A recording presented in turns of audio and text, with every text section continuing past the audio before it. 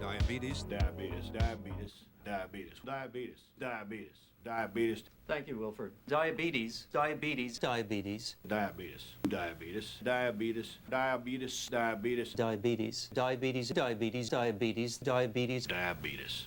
Diabetes. Diabetes, diabetes, diabetes, diabetes, diabetes, diabetes, diabetes, diabetes, diabetes, Diabetes. Diabetes. diabetes, diabetes. diabetes, diabetes, diabetes. So, you got diabetes.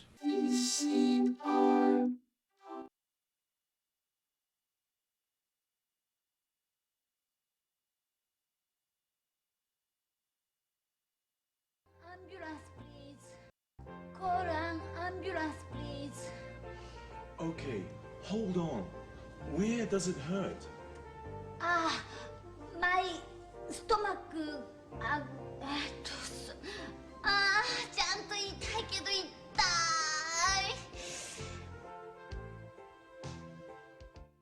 い。救急車を呼んでもらったからといって安心はできません。しっかりと自分の状態を相手に伝えましょう。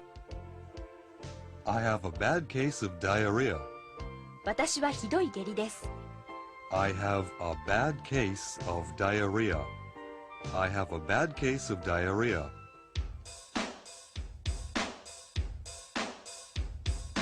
I have a bad case of diarrhea. I have a bad case of diarrhea. I have a bad case of diarrhea. I have a bad case of diarrhea.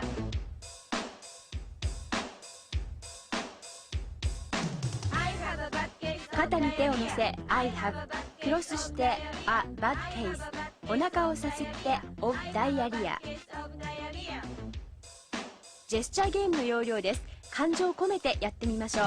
I have a bad case of diarrhea. I have a bad case of diarrhea. I have a bad case of diarrhea. I have a bad case of diarrhea. 「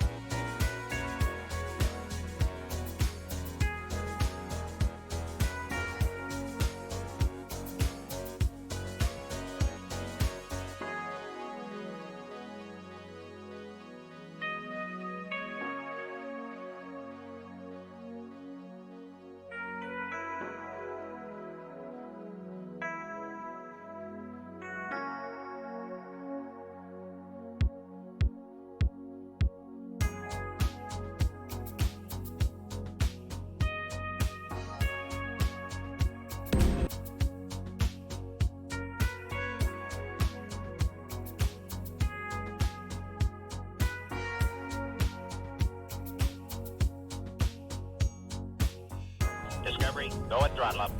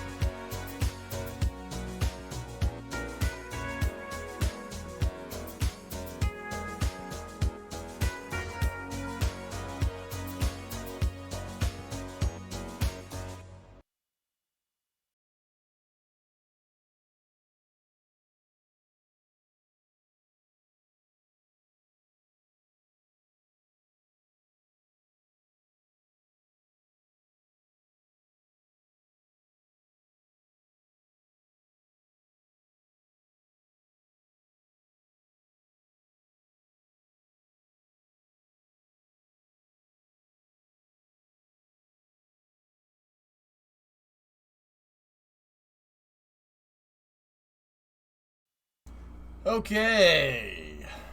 Hello. How's everybody?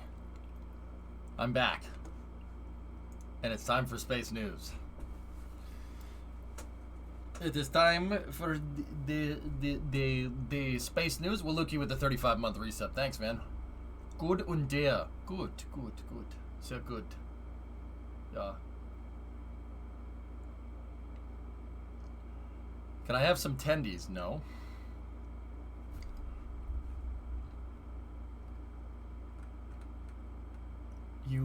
No, you may not have tendies.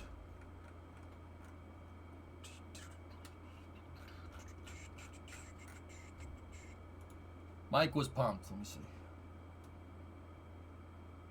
Oh yeah, no, he was happy. He was happy. Yeah, I will put that into the spec news. Really wish, it would have been nice to see that in real time, Thomas. Just saying. EJ plays the diabetes song, then diarrhea rolls us. Call an ambulance, please. I'm Bill, not Thomas. Oh. Why did I read Thomas? Where the hell did Thomas come from, Bill?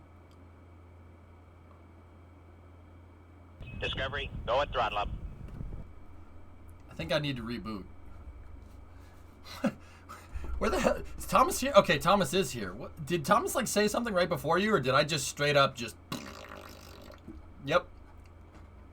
I had a bad case of verbal diarrhea.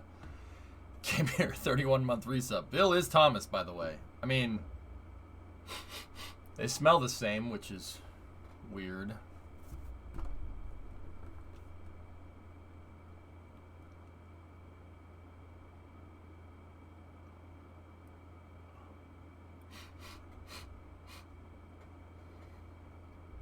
Smell I've not smelled in a long time.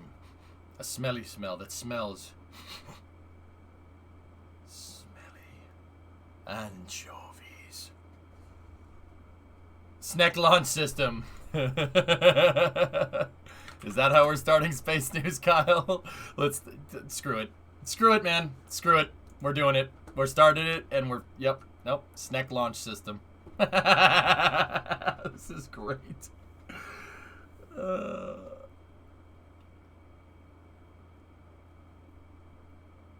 Was this on your Nokia phone? No? Alright, some people might be too old for that one. Doesn't matter, still gonna make it. Go at throttle up. Well, no step on snack. Okay.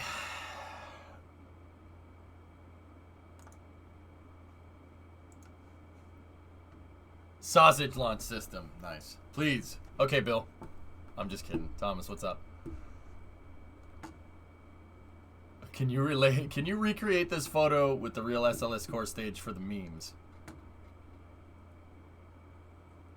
Yeah, that'd be pretty rad. See last, I got you, old bro. Nice. Thank you. Thank you.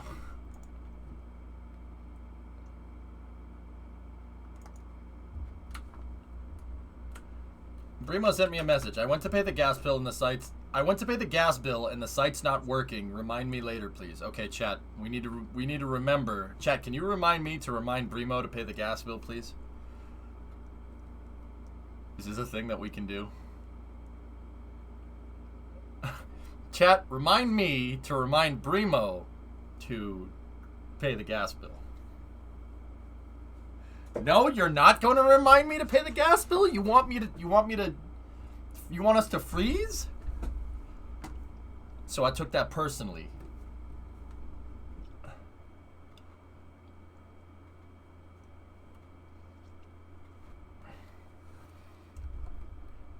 Hey Siri.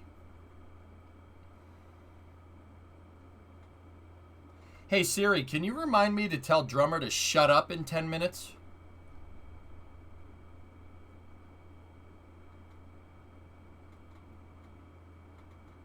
Okay. Added. Perfect. Perfect. Let me just turn the ringer on. Thank you, sweetie. My pleasure.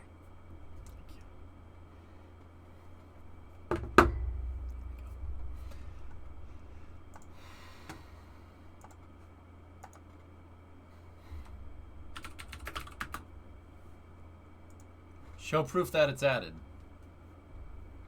Siri, what does the fox say? Chow chow chow chow chow chow. There's your proof.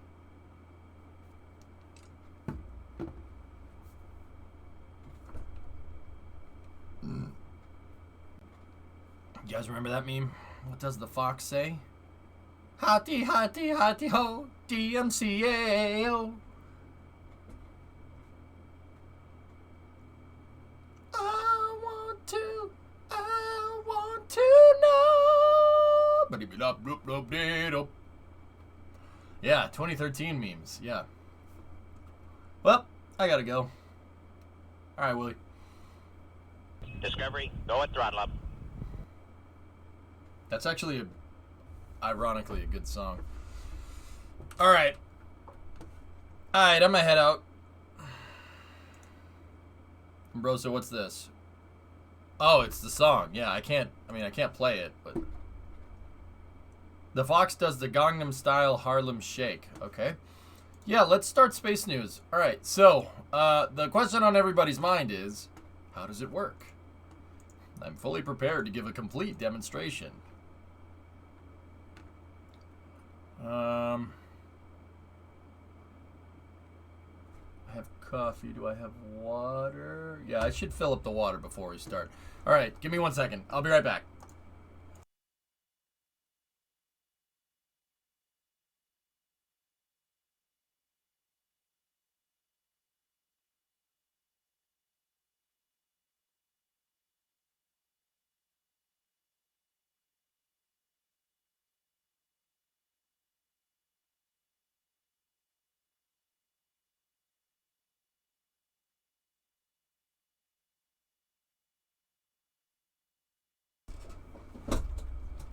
Okay. All right. Here we go. Oh, man. Now I drank all of it. I drank all of it on the way back.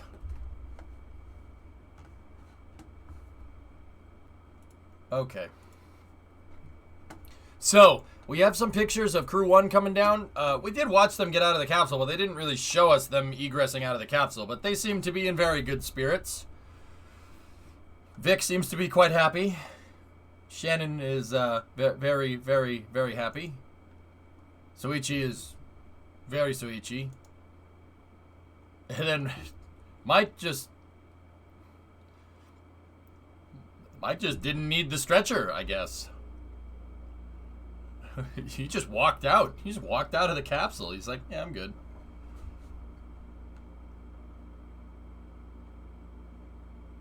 Yep. No, Limprod. No, there weren't. Why are they using the cross straps? I don't know what that's all about, guys, to be honest with you. I have no idea. But it is pretty freaking cool. Yeah, Mike seems like the kind of guy that rides a roller coaster, and it's like everybody else is puking in the corner, and then Mike's just like, yeah, let's do it again. I want to do it again right there. You know what I'm talking about? Mike 1, gravity 0. True story.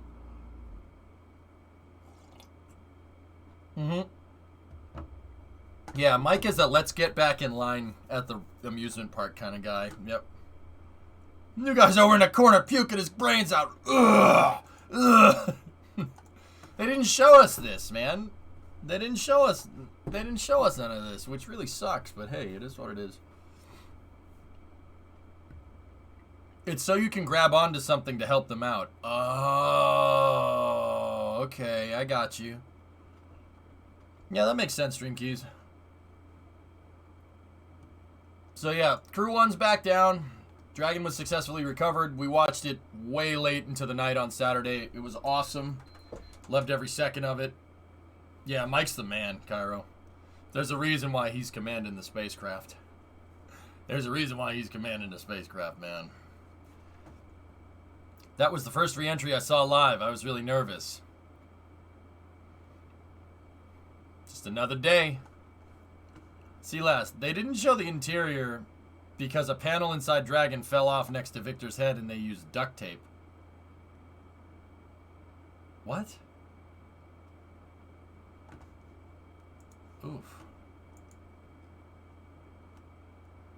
Did you already seen this? Have I already saw what? Oh, the link that you sent. Alright, what do you got?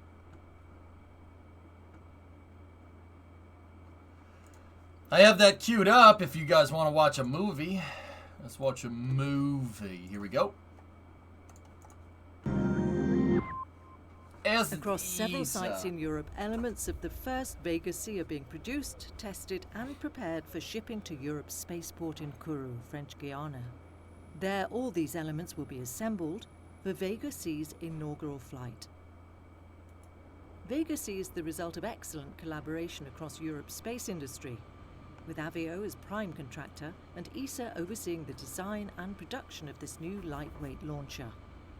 ESA's new Vega C launcher will be more versatile, cost-effective and powerful, prerequisites to comply with evolving market demands. So the need to design a new Vega, and with the so-called consolidated version Vega C, comes from the need and from the wish to provide the European answer to the growing market of small spacecrafts. And in fact, with the new Vega C, we are able to increase the launch capability to put into orbit nearly 60% of additional mass with respect to the previous Vega, reaching up to 2.3 tons of spacecraft mass. To lift this increased payload mass, the 4-stage Vega C has 2 new and more powerful solid rocket motors. It's never happened. The P120C for the first stage, and the Zafiro 40 for the second stage. The P120C will also be used as strap-on boosters for the upcoming Ariane 6 launcher. That's cool. Sharing development and production costs between 2 launchers by using common building blocks. Vega's reignitable upper stage Avam Plus has a liquid-fueled engine and has been designed for extended stays in space. In addition, all interstage segments of the launcher have been redesigned. New avionics and actuators subsystems have been developed, including thrust vector control. Dude, a gimbal. That's cool. So, thrust vector control systems are the systems that control the thrust of the launcher. The thrust is needed to lift the launcher to space. This thrust vector control system consists of 2 electromechanical actuators, an electronics, a cable set, and a battery set. The battery set delivers the power to the electronics, which is called It is W, yeah. integrated power and drive unit. And this integrated power and drive unit controls the two electromechanical actuators. These actuators gimbal the nozzle. They are put at 90 degrees, so we can gimbal the nozzle in any direction we want in order to be able to steer the launcher to its desired trajectory. These new interstages were redesigned in a way that minimizes costs Look at the gimbal. and limits the assembly processes in Kourou. With a height of 9 meters and a diameter of 3.3 meters, Vega C's fairing is also larger than the current Vega. This is needed to accommodate larger payloads. Vega C is also a versatile launcher. It can deliver one large payload up to 2.3 tons into its reference low Bye-bye. Earth orbit, but also through a range of adapters, such as the Small Spacecraft Mission Service and others, allows for ride-sharing of That's cool. in various configurations. Look at the spring decouplers. ESA is already looking to the future and plans to expand the capabilities of Vega C even further and to optimize the Vega C launch services. In terms of missions, we can really have a broader portfolio of activities. For example, we will launch our first operational reusable vehicle of Europe, Space Rider, which will be launched with Vega C, then operate a couple of months in low Earth orbit before coming back autonomously on Earth. So with Where's Vega that gonna C, land? we really have an enhanced opportunity. You also have an enhanced payload volume under the fairing. We have the double with regard to Vega, and this at similar Oh, excuse me. prices that Excuse me. Drummer, shut up. There you go. Vega initially, so an enhanced competitivity. So Vega C will offer new services, competitive services for European institutional needs first, but also global market needs. With Vega C, Europe consolidates its position in the global launcher market. European industries once more working together to prove its excellence and reliability. Vega C offers affordable launches combined with innovative payload versatility, which makes this a competitive launcher. At the same time, Vega C helps to ensure Europe's independent access to space for years to come.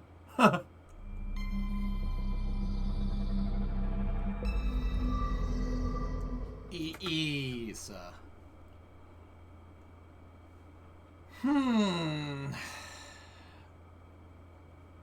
No, Umbroso. No, Umbroso. EJ needs to remind Primo to pay the gas bill. Alright? Alright? That's what that.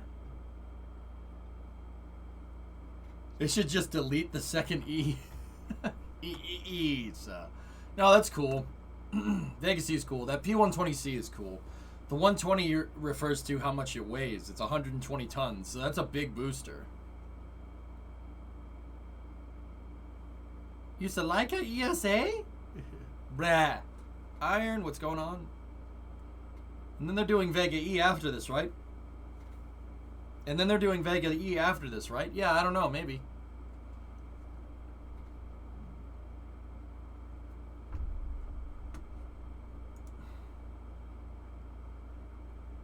It's been 5 minutes. The site probably still doesn't work. But okay. What's that, Bill?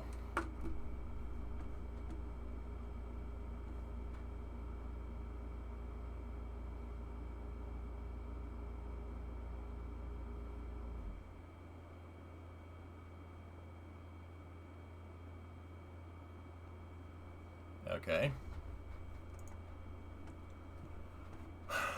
Vega E replaces the Evum in the third stage with the Methalox stage.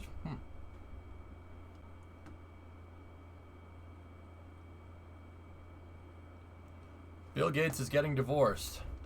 Oh no! Anyway.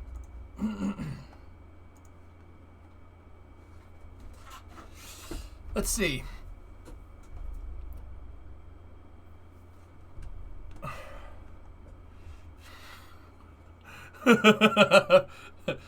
yeah, chat, this is my smug face.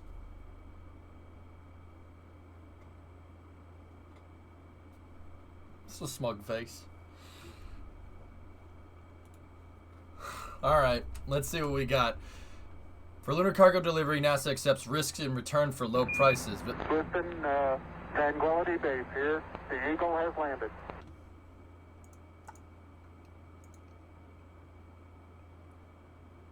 what is this?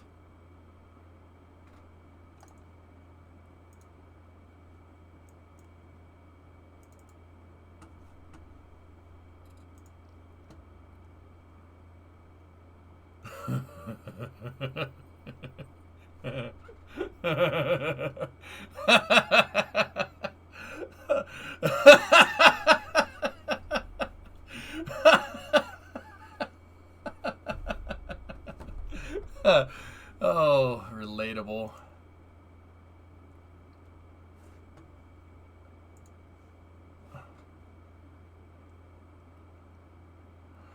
I thought you were not covering ours articles anymore. Oh, yeah. Hamburger, please! Yeah, we probably shouldn't. This is a good one.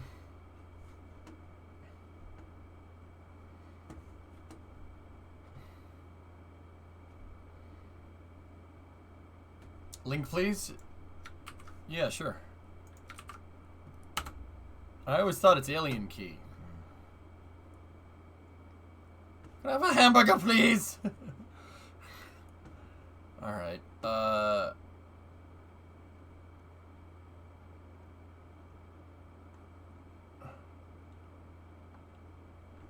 no, we'll go to the next article.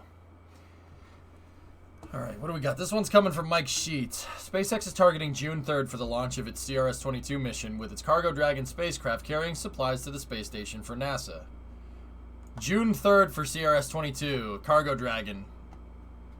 Cool. Also, we have a Starlink and Starship tomorrow. That's when hop.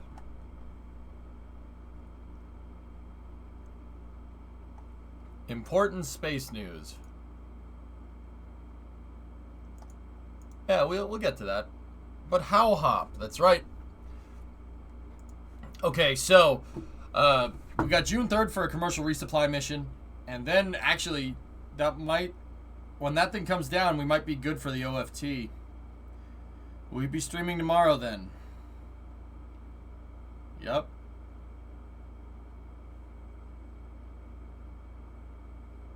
Falcon 9 launch on May 9th. We'll use 1051.10, 10th flight, bro. Neat. You should go down with DOS for CRS-22. Okay.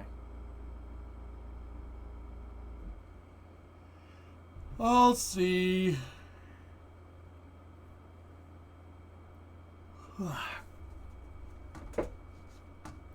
Okay, so in other news, Bill Nelson was confirmed as the NASA administrator, so we have a new NASA administrator, so...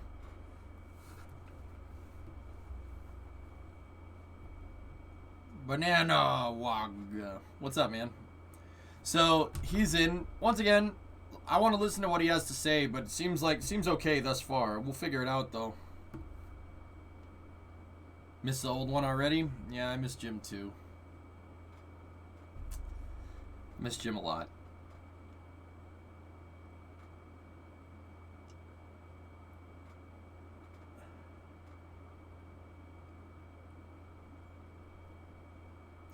May 9th, there's no launch that day.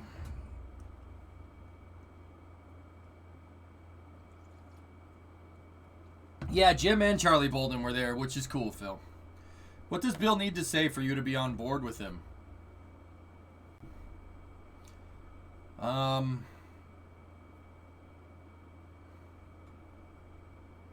Healthy public-private partnerships in space, a good, robust national space program, on top of a healthy commercial crew program. Yeah, basically. I want both of them. I want SpaceX to be doing the best they possibly can, and I want SLS to be doing the best they possibly can. What do you think about the new admin? I haven't decided yet, Bozzard, but he's decidedly on the... I'd say he's on the positive side of neutral right now. Didn't he say that in the confirmation hearing, though? Yeah, so? I'll wait until what he has to say. Net positive right now. Net positive. I don't mind it. I don't mind this pick. I think this pick is good. I want to listen to what Bill has to say. That's exactly. I'm gonna give him the same due diligence I gave Jim. I was skeptical about Jim, and I was 100% wrong. So let's do this right and grade it on what they say. Content of character, right?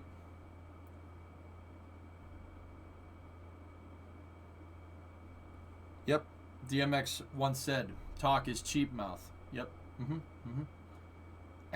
SpaceX gonna give it to you. Think you can get it on your own? SpaceX gonna win it for you. Knock knock. Open up the hatch. It's real. Saying pop pop. People on the ISS. Nothing to steal.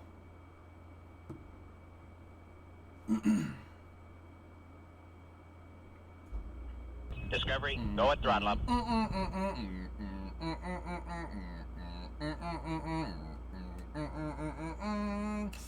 Dun, dun, dun. Dun, dun, dun. Dun, dun, dun. This commercial crew is mine.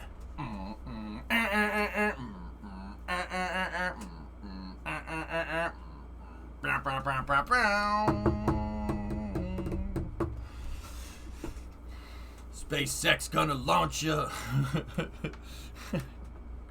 How dare you insult DMX with this awesome cover? Awesome, yeah, awesome, that's right. Knock, knock, open up the hatch, it's real! What went wrong here? Discovery, go at throttle up. Fractal? 10-month resub, thank you.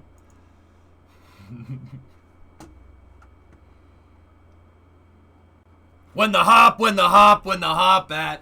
When the hop, when the hop, when the hop at. Yeah, you're welcome. You're welcome for that one. You're welcome. You could try to send it back, but no, you ain't getting that one back. Where the hop, where the hop, where the hop at. Thank you. That was 10 gifted right there, and then Flight Sim gifted out one as well. Fractal, thank you very much.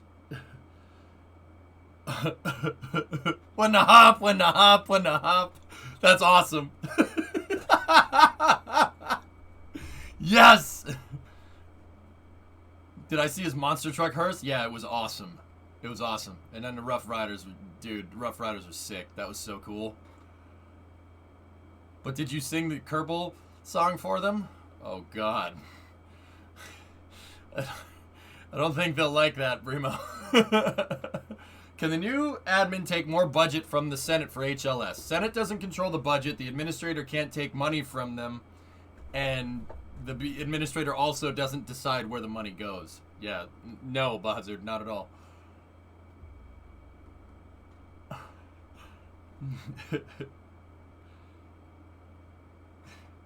This launch is mine! SpaceX gonna give it to you. What?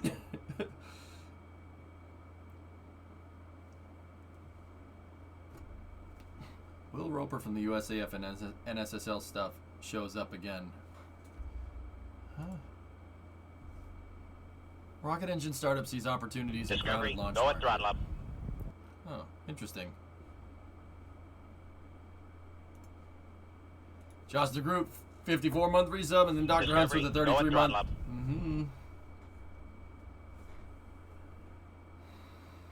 Non-stop pop stainless steel. Yes.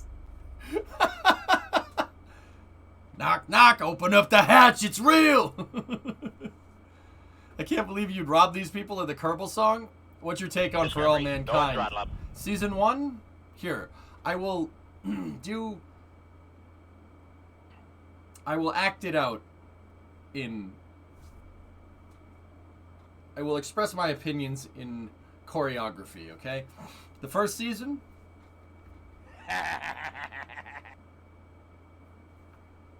The second season...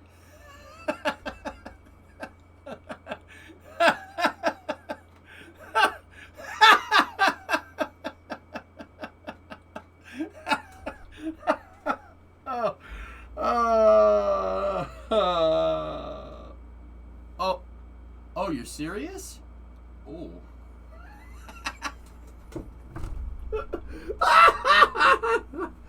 There you go. All aboard the scam train. Rise above it. Rise above it. What did you think of the nuclear show?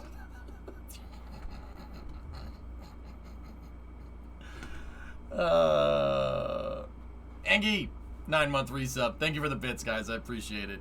Yeah, that's my take. Second season. Discovery, go and I have a bad case of diarrhea. I have a bad case of diarrhea.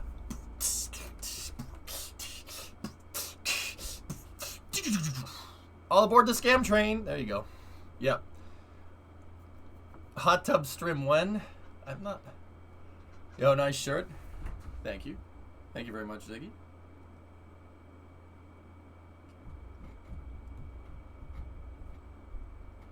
You know, like when you watch something like this stream sometimes, and you're like, wow, I really wish I could get that time back. See, I'm just bypassing a step with For All Mankind. I'm not going to give them the time, so I already have that time. And I'll even use some of that time more efficiently to make fun of it. I have a bad case of diarrhea. I have a bad case of diarrhea.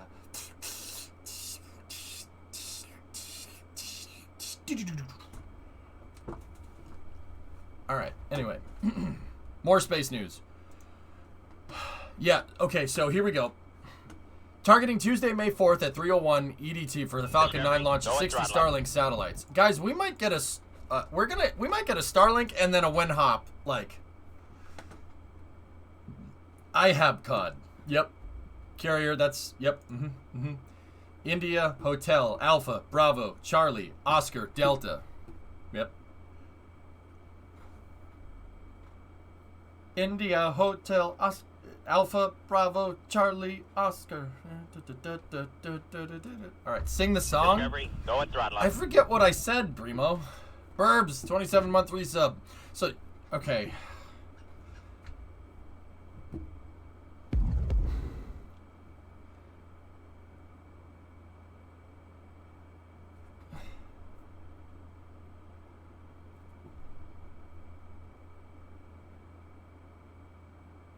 I forget what I said. We gotta.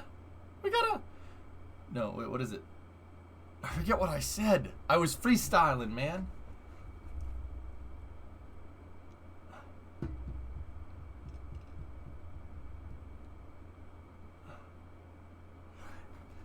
Too bad that Scott Manley boss asked him as him for do some work for all mankind. W, I don't. Are you okay? I don't know what that means. Speaking of Starlink, did you catch the NSF interview with Jonathan McDowell? One of the best interviews I've seen for a long time. Jonathan knows his stuff. He's really smart. Really cool dude. It was so good. Yeah, I'll just call my FBI agent, Buck. He'll pull the logs. I really want to grind science with you. We can be pro Kerbal gamers. He said, hey broski, you got some EVA reports? I need science to grind out the next level. I told you they wouldn't like it, Bree. I'm gonna go jump off a cliff now. I told you they wouldn't like it. Unsub, unfollow. Well, no, but actually, no. Primo loved it, see? Pain. Pain. Hype train. We got a #1 recovery royale. Yeah, Kerbal, about to get down. Get down. 10 science on the board right now. Just ground out all moon biomes. My lander just touched down. I launched it. Now we're heading Kerbal bound. Now we're in the re-entry. Look at the map to see the LZ.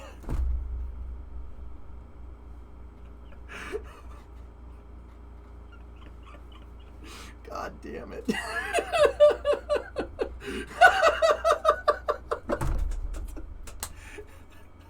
Take me to to KSC to launch rockets today. It's so bad, man. It's so bad. God has left us. Oh, God. It's a new level of cringe. Primo, why'd you make me do that? Why did you do this? Oh, God. God, every day we stray further from God's path. I thought they would like it. I'm sorry.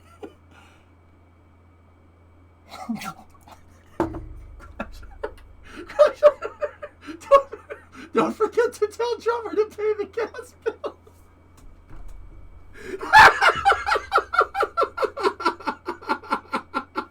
Dude, oh my God, I just spit coffee everywhere. No joke. Oh my God.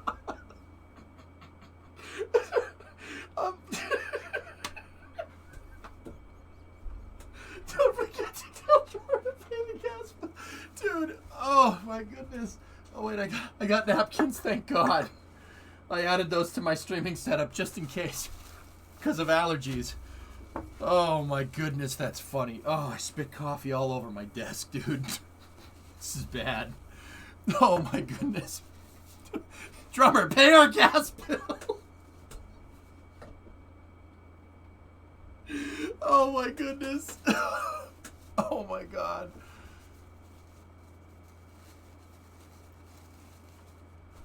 Too bad that Scott Manley boss. Don't ask him for as a technical consultant for All Mankind TV series. Yep, okay. Oh, jeez. Oh my goodness, that's funny. Dude.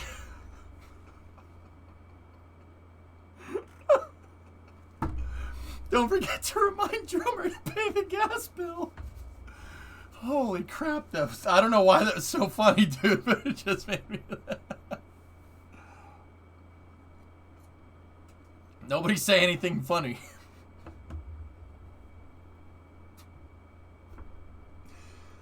Oh my God, we derailed bad.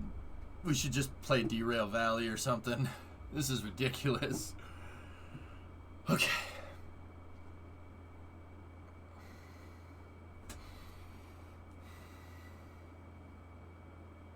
I would say I'm sorry for that. Are you freaking sorry? We both know I'm not sorry at all, dude. So are there any rocket launches tomorrow? Yeah. More science that I'll spend. More that you can contend. I'm a cool pro Kerbal gamer. Nice to see Jim involved in space. That doesn't exist.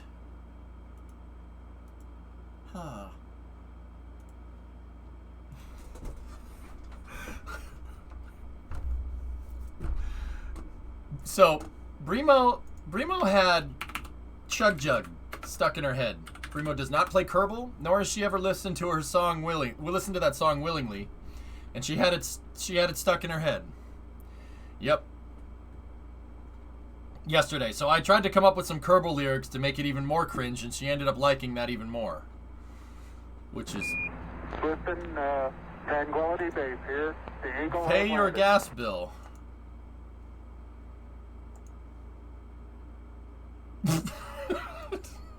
Oh, that's bad. That's bad. Well, Brimo, at least with chat, we're not gonna forget.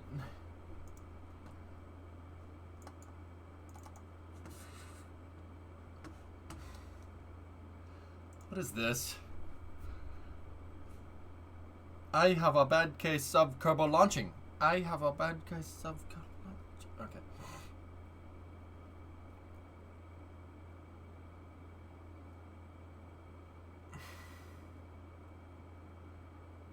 You ever watch Craig Ferguson Late Show? Yeah, you're on that level.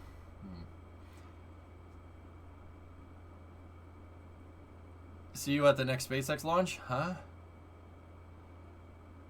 Excuse me, one hop. Did I remember about the thing? What thing?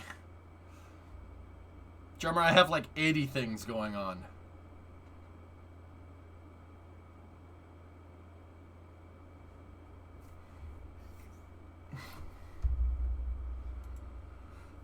Botanical Gardens. Oh boy. No, I haven't done that, drummer. Link to that meme, please, Geeson. Just link them. Lincoln logs. All right, let's go. Let's go find the NSF stuff here.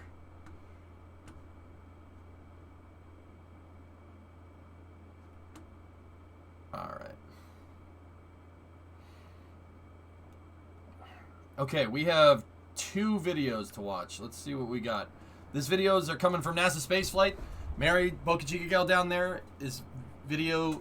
I was about to say videotaping, but I don't think anybody's done that in about 15 years. Anyway, films all of this. Nope, it's not filming either. What is it? What do we call it? I don't know. Whatever.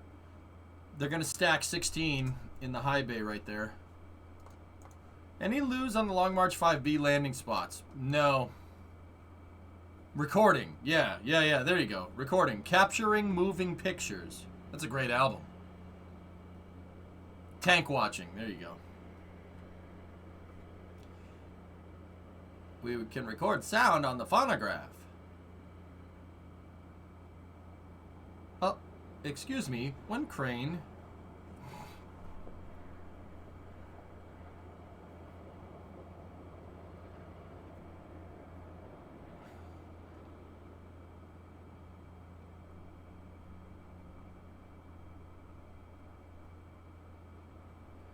When to hop, when to hop, when to hop at. When to hop, when to hop, when to hop at.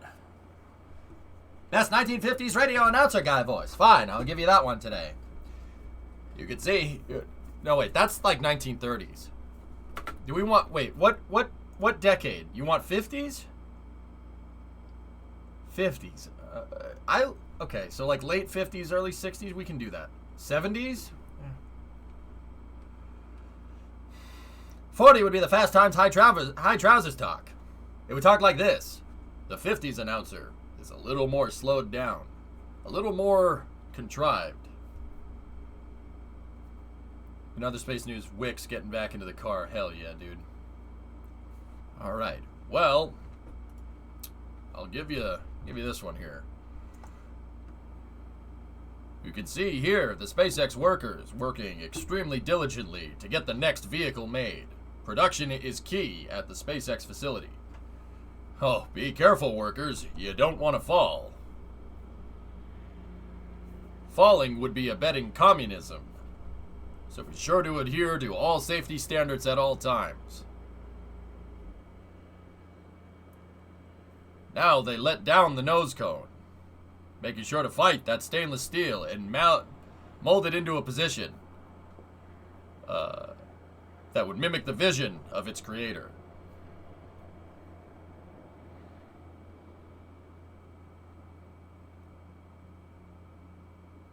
The workers work diligently.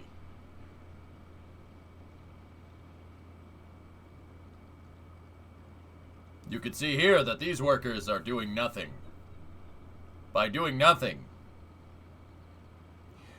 you're involuntarily inviting another Cuban Missile Crisis. Seriously though, that's a lot of tiles there. I think that's, what is that, 17 guys? Like, I missed the title card. I don't know what it said. Okay, Bree. 17? Okay, and then GSE-3 is fully stacked. So that's ground service equipment, guys. That's going to be the fuel tanks for Starship out at the pad. You can see that weather is no deterrence to SpaceX. Work must go around the clock, 24 hours a day, for America, and therefore the world. Hey, you wanted a 1950s voice. What do you want from me?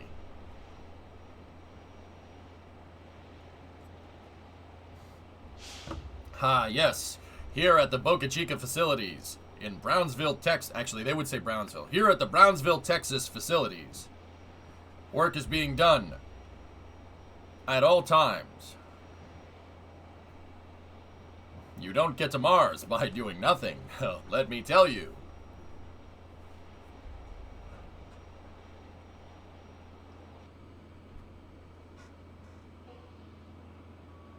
Just because, and even sometimes, just because it doesn't seem like people are doing work. Something is always going on. That security guard smells some communism over there. He's gonna go and fish out the treasonous bastard in there. Wait, what? Sorry, too real? Too real? Okay, too real.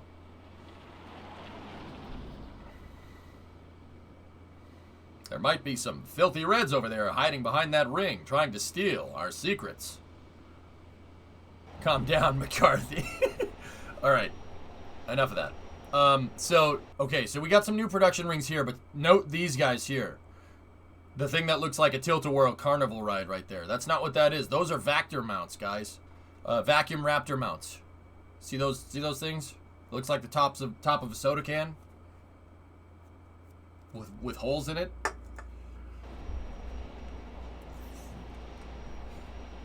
More like calm down. Yeah, got him. It looks like Frank or Michael may have been... Wait, no. Michelle? Frank or Michelle may have been slacking on the job. Take it behind tent 2 on a barrel cart. Seems pretty straightforward to me. I recently got called an entitled rich kid because I'm 33 years old and my dream is to go to low Earth orbit. I laughed in their face and move on. But it was funny to witness an actual idiot for real. Really, Void? Wait, Void, you tell us more. Who called you that? An entitled rich kid.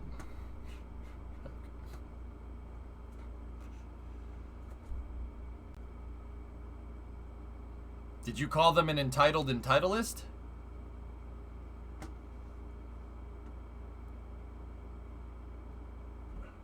Yeah, how dare you have dreams? That's funny. Wow. All right.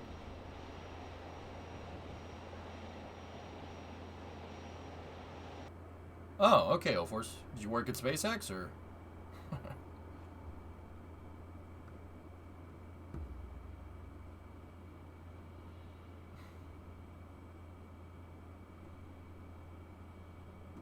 Dan almost got into a Twitter argument with a SpaceX fanboy today, too. Your face during that bit. Yeah, right. Did you get this article? I haven't discussed that article. No. Yeah, like, I'm with you on that one.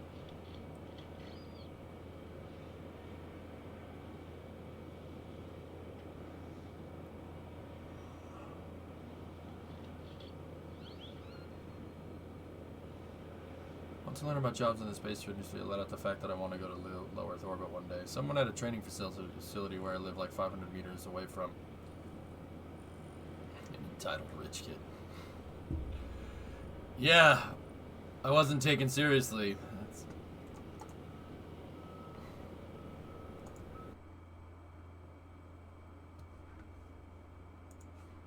Void, you know, usually when someone says something like that, like I get those trolls on stream from time to time. I usually try to come up with something witty, but sometimes someone says something so dumb, I just ignore them. Yeah. I usually take the bait with trolls, I'm not gonna lie, because I like ripping into them. I think it's funny. They get their satisfaction, I make them look stupid. We're good. It's just kind of the cycle of the internet. I mean...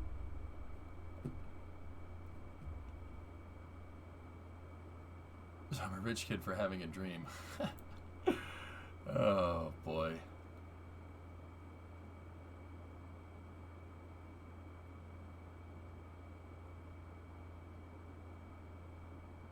Oh, yeah, no, I know, Phil. I know, the entitlement is real. The Void, you know what's funny? You know what's funny? The person... I find that the people that go around saying, like, oh, rich kid, rich kid, rich kid... The people that do that the most are usually rich kids. You ever notice that? Like, not all of them, but you know exactly what I'm talking about. It's like there's two types of rich people, okay? And I've noticed this because the neighborhood that I grew up in is not the neighborhood ain't like that anymore. That's for sure. You know, I deal with a lot of affluent people out around. I mean, it's Boston. What do you want? Like, and you can tell who has, like, once again, two types of rich people. There's rich people that have screw you money. Like, screw you money. Like, they could buy whatever. Those people are cool. Like, I don't mind talking to them. You talk to those people, they'll be like, yeah, you want to go to space? Make it happen, man. All right, that's going to be a lot of work. Do it. Or they'll say, like, what's the viable business strategy there? That's fine. Whatever. I get that one a lot as a streamer. And then there's the other people who say what you said. Yeah. You're just entitled. You play video games. I mean, I get that all the time. Well, not all the time. I get that sometimes. You play video games? Oh, how crazy is that? Like, how entitled? Yeah, okay. Entitled to what? Because they just let people be astronauts, right? That's how that works. Okay.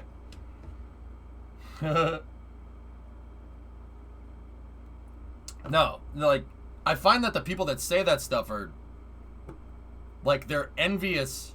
It's weird, dude. They're, like, envious of you being happy. Is that weird? It's just something I've noticed. Like, you know, I see it. This might be a bad example, but I see it on Twitter all the time. Like, you know, like, the people that, like, call people, oh, you're entitled, you're a rich person, da da da, you don't know how everybody else has. I find that those people are the people that usually have it well off. It's just something I've seen. And don't get me wrong, there are people out there that do have hard times as well. Like, absolutely, everybody goes through hard times. I mean, Void, in 7th grade, I said I wanted to work for NASA. I got laughed out of the classroom, man. Got laughed out of the classroom. All right. Hey, I don't work for NASA, but I'd say I'm doing okay.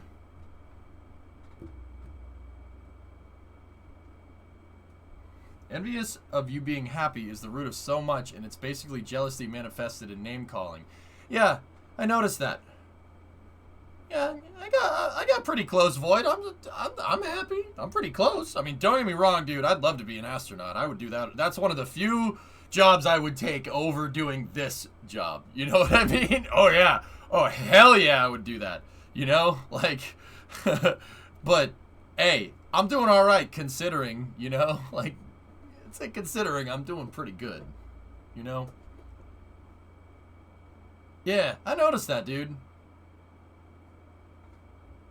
If your Minecraft server was on Voyager 1, your ping would be about 152,064,000 milliseconds. Thank you. Good fact. That would suck, Cad Singh, but good fact. Thanks, man. I would be happier if the gas bill was paid. Why is that so funny? So, what? I don't know.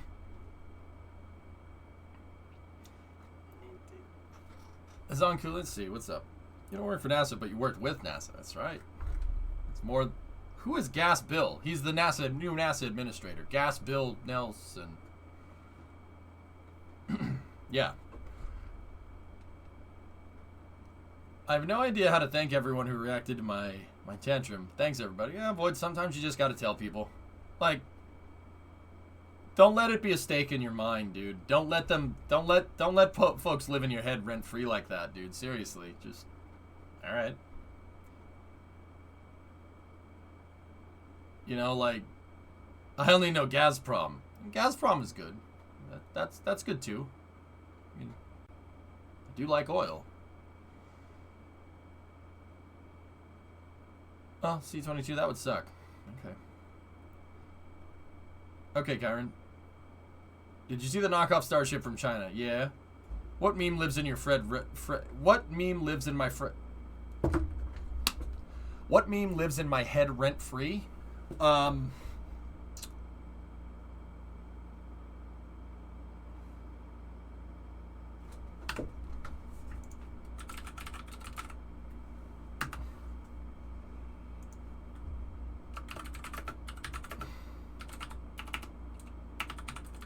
can't really show it, but I'll give you the link.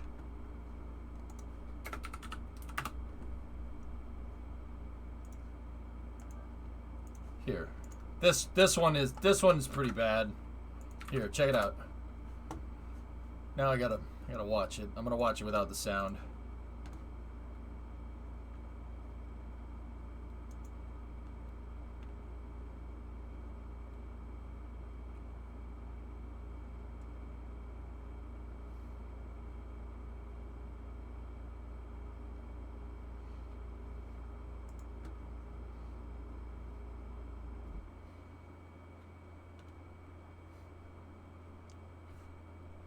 Pretty good, right?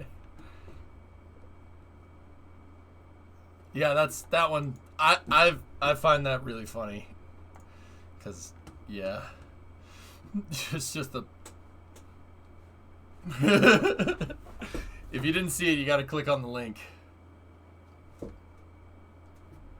Then the internet came out with this one.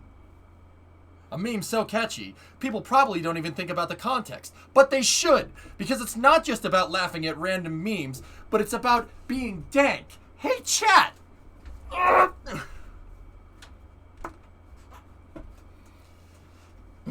Have you seen the Endgame version? No. Superhero movies suck. I'm just saying that to piss Primo off. She's probably already typing something now. Ready? Understandable. Have a nice day. I noticed that one's really popular with the kids. 2020. Yeah, Void. It actually looks like him in the command room. Oh, yeah. Void, anyway, just going back to it, man. Screw the haters, dude. Whatever. I'm an entitled rich kid. And you know what you say to that? I might be an entitled rich kid, but you know what my dad always taught me? To not give your opinion unsolicited. Thank you for weighing in, but promptly go fornicate with a cactus. Bye. Actually, I mean, you don't even need to say that last part. Just when people weigh in on their opinions in chat, like, okay, so if I take my phone out, right? People can somehow tell just looking at this that I have an iPhone, right? Right? I'll just be talking about something completely not pertinent to the iPhone, right? And people will be like, I think Android's better. I'm like, good, that's great, man. If I asked for your opinion, I would value it, but I don't value it because I didn't ask for it. Now shut up. Stop wasting my time. Right? Like, ew, Apple, why? Because I don't care. It's a goddamn phone. Who gives a crap? You guys must be great at parties. You guys must be real fun at parties.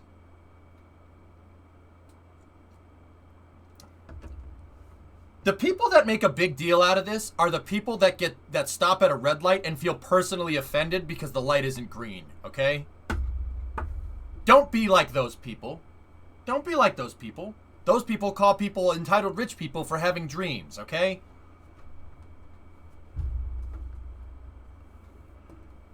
See? Chat did exactly what I said. They weighed in on their opinions about phones. See what I'm talking about? You guys fell for it. Hook, line, and sinker.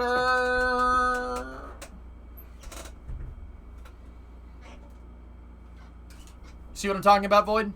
Screw them. All right. Because you know what pisses them off the most? You ignoring them. That's what makes them mad.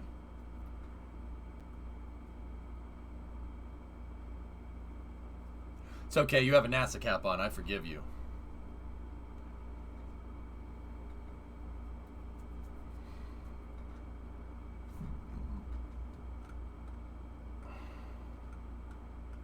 They're around.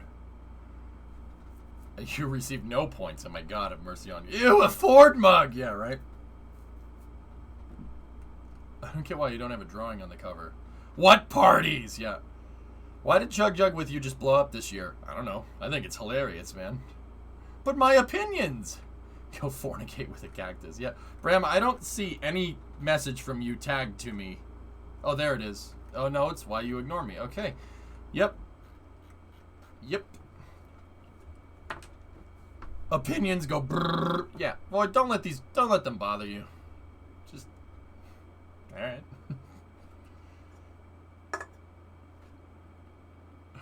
I think you're an entitled rich kid. Good. I think you're wrong.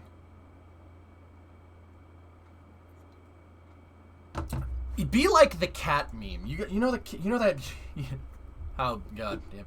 You know, that one cat meme. No, you know the one with the lady that's like, and the cat's just like. That meme. Be like that meme. I think your Ford is dumb. All right. Understandable. Have a nice day.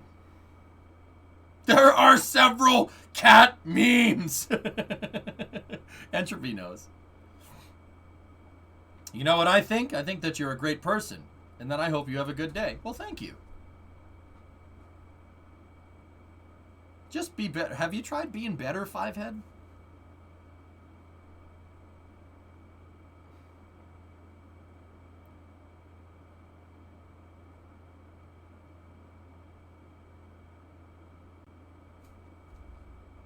What's that, drummer? Is that the one? Yeah, yeah. Yeah, don't... See, here's the thing. Don't be the person on the left. Be the cat. Just... Alright.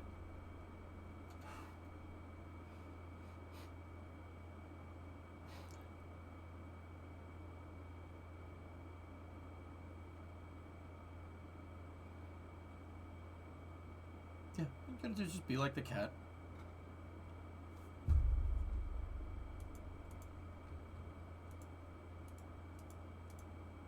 What am I looking at here? Nice, Sneaky. Good job. I think this should be in Space News.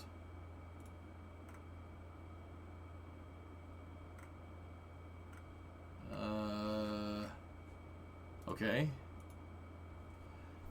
I don't really know what I'm looking at there, John, but alright. I've never watched a single Karen video. Is it worth watching? No, all you gotta do is go outside. You'll find Karens.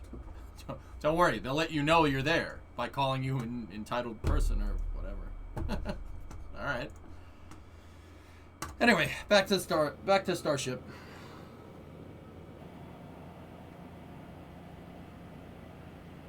What is outside?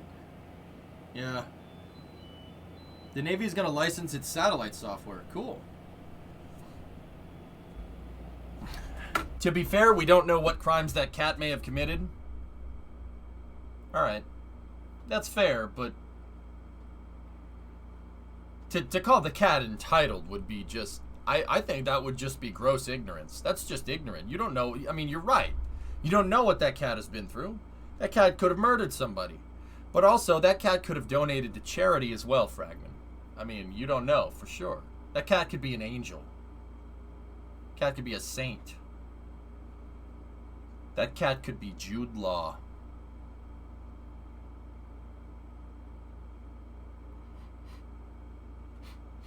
You guys smell burnt toast?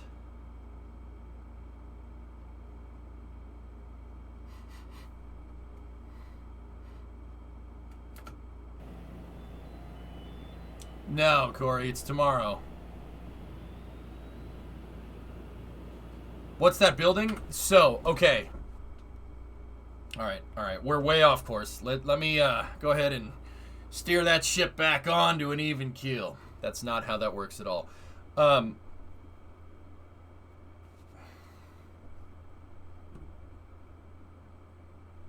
just rebooting.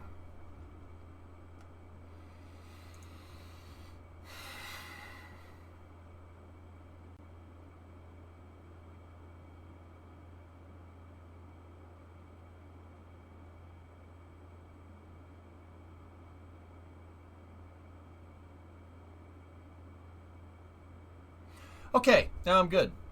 Instead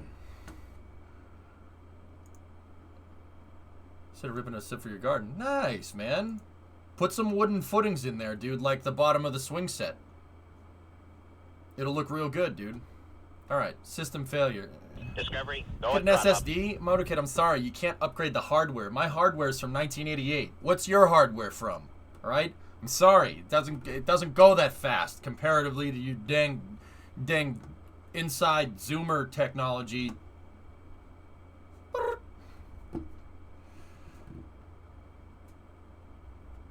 Help me, Step Gas Bill. I'm stuck on a website. No, alright. Your hardware's from 2001. Yeah, bro, I got friggin' 13 years on you. My hardware's old. Elon Musk says you'll be able to soon. Yeah, you're right. So, like, floppy disks? Yeah, 5.5 floppy, though. Pandaman, the bigger number means it's better. No, 1988, we would have been firmly into just 3.5 floppy disks, huh?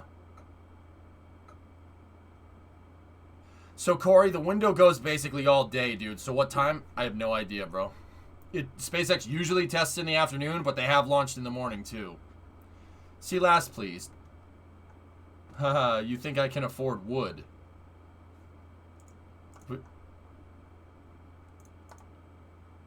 There's a fence right there. What are you talking about?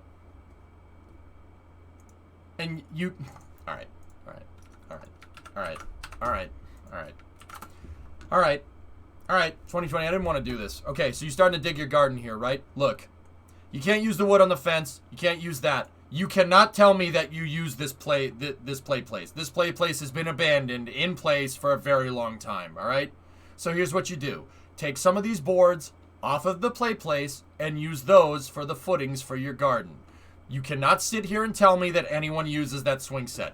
No one uses that swing set. No one's used that swing set for years, okay? Take some of these planks off, put a bracket on them, bolt them together, make some footings for your stupid garden. Alright? I'm good at this game, okay? That swing set is just a place to store things, okay? And then animal nests as well. I'm telling you, man, you gotta raise the bed, dude, or when water goes, you gotta have a planter, all right? There's a reason why they do that. If you just plant plants in the ground, that'll work, right? But what you ideally want to do is make a bowl and surround it by wood. So when it rains, all the water stays in the soil.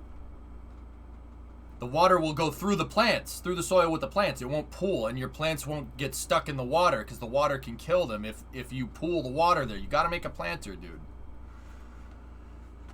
I believe the road closure starts at 12 and goes to 8. There you go.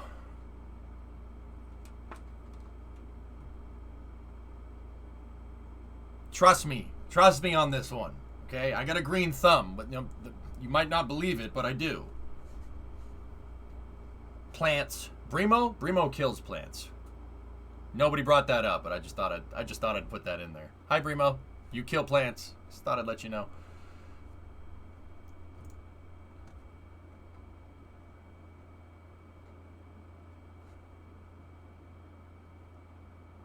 Actually, you need to have drains. Pool water... Wait, what did I say? Oh, God. Oh, but you're right.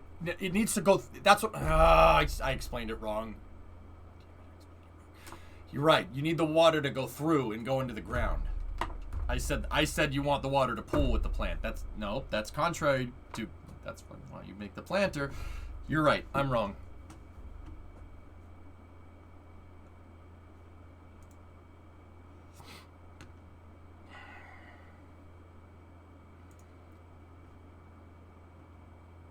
Did you know that Yotel was a parking lot? Yes. Yeah, Supercraft, of course. Does RP1 make good fertilizer?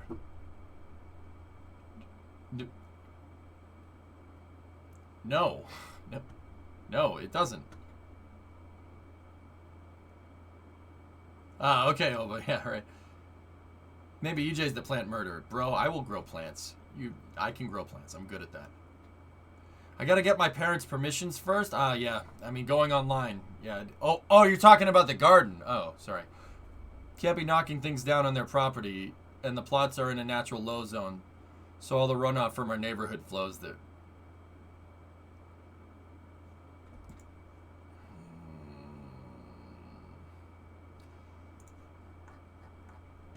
Go ask mom or dad for if you can buy some 2x4s, dude. It won't be more than $30-40.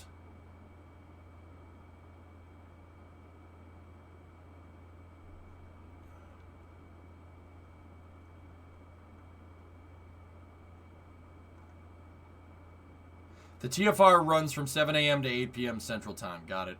Yeah, so I gotta be here early tomorrow. Have you seen the prices of 2x4s lately? That's why I'm saying use some from the swing set, but whatever.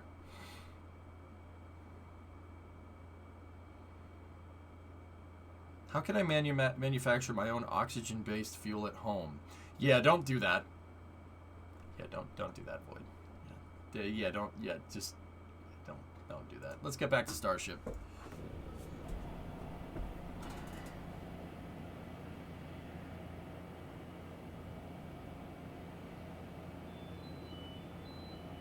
So this structure right there is part of the service tower. The service tower is going next to the launch pad, but they have a jig right here. There's a jig that they can install these subsections on and attach them all. This is not at the build site from what no, actually it could be right by it. For oversized, please have your SpaceX point of contact. Call security. Okay.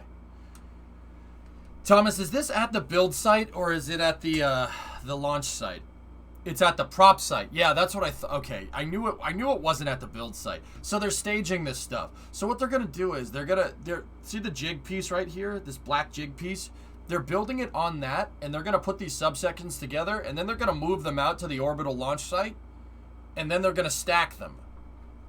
This is part of the launch tower, and those are the cryo shells right there. Old gas well, okay. Do they construct like every... Do they construct stuff like every time? Is it destroyed each time? No.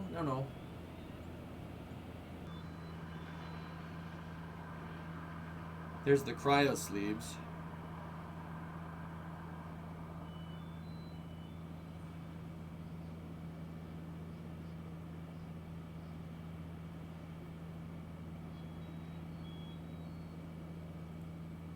I can't follow what Elon is doing because he makes jokes too much on Twitter. Shikama, if you guys, and that goes for anybody, you guys have questions. I know what most of this stuff does. You can tell that these are those look like GSE tanks and the orbital launch pad. I think GSE stands for ground service equipment. No. That was a joke. This is GSE at the orbital launch site. It's not at the build site. So the pad is right behind these things. It's on the other side. These ground storage equipment tanks are going to be used to hold liquid oxygen and liquid fuel on the pad before they fuel the rocket up. So with like liquid fuel rockets, what you want to do, the rocket weighs like 1,000 tons with fuel in it, especially something big like Starship. It's going to be very, very heavy when it's full of fuel. You put the rocket on the pad first and then fuel it up because it's easier to move around that way and a little bit safer. Yeah, I don't think people need to be transporting a gigantic fuel air bomb around like that. That's not a good thing. So they keep the fuel in these tanks. The tanks, as you might notice, are stainless steel. They're basically from Starship.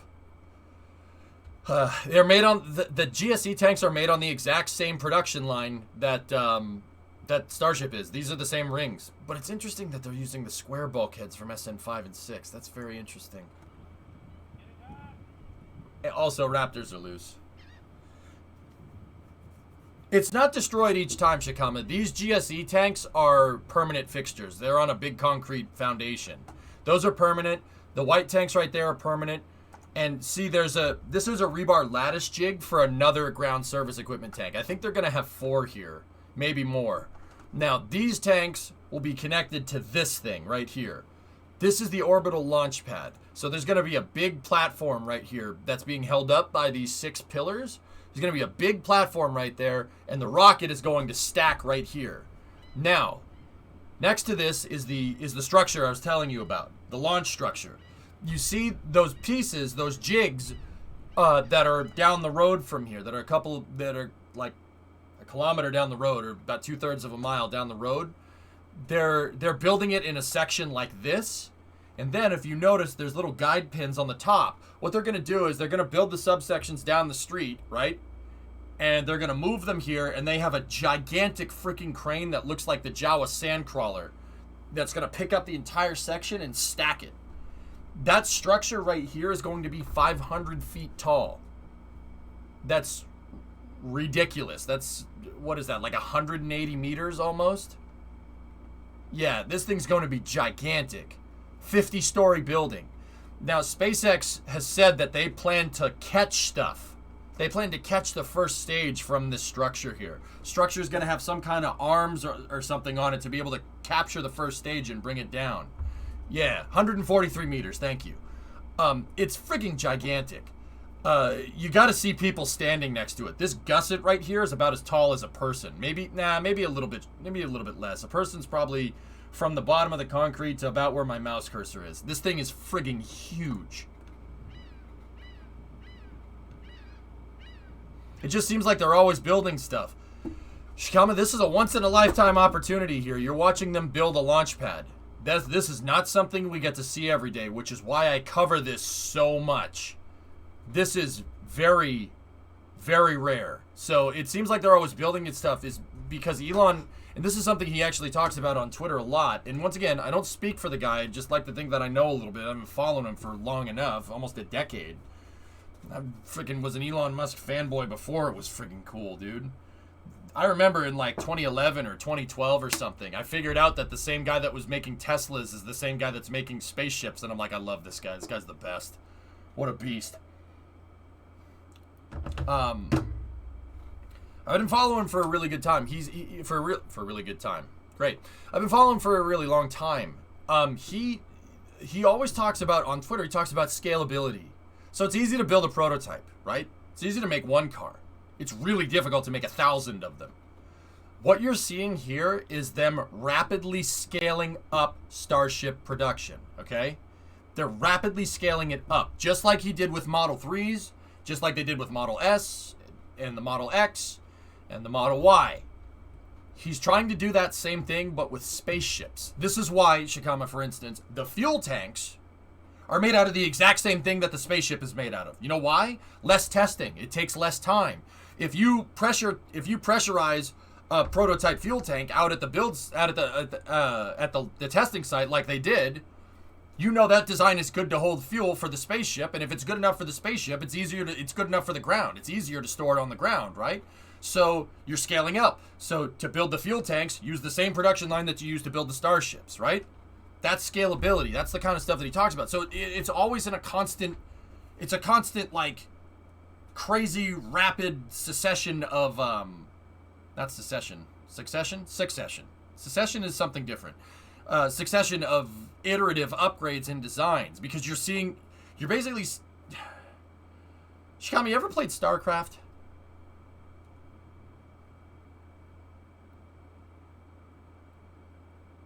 Shikami, you ever play StarCraft, dude?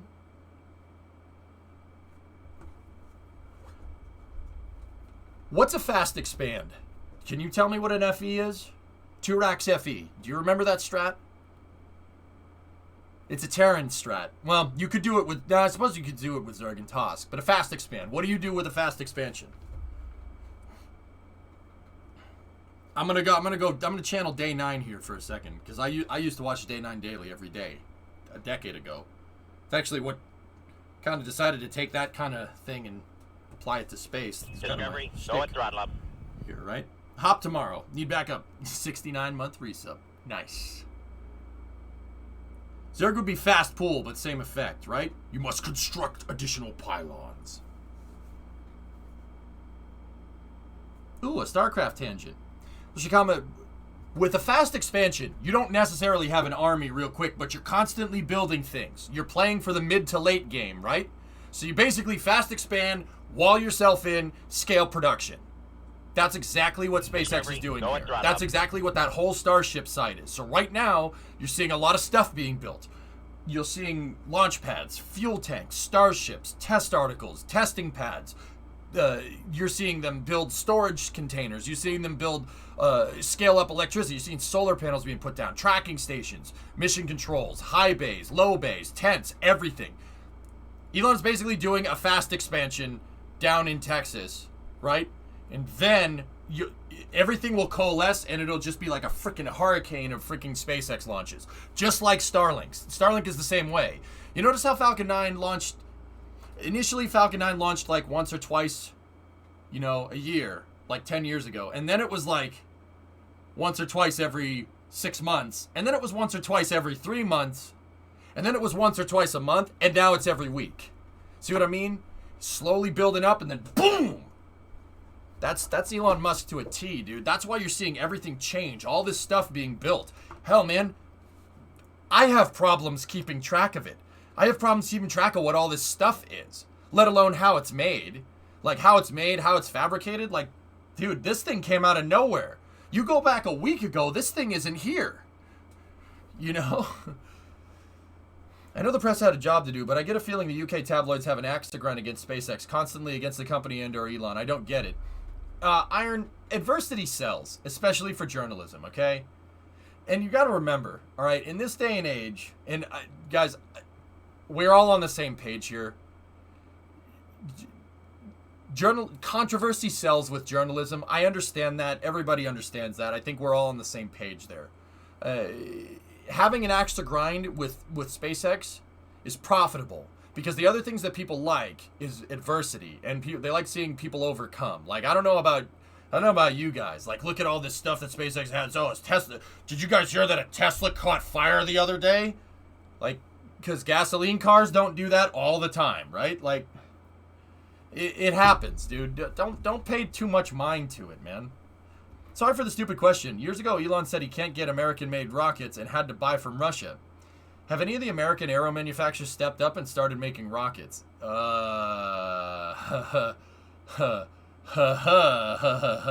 So, okay. That's a little bit of a different story. That's not exactly how that went down. And keep in mind, what I know about this is from Elon Musk's biography by Ashley Vance. I have it somewhere around here. Okay, rewind a little bit. Shikama, we'll go back. We'll do a little bit of a dive here. It's no problem. There's not much space news around today, except for When Hop tomorrow, but that's technically on the subject. Okay, so Elon Musk came to the U.S. in the late 80s, and he started working on a farm in Canada because his mother's Canadian, and then he emigrated to the United States, and he initially was here under an education, on education. He got a degree in physics. And then he was going for a master's in, I think, electrical or solar panel, or he was trying to get like a master's in like solar panel production or electrical or something like that. He stopped, and then he went to Silicon Valley in the mid 90s, and he started learning code. Well, he already knew code. He started writing code. Him and his brother started writing code, and they came up with basically something that puts the yellow pages on the internet. I think that was Zip2, if I remember. And then they had X.com. X.com was online banking. And X.com eventually merged with PayPal, okay? And PayPal in, 2001, sold the eBay for like $2.2 billion or something. It was something absurd. And Elon Musk I think he got like 200 million from that sale when they sold PayPal to eBay, right? So he made like 200 million. He invested that. He split it. He didn't save all his money. I mean, Elon could have been living on a beach. Could have been living on a beach for the rest of his life. 200 million in the early 2000s, you're good to go. That's a lot of money, right? Dude, he could have sat there and let it appreciate and probably still be richer than a lot of people, right? But he didn't. He split it in two and took 100 million and founded SpaceX in 2002, and then he took the other 100 million and he invested it into a very small electric car manufacturer, an electric car startup company in Silicon Valley called Tesla. Okay? Now, the SpaceX part. Shikama, this is the important part. Okay, so the first thing that Elon did before he founded SpaceX was he wanted to send a greenhouse to Mars and grow a plant and have like a live stream camera taking pictures of that plant on like a lander on Mars. That's what he wanted to do, okay? And he started going around and he's like, okay, who can launch this for me, right? And he found out that that it's really, really expensive to try and launch something like this. So what he did was he went to the Russians. And he tried to buy a launch with them on an ICBM, okay? He tried to say, hey, can you launch this greenhouse to Mars for me? And the Russians said, yeah, sure, of course. Why? What? All right.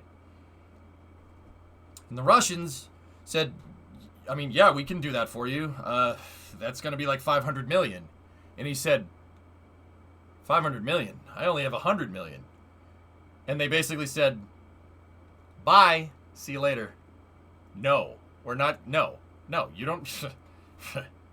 You can't afford this. Get out of here. Which is right at the time. You got to understand, this was in 2001. All right? Times have changed, okay? Launching something into space in 2001 was prohibitively expensive, okay? So the Russians sold them £1 sand, as they should have. That's the right move. Why would they launch it at a $400 million loss? That's stupid. It's a waste of time. So they told him to get out.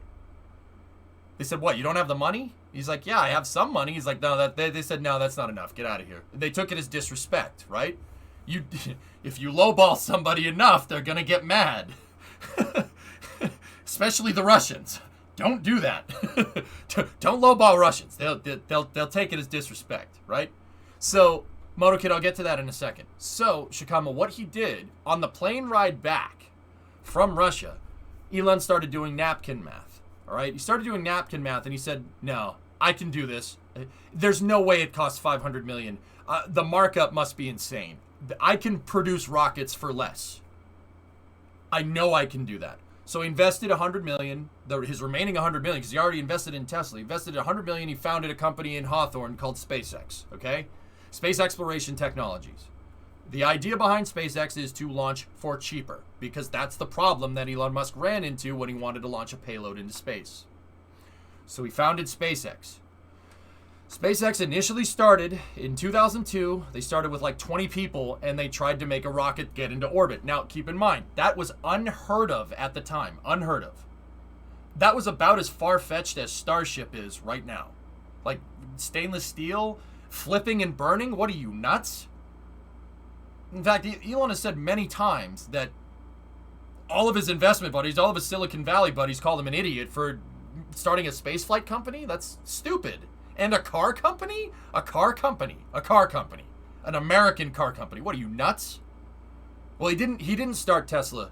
He had controlling stake. He invested $100 million in it. So he didn't start Tesla. That's important to know. And then his brother Kimball from the sales started Solar City. But that's another story. Solar City is now Tesla, but that's, once again, I digress.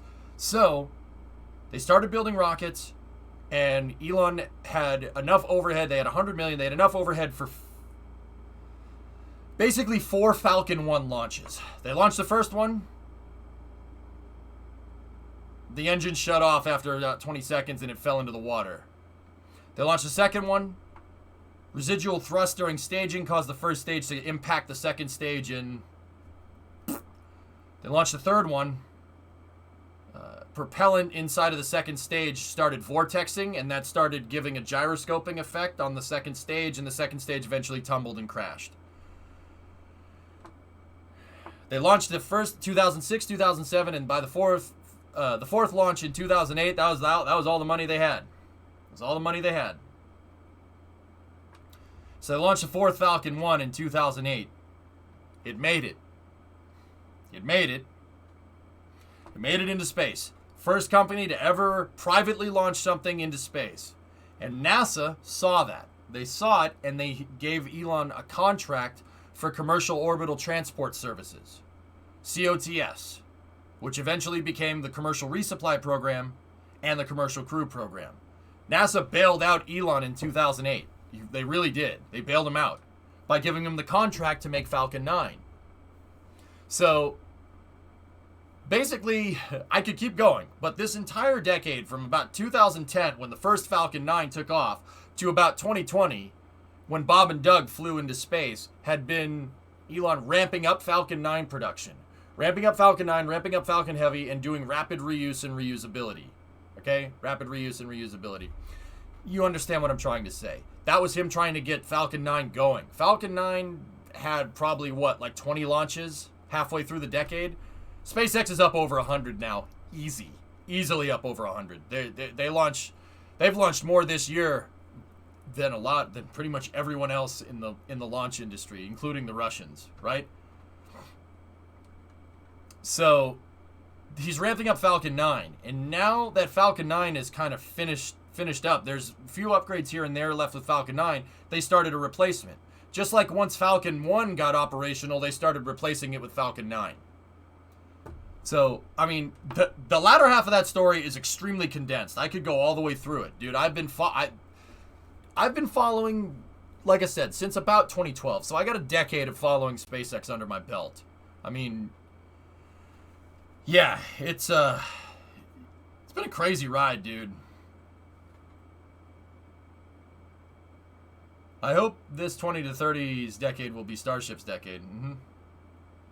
Yeah, never stagnate as a commercial company. Damn straight. SpaceX's relationship with NASA is pretty much the blueprint for commercial space programs. Pop, pop. Oh, drummer, shut up, by the way. Sorry, that was my reminder. Their second question was, what about other companies? Okay, Vasi, let me see.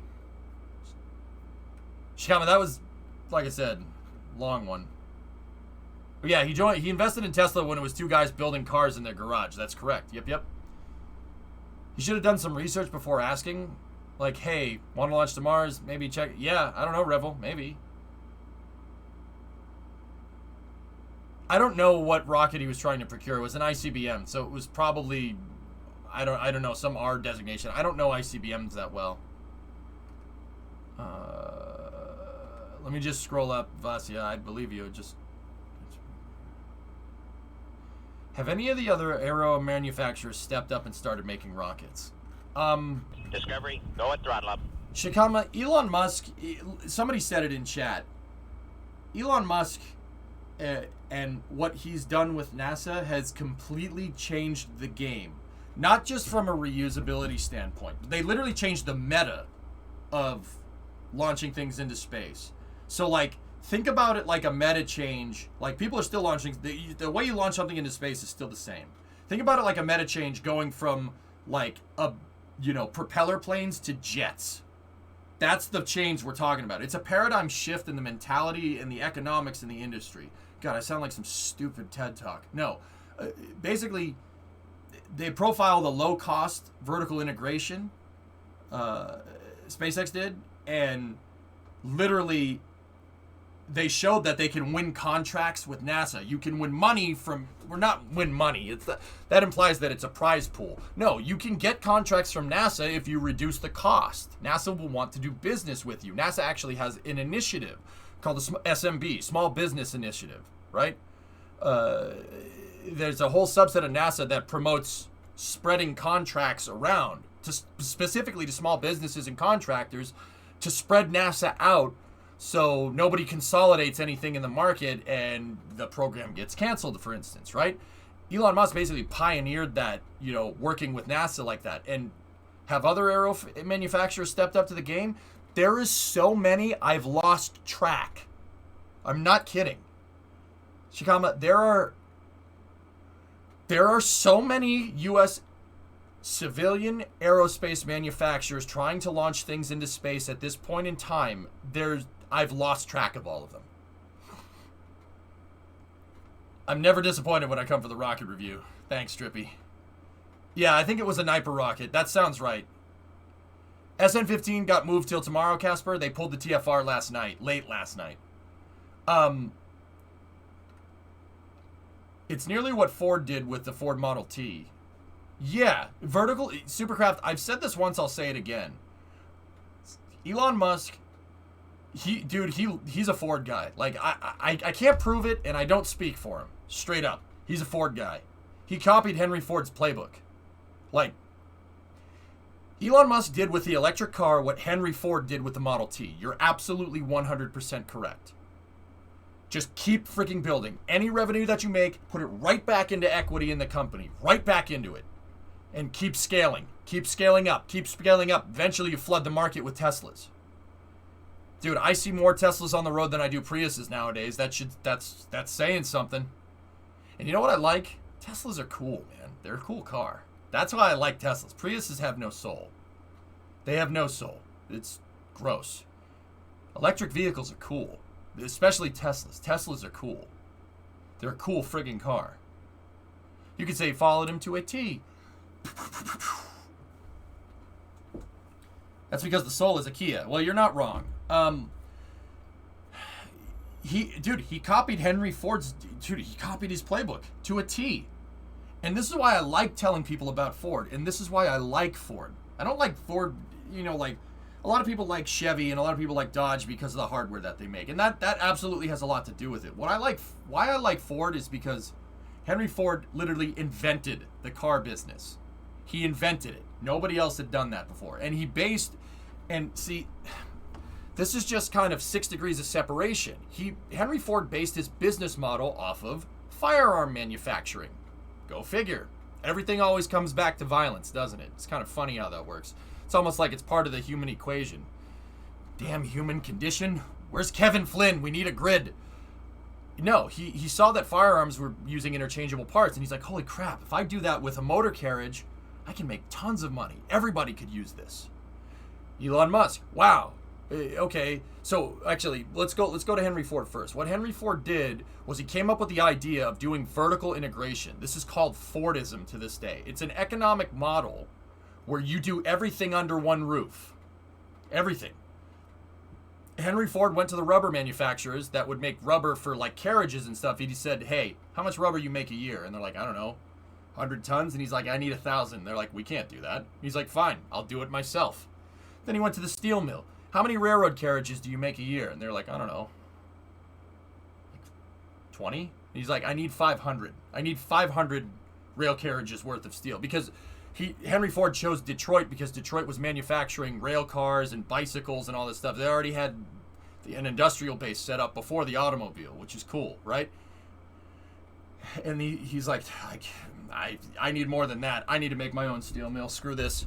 And Henry Ford made the first gigafactory. He made the first gigafactory in 1912 in Highland Park. And then he made, well, that was the first mass-produced factory. The gigafactory that he made in 1929 at River Rouge, which is in Dearborn, where Ford's headquarters still are to this day.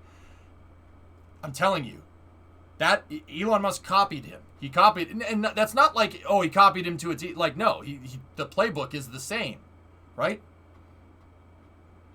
Elon Musk went to Panasonic in 10 years ago, and he said, look, I need batteries for these cars. You need to be able to scale like 1,000% batteries. Panasonic said, we can't do that.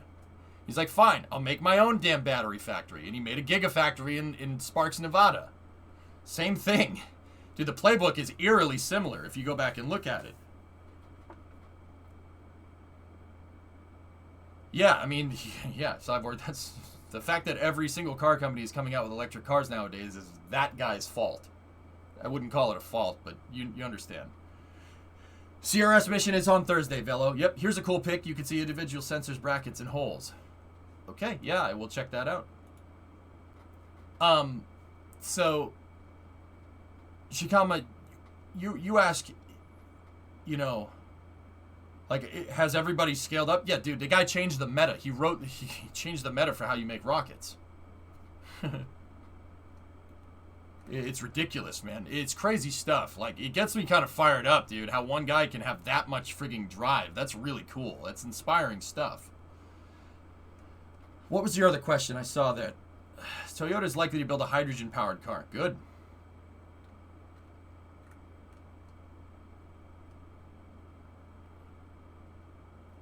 Yeah, dude, small sat companies, I've lost count, dude.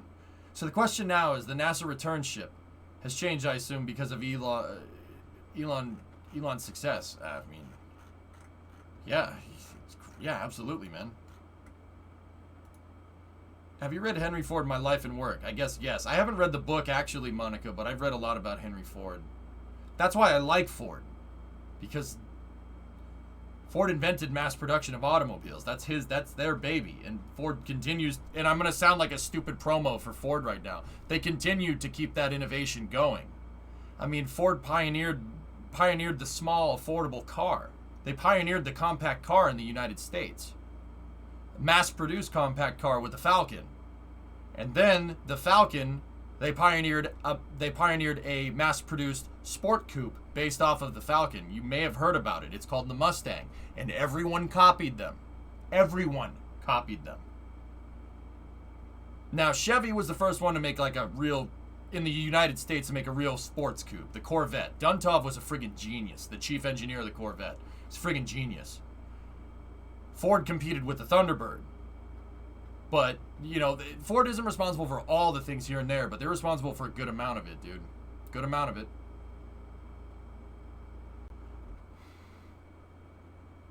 Yeah, I know, Revel. Yeah, right.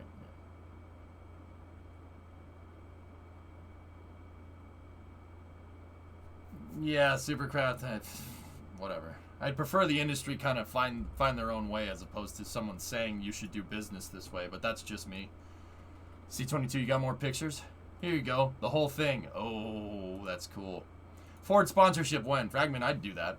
I'd do that. Absolutely. As long as there was a stipulation in the contract that I could talk about other manufacturers. I purchased a new Mustang in 2006. I love that car. Pin, I have a 2008 myself. I have a 2008. I drove it yesterday. It's a freaking great car. I love that car.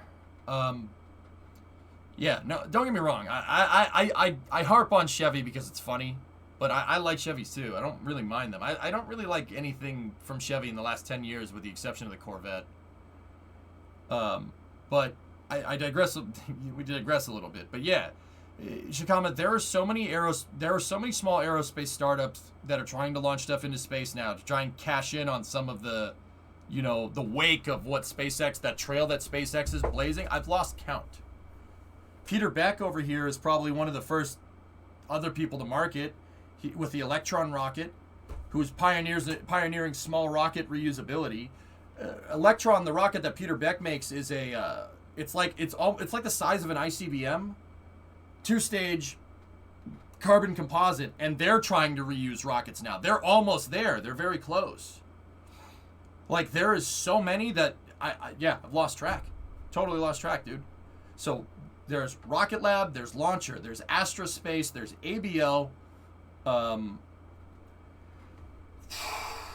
Relativity, Firefly,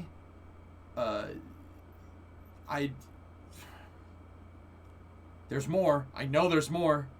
There's Virgin Orbit, that's right.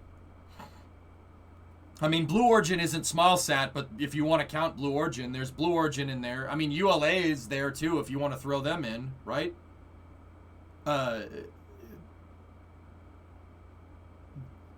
Yeah, Dawn, I mean,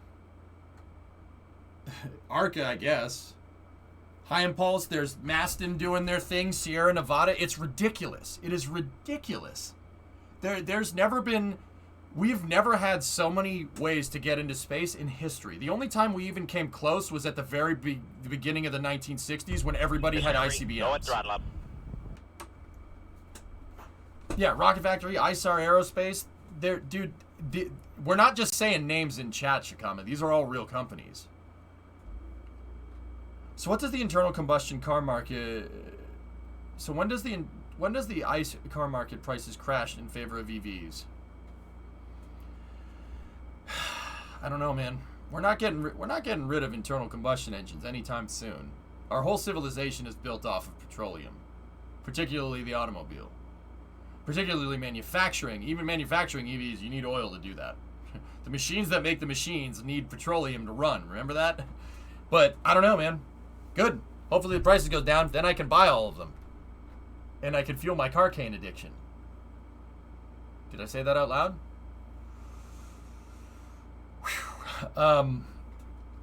This is the only Ford I want. Yeah, that's a nice car. I was saying the quiet part out loud. Oops. My contacts are saying the big people are noticing that since people were buying from... Okay, that's probably something else. All right.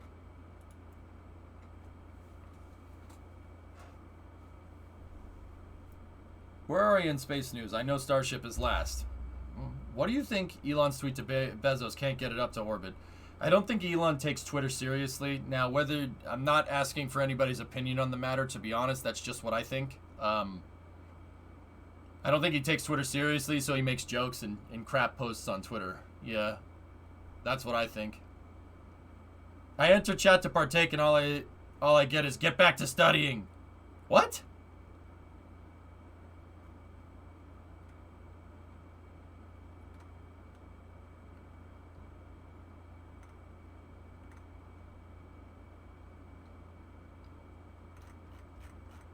Oh, it's just RJ. He's a jerk. Ignore him. It's just RJ. I've been looking up payloads to Mars figures to see what rocket Elon was trying to procure back then. Proton Biz is the best option for a greenhouse that can live stream. How is it that Musk thought he could afford such a thing? Makes me realize that all the time he really didn't know what he was doing.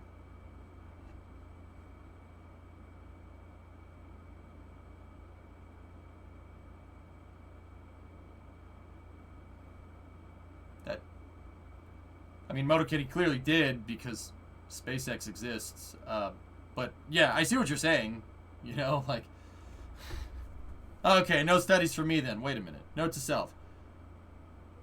Yeah, how to cause a crash computer photo. I mean, MotoKid, you know, it was that experience that motivated him to learn the subject. Yeah, I guess. I guess he just thought the price was too high.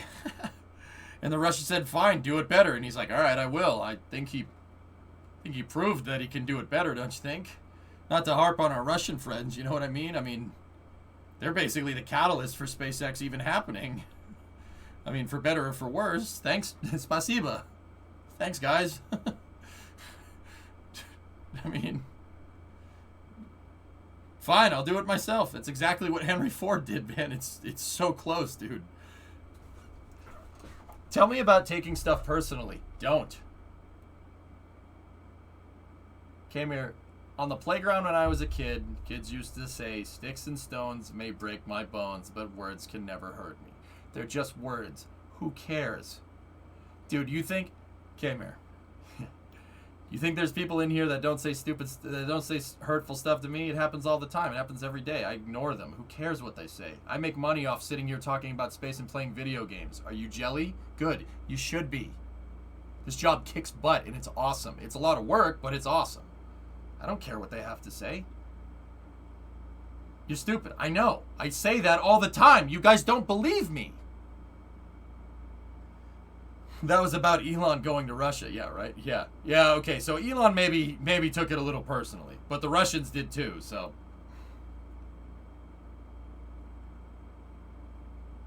Hey, stream is free, but I learned a lot, so I can make my own rocket and blast it off.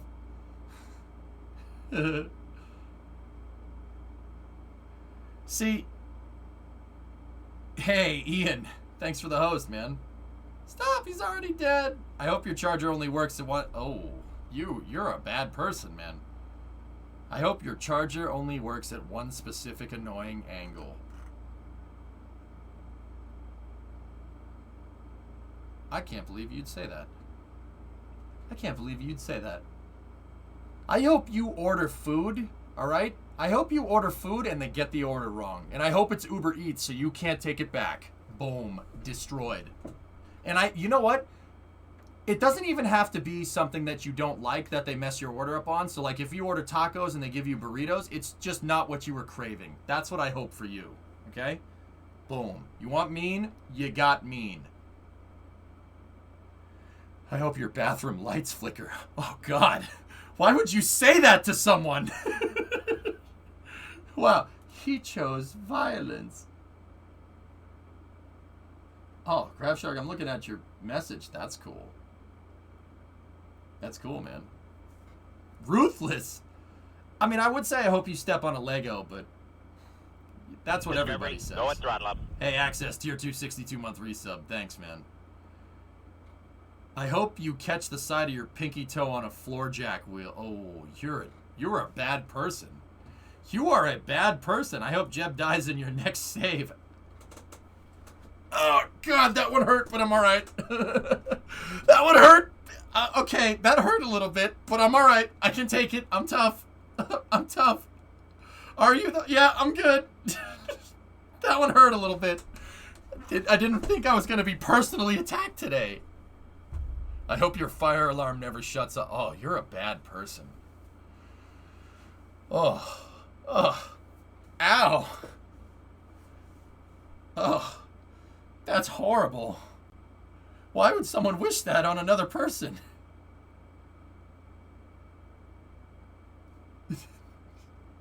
Your mom's a nice lady. It's not a... Alright. I hope your brake rotors rust. Ooh, as a car guy, I took that personally, you know. I hope you never find the chirping fire alarm in your house. You're a piece of crap. Don't you dare. That's so bad, man. Leave it alone. Leave him alone. I hope the leaf blowers get louder. What? I don't need to take this. Are you going to have the new NASA administrator to the background? Count, I will. I want to hear Bill speak. I really do. I'm really interested in what he has to say. Not like... in the Senate committee, the Senate confirmation meeting was a good indicator, and that looked okay. I want to hear what he has to say personally. I hope like he has some kind of address or something that we can watch. May you be awakened by a lawnmower at 6 a.m. In Massachusetts, you can't do that before 7:30. It's a blue law. Yeah, Audrey, you can't work before 7:30 because you wake people up. Blue laws, I know. Funny. I hope, what was that? I hope the last motor mount bolt on your truck seizes and breaks off in the...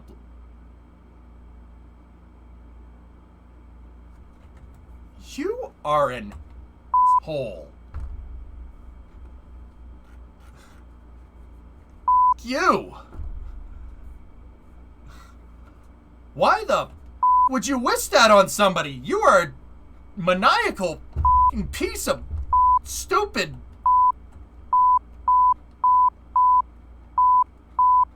You. I feel personally attacked. What is a blue law? It's a stupid law that exists for seemingly no reason, but it's there. I hope your Ford suddenly becomes a Chevy. No. See, Fords don't turn into junk. Chevys do, remember? Man, I woke up this morning, Grab Shark. I took a wicked Chevy in the bathroom. Almost clogged the toilet. Nah, Chevy, breaking things. What do you want?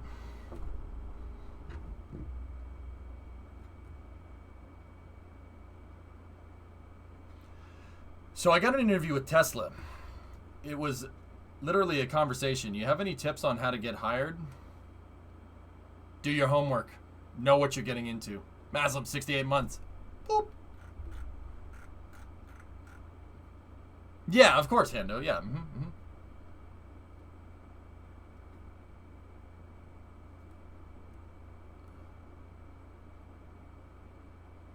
No, Dodge is Tesla.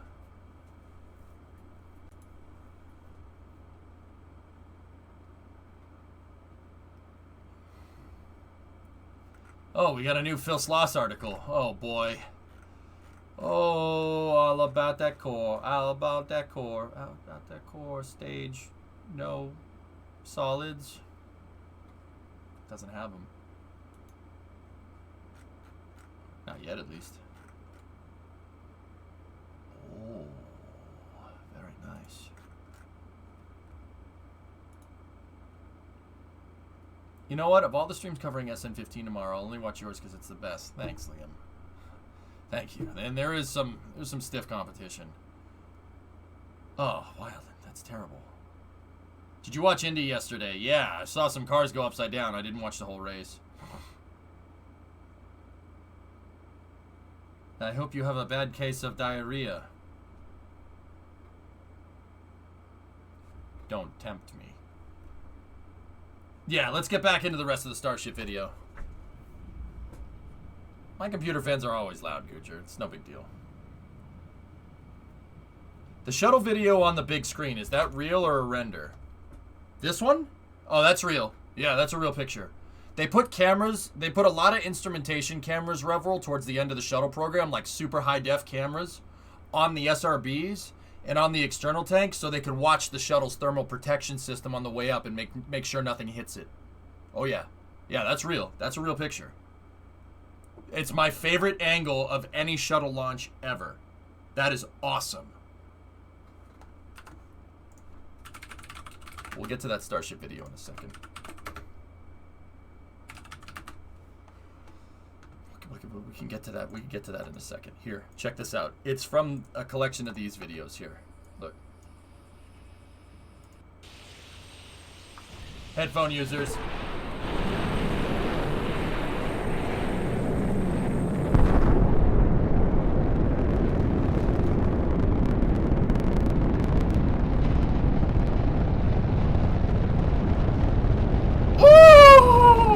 I like that. I don't hate this. This is real good. Oh, roll program complete. Roger roll, Discovery. Houston now in control of the flight. Discovery now traveling at 400 miles an hour. 1 statute mile downrange. 1 mile in altitude.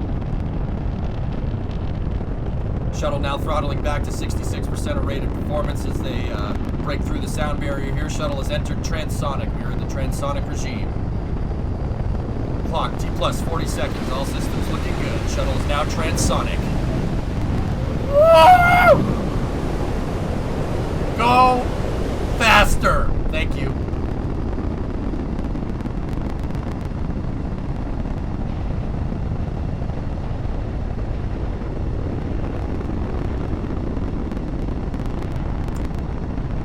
Orbiter, go at throttle up. Three main engines throttling back up to 103% of rated performance. The shuttle's slipping the surly bonds of Earth. T plus 90 seconds. Shuttle now traveling at 2,000 miles an hour. Thrust tailing off on the SRB.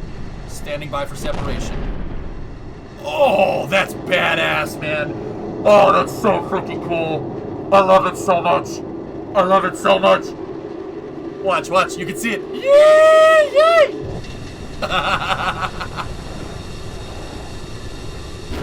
Shuttle launches were awesome, dude. They were so freaking cool, man. Oh, that's so cool. Oh, man. See, the SRBs don't ever shut off. They don't ever shut off. They just get to a point where they don't make enough thrust. They get to a point where even if you separated them and they kept going straight, the engine, your combustion chamber pressure gets so low because the surface area increases so much, you don't have any grain left. So it's residual propellant burning off, and they basically turn into a cool flamethrower. That's basically what happens with any rocket when you get low combustion chamber pressure, but that's another story. Here's the view that you're looking for. Yeah, baby, go! That's so cool. Oh my goodness. Ha! Why don't they use these cameras nowadays? Well, the shuttle doesn't fly. The shuttle doesn't fly, and the closest thing that we get to these cameras is SpaceX, and SpaceX literally streams every single launch with high-def cameras, man.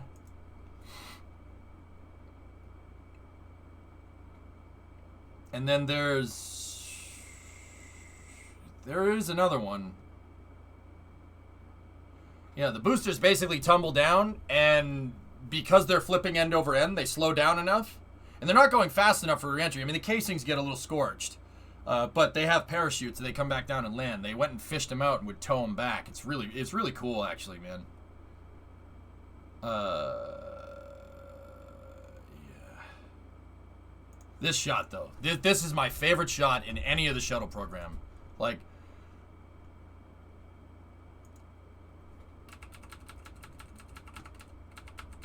Like, okay, we saw Crew 2 go up the other day, and don't get me wrong, that's awesome. It's nowhere near this cool. I'm sorry, it's just not. It's amazing that we saw it, and it's great that we live streamed, and it's really cool to see a bunch of astronauts up on the space station again. It's not that. That is the coolest thing I've ever seen. Well, second coolest thing. Starship's flip and burn is pretty freaking cool. But that's amazing. I mean, I don't even know what to say.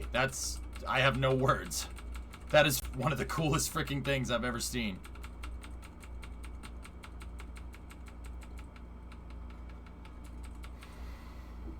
Yeah, Thailand, it's cool, huh? That's a real picture. Can you believe that?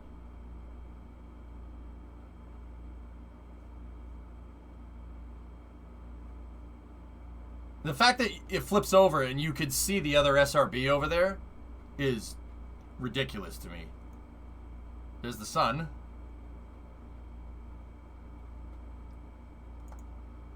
And then the SRBs will come back down. And they'll aerodynamically stabilize. Nozzle first, right?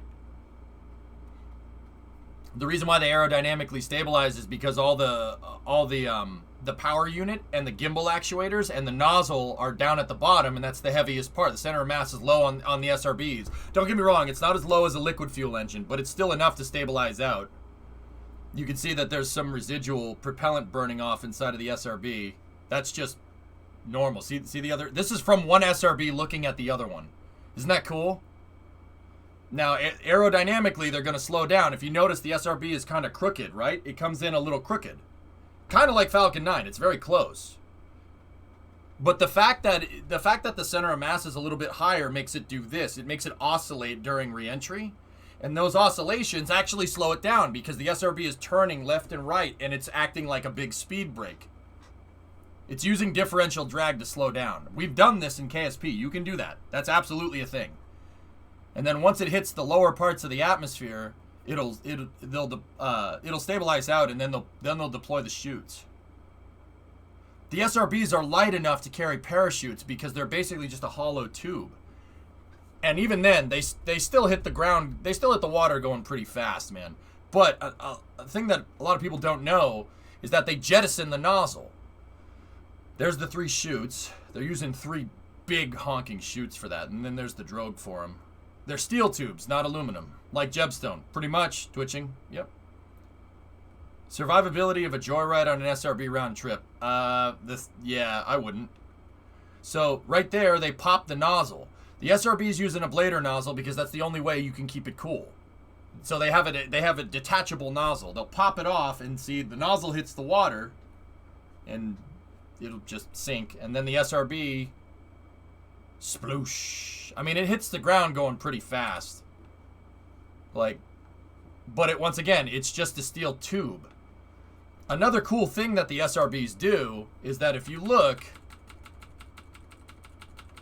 right, it hits the water, but there's no real, like, crazy fast deceleration. You see that? It only decelerates after it hits the water. What happens is, and Rocket Guy, I was reading about this. Rocket Guy, you actually told me about this the other day. So, the air inside of the SRB, right? Because the SRB is a big hollow tube, right? When it hits the water, the air gets compressed inside of the SRB, and it acts like a huge shock absorber. That's ridiculous. The air, it acts like an air shock. It's a big shock absorber. Did you see it absorb the impact? It didn't decelerate. It wasn't like 50 miles an hour, 0 miles an hour. It was just a nice, cool deceleration. Look. See? Hits the water. Nice. Okay, there we go. See that? Smart, man. That's really cool. NASA and stuff, am I right? How did you just go frame by frame? The caret keys? The period and the comma keys, the 2 caret keys on the keyboard, you can scrub through the frames. Yeah, dude, I'm telling you, man, the shuttle is so seemingly simple. Like, you get it, 2 SRBs, 3 main engines. The 3 main engines are pulling from the tank.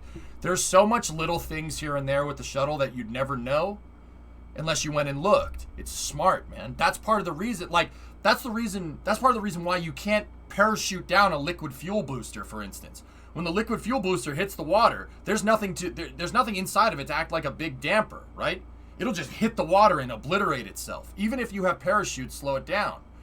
SpaceX knew that. Well, they didn't know that. Some of the first Falcon 9s had parachutes in the inner stage, and they tried to parachute the booster down, and the booster was too heavy. And it ripped the inner stage right off of the thing, and the thing just hit the ground. So Elon and SpaceX in the early 2010s, they had to figure out another way to do it. So they figured out, they actually went and used the NASA study for supersonic retropropulsion for EDL on Mars, and they pioneered that for Falcon 9. They pioneered the Falcon 9's entry burn and then landing burn with that whole tech, dude. It's really interesting stuff. But like, that's the reason why you'd have to like propulsively land a liquid fuel booster, because it's too heavy. The SRB is just a hollow tube, and that hollow tube can even act as a shock absorber for you.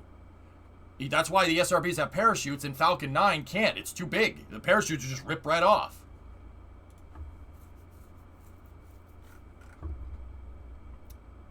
It's really smart, guys. The shuttle is not as dumb as some people might think. It's really friggin' cool. It was an insane piece of technology, dude. Even by today's standards, it's still ridiculous. Look at that, man. You gotta be kidding me. You've got to be kidding me. Who thinks I'm gonna hang a brick with some rocket engines attached to it on the side of a rocket? It's friggin' genius, dude. Even by today's standards, that's really smart.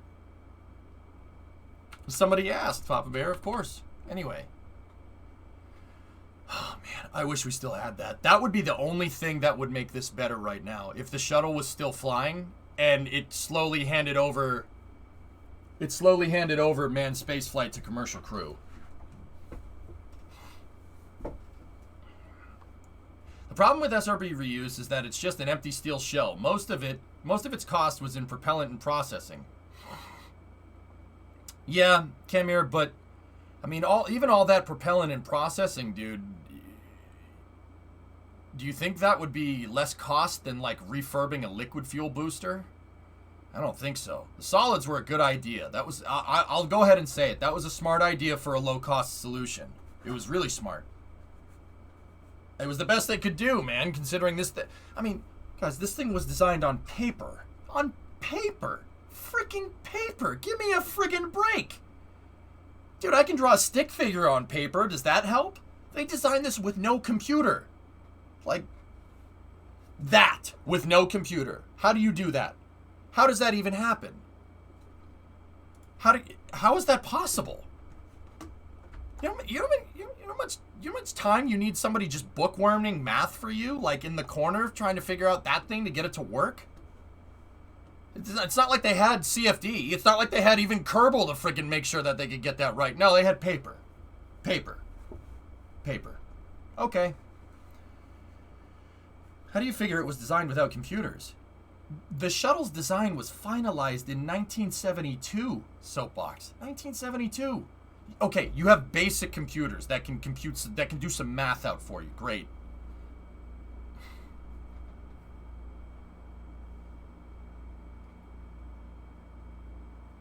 If they used computers to design the space shuttle, they would have gone with the SDLV. Yeah. Yeah, man. It's crazy. Crazy, dude. What's that, Thomas? Oh, that thing is pretty cool, right?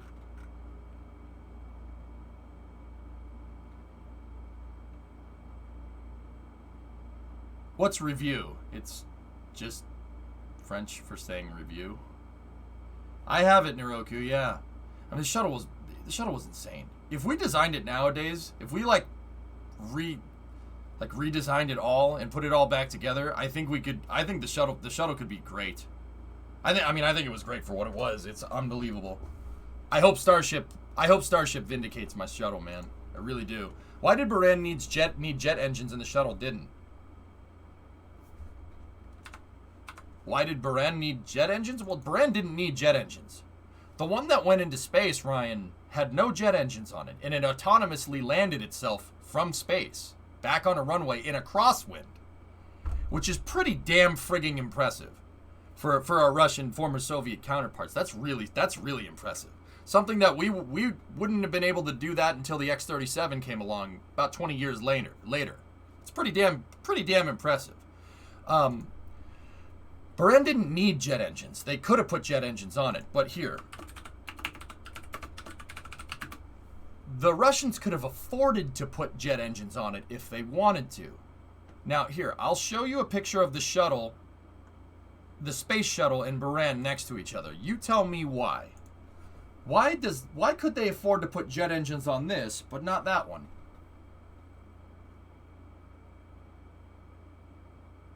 Space shuttle, I would like you to see your space shuttle 2.0 concept. Rocket, I'll think of something, don't you worry. Mass differences. Why does it have a mass difference? Well, I'll tell you, Ryan, it has a mass difference because the Soviet space shuttle doesn't have the main engines on the orbiter. This up here says Energia. That's the name of the launch vehicle. Buran is the name of the orbiter. Energia is the Russian word for energy. Buran is the Russian word for blizzard or snowstorm. It's kind of interchangeable. But they didn't have their shuttle main engines on the shuttle. And that's one of the pluses and also minuses of the Buran program, okay? See the difference here? Check it out. So on the American shuttle, you have your upper stage engines, which are the shuttle engines, on the side, and you jettison the tank, right? On Energia, very similar, but the main engines are down here. And they're using liquid fuel boosters instead of solids. The Russians don't like putting people on solids. They really don't. They still don't.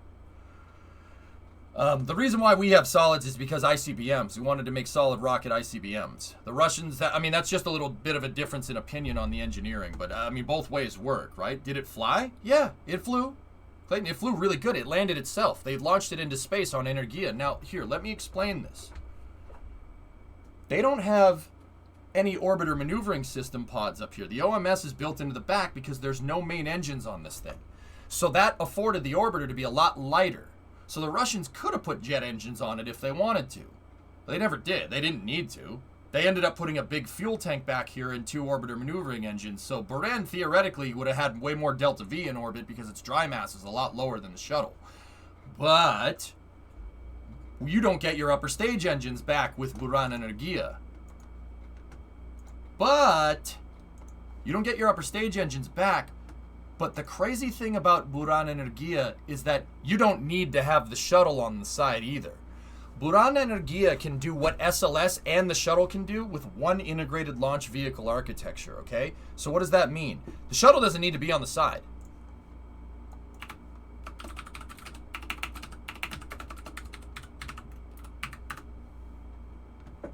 It could launch it with nothing on the side. They could launch it with a giant fairing on the side. In fact, they did. In 1987, off of the Energia test stand, they launched Energia Polius. Energia Polius is basically the lifter with a big fairing on the side. That actually is a prototype particle beam weapon. It didn't work, but they tried.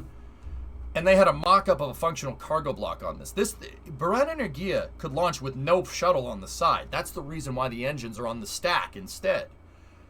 I can tend to say that, and this, I'm saying this as a shuttle guy. I love the space shuttle. I like the shuttle more than Buran. That is one of the smartest things ever devised by anybody in the rocket industry ever. Okay? And I'm not just saying that to gain favor with the Russians. You're yeeting your main engines into the atmosphere every time, like the core stage for the SLS. I don't like that. However, you could launch with a shuttle, or you could launch with a fairing on the side. So that afforded you to be able to do a lot more things with the vehicle, which is really smart.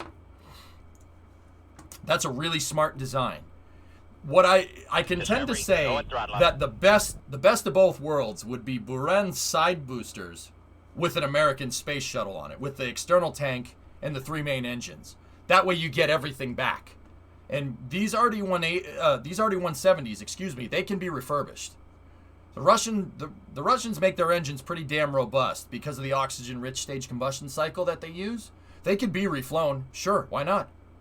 The Russians are working on that right now. They're working on reusing these types of engines. RD-171 MVs, they actually restarted production for them.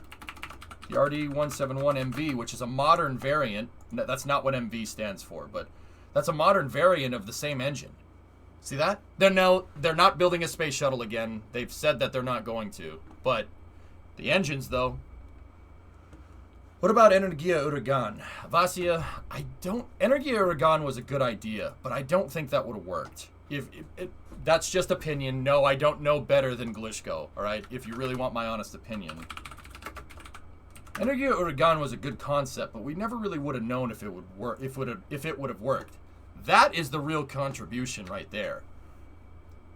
If we had 4 of these bad boys strapped to a shuttle external tank with the American space shuttle on it, so you take the boosters from Energia and you take the American space shuttle and you put those bad boys on there, oh, now we're talking.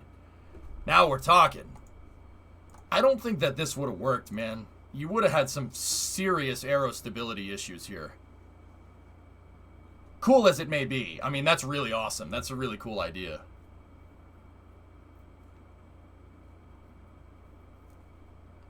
Parlez anglais, s'il vous plaît, Void. S'il vous plaît.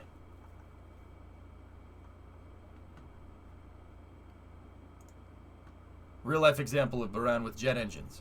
I understand that.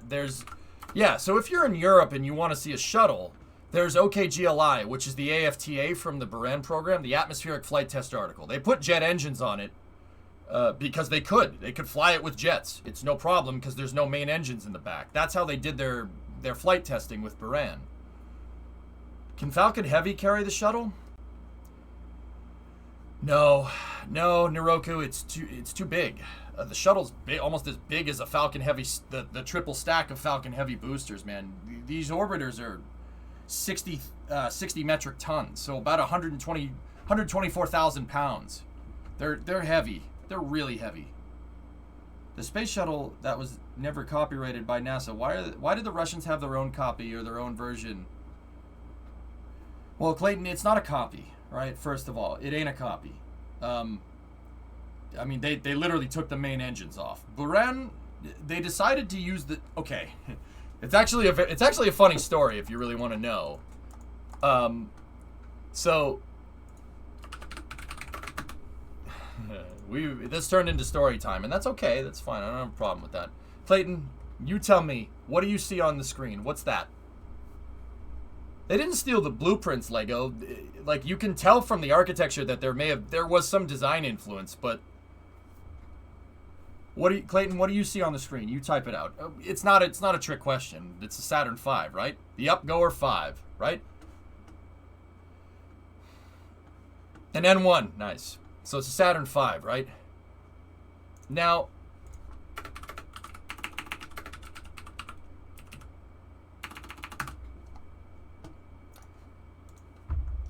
what do you see? I mean, the Lego stuff is cool, but see what I'm talking about here? We went from this to the shuttle, right? The Soviets looked at that and they said, "What? Wait, no, that can't be right. What? Wait, what? You're going from this to that? Wait, why would someone do that? That's really... Why would they give up the Saturn V to make that? That's called a Zenit booster. Boris, Z-N-I-T, the Zenit booster. The Soviets looked at that and they saw that NASA was working with the Air Force on this project, and they said, they're getting rid of this for this, and the DoD is working on it. Dude, the Cold War wasn't really a arms race, man. It wasn't really a time of it was a time of like impulsive decisions, because you always wanted to have that leg up on your enemy. The Soviets looked at the shuttle and they got really friggin' confused. They said, "What the frick? Why the hell would you go from the Saturn V to that? That's the dumbest thing I've ever heard." I'm serious. There's a book about Energia Buran that's floating around out there on Amazon that tells this story. They got really friggin' confused. They're like, that is quite literally the most inefficient way to put something into space. It has wings. What do you mean it has wings? So they defaulted to that. It must be some kind of weapon system. It's got to be. Like, it's got to be. They actually defaulted to, they're going to use it to store nukes in space and nuke the trash out of us. Like I said, fear kind of motivates people in weird ways, right? So they saw it, Clayton, and they said, that's the dumbest thing I've ever heard. We don't know what that thing's supposed to do, but we need to match that capability. We need to be able to take 25 tons up and bring 12 tons down, because we don't know what this thing does, but it's got to do something, because that is quite literally the stupidest way to put something into space. So it has to have a special purpose.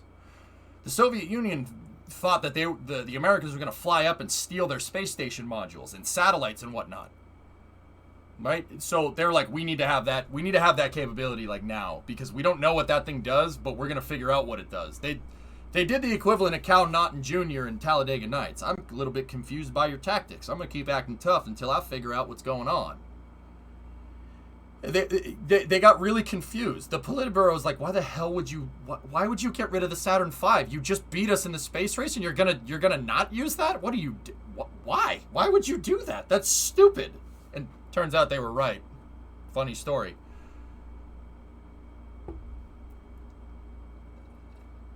What do you think about Saturn Shuttle? I like Saturn Shuttle. They should have done that. So that's why they ended up building their own space shuttle. But they didn't want to make an exact copy because they didn't know what it could do. So they built a heavy lift rocket to be able to launch the shuttle and or spy satellites. They got really confused. Now, don't get me wrong, Clayton. On the other hand, I don't... That's nice, Phil. Wait, what is that? Doge is in there. That's awesome. Now, on the other hand, Clayton, you know Uncle Sam. I wouldn't have thrown it past Uncle Sam. For all we know, what the Soviet Union was thinking may have been true. Like, the shuttle was slated to do all kinds of crazy stuff on orbit. Heck, some of the shuttle missions that they ran in the 80s into the 90s are still classified. We still don't know what they did up there. So, dude, for all we know, they could be telling the truth. I don't know. Frick if I know, bro. I mean, you know, they said we would go steal like space station modules and stuff. Now,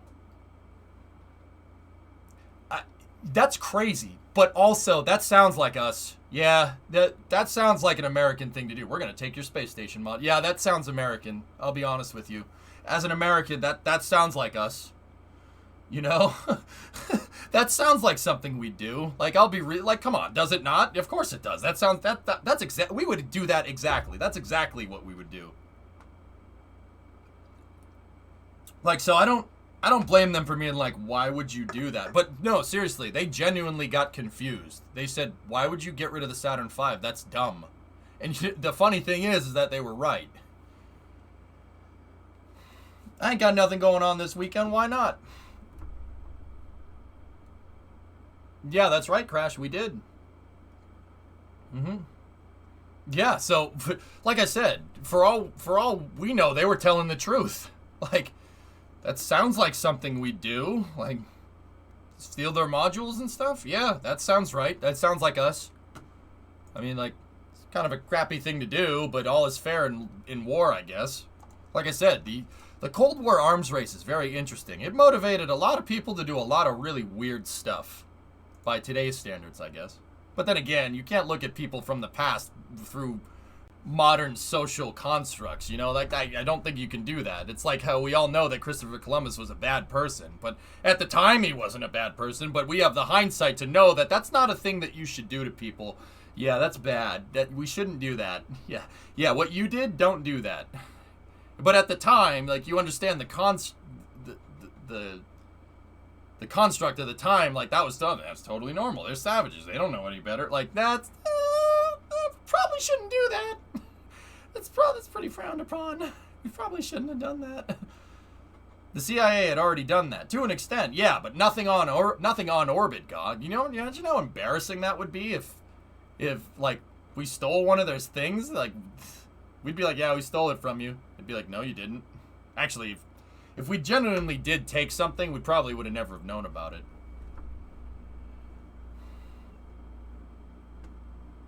The STS missions were far more numerous than Apollo. I mean, Forlorn, no doubt. No doubt.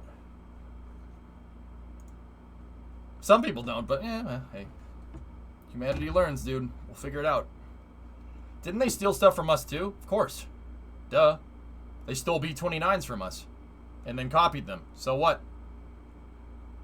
Look, guys, Americans, we like to think that everyone's copying us. And don't get me wrong, there's a fair share of tech that gets thrown around left and right. But also,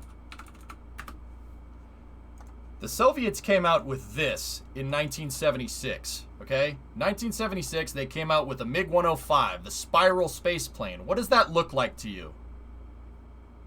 Tomorrow, Twitching.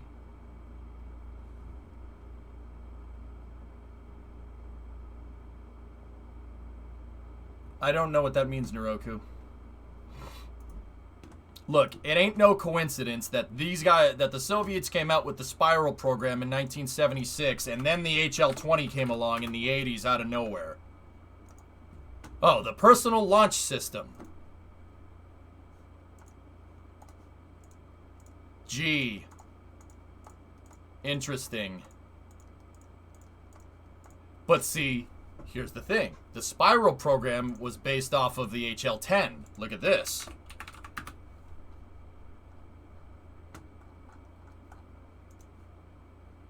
Dude, we trade stuff back left and right all the time. That's the arms race. That's what we did. It's no secret that a MiG-29 goes up against an F-15. They look very similar to the untrained eye. Like, don't get me wrong, everybody here is an av geek. I'm pretty sure you guys can know the difference. You see what I'm talking about? Technology just bounces back and forth. That's strategic arms racing, dude. That's how it works. That's part of the reason why ITAR is a thing. It's trying to curb that, because tech gets passed around, dude. That's just how that happens.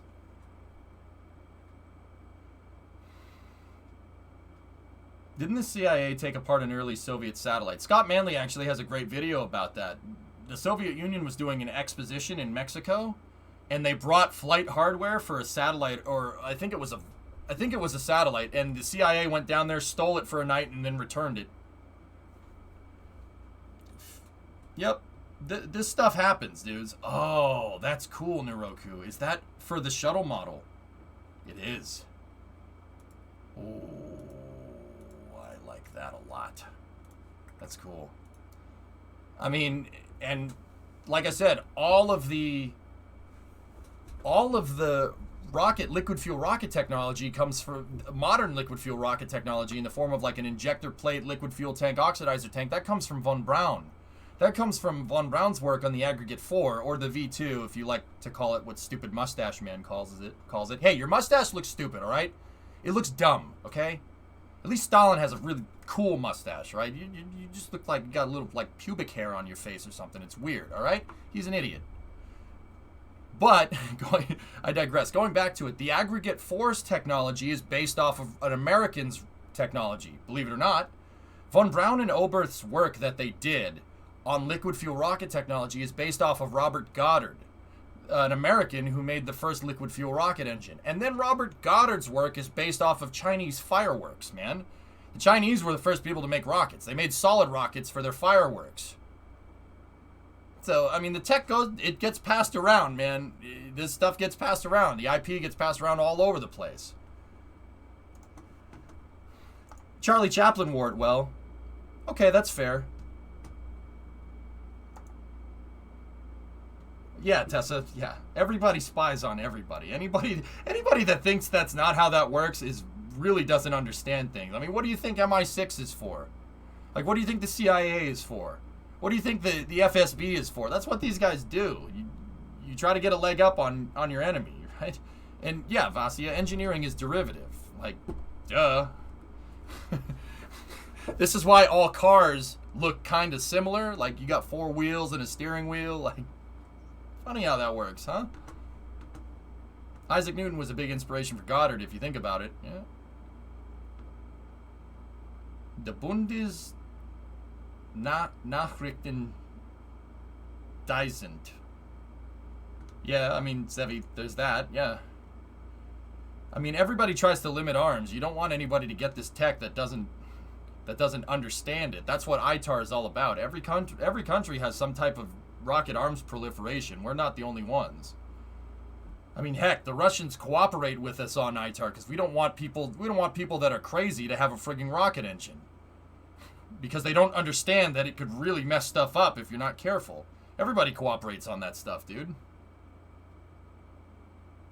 I refute your statement on cars. Reliant, Robin, and Morgan. Yeah, how they doing?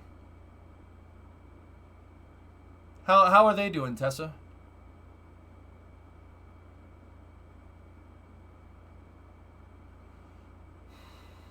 Oh, communication service, Sevi. Yeah, I gotcha. Both are still in production. Reliant Robins are still in production. Okay. Yeah. Look out your window, Tessa. How many cars do you see outside have 3 wheels? Go ahead, I'll wait. I know you're going to try to get me on some technicality, but the reality of the situation is that like 90% of the cars, probably more, that you see outside have 4 wheels. But, I mean, you know, play technicalities. That's fine. Make yourself look stupid in front of chat. Please, go ahead. Please. We'll wait. We'll wait. It's fine. I can't see the road, but I'm sorry, man. No, you're right. No, Morgans are cool. I actually like Morgans. Those are cool cars. I like the 4-wheeled Morgans though, but you know, Not many four-wheeled cars get launched into space. There's the LRV, there's the Tesla. But those were payloads, right? There's only one three-wheeled car that can say that it actually had a rocket strapped onto the back of it and flew. Why not five wheels? I mean, if you count the spare tire.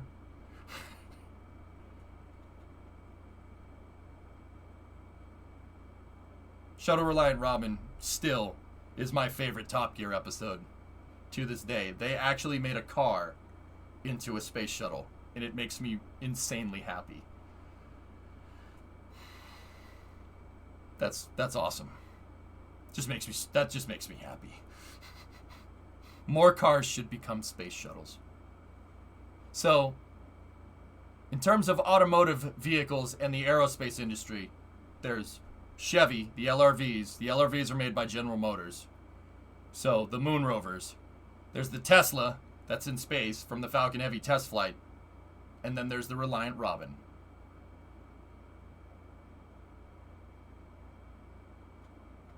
Nice.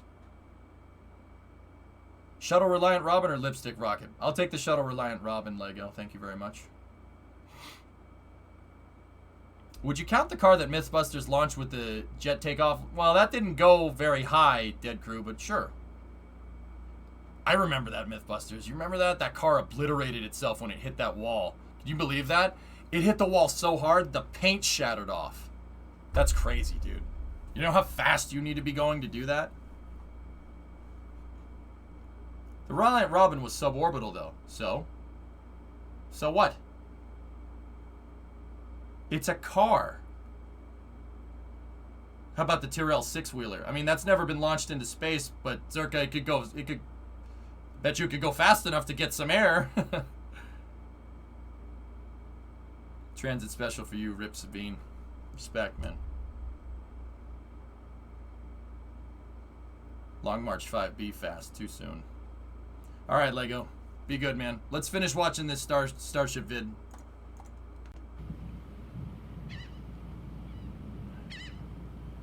Alright, so their service structure here is taking shape here, but keep in mind this is all mocked up. That's why a lot of people have been noticing that there's one bolt holding this all together. They won't torque down all this stuff until the structure is in its final resting place. Basically, when they go to stack this stuff, that's when they'll start putting the bolts in. This is basically just mocked up right now. But, man, the size of those gussets are insane. Like, can you imagine how much weld you needed to lay down there to weld that gusset into place? You see that render of the oil rigs. I'm getting to it, Core. The Ski Jump Mini had rockets on it. One eternity later. When's the Long March coming down? End of this week.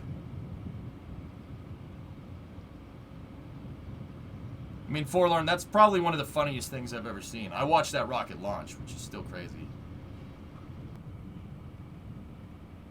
Effectively tack welding with bolts. Yeah, they'll wait until they finalize out the structure before they put all those bolts in. I wonder why the top platform is a different design. Well, let's think. Not what are they trying to do, why did they do that? So why, let's throw our hat into the ring. Why would that one need more structural reinforcement than these two platforms? Let's think about it. Why would you need that? Well, you'd put more structural reinforcement in there if you're trying to hold something heavier up on that level. What on that level would be heavier? It's much too low to be the catcher piece.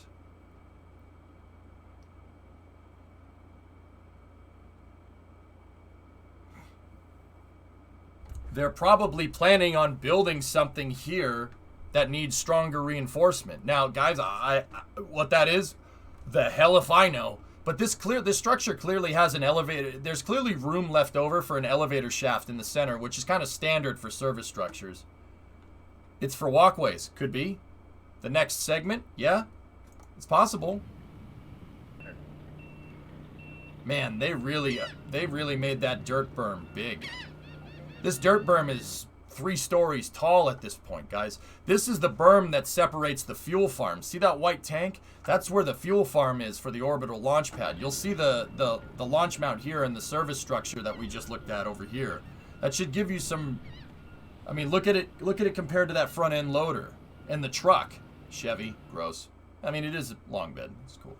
I mean, that berm is huge. And there's the landing pad right here.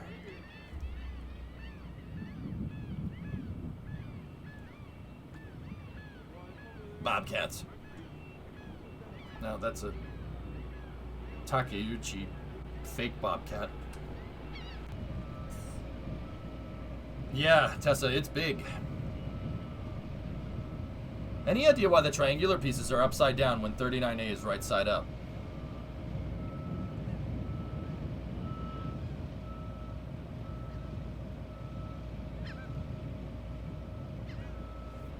No.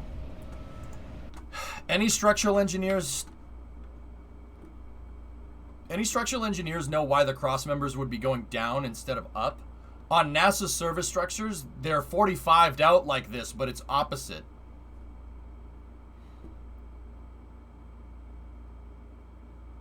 I would like to see a render of this fixed service structure compared to 39A.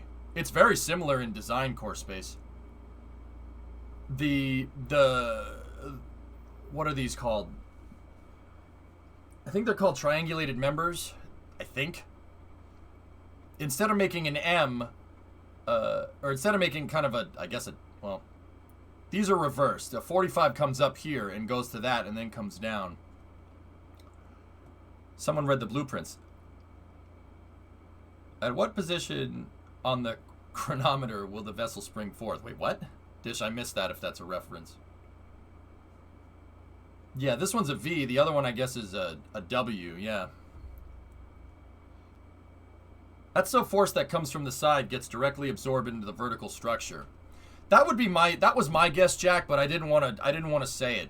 I'm guessing they're doing these because there's going to be a lot more. This is going to do a lot more than just hold a couple of umbilicals. But yeah, that sounds right. Or in other words, one hop. At what positioning on the chronometer will the vessel spring forth? Oh, one hop. We're looking at one hop tomorrow. The window is basically all day, dude. Winning! Yeah, right.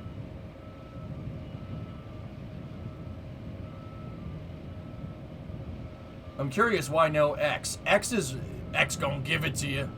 When the hop at. SpaceX gonna give it to you. What? Think you can launch it on your own? NASA, you can think you launch it on your own? X gonna win it for you. Knock, knock. Open up the hatch. It's real. Taking the flag that the shuttle left up is a big deal. I don't know.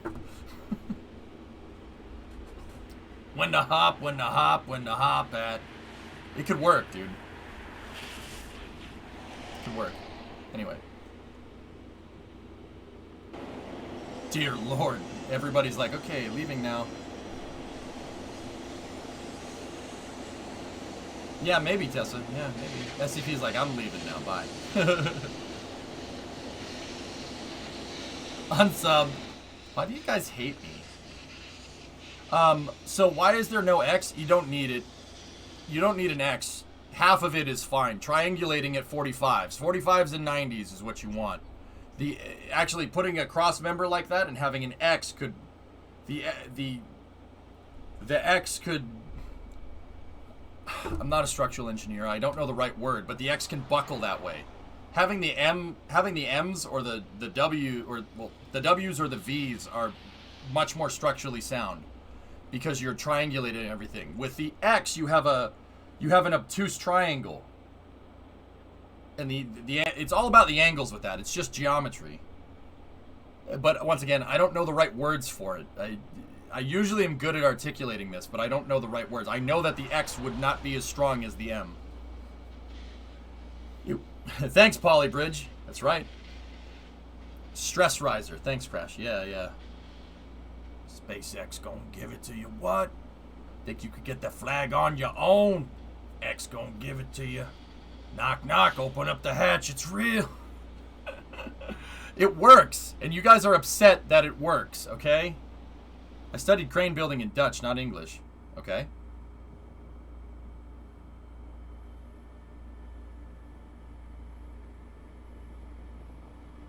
mother was a hamster, and your father smelt of elderberries. Stroop crane? Oh God, no. What's that, Thomas? So Mary received an alert for tomorrow, and a road closure has been scheduled. So I'm ready to watch SN15 fly. May the 4th be with you. Okay. Road closure is the last thing we needed, and the evac notice. Yep, they're gonna launch tomorrow, or at least they're gonna try. See you last. It's just Boris. What's up, man? I made the booster you were talking about earlier, but as a glider. Yeah. Zenith is a glider, of course. Well, kind of. Weather? I don't know. I mean, Vasi, I would assume they're going to try. I mean, so the weather must be permitting, I suppose. Waiting for official confirmation from SpaceX. Okay. Just a glider. I don't think it boosts. Oh, okay. I got you, Boris. It's still cool, though. Stop. Drop. Got the night a rocket open up shop. Oh, that's how SpaceX rolls. You could do it, man. We have one more SN15 video. This is the video that was posted today. Once again, guys, these videos are coming from NASA Spaceflight. NASA Spaceflight's nice enough to let us look at the videos here. Pretty much the whole thing. They don't really do that for a lot of folks. So make sure you go over there and support them so we can... support them so we can keep doing this. All the footage is coming from Mary, Boca Chica gal, who's out there filming every day. You know, we go and support them as much as we can. I'll keep telling people about it, and you know, we can get out more awesome footage. And this supports this supports DAS's PTZ cam addiction. Yeah. Do you know why they scrubbed today? Was it wind? I'll bet you the weather is bad. Yeah. I know, Tessa. Yeah. It's pretty crazy. I still can't believe that they let me show it. That's fine, Bio. I don't care. Tuesday is partly cloudy. Weather forecast for tomorrow. It's gonna be May. Nice.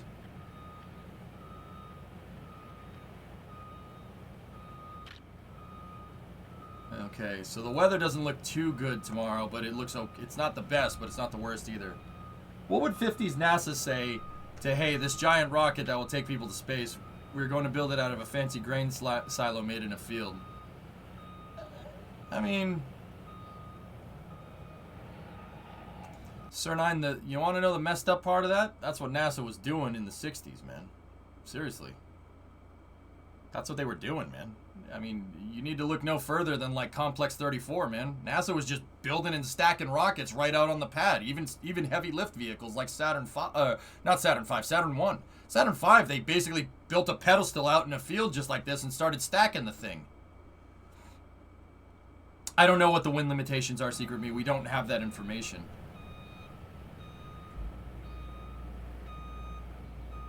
Something like that, Bio. That sounds right. Sounds right, Twitching. Those days are gone, not for SpaceX.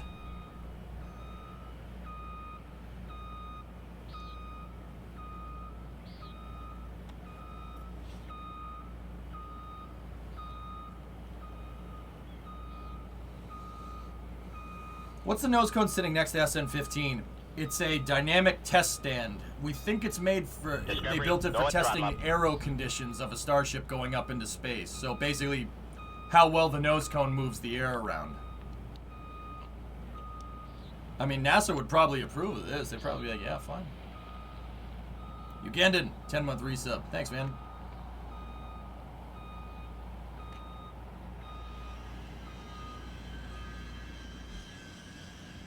Doing some work on the OLM there. Why, thank you.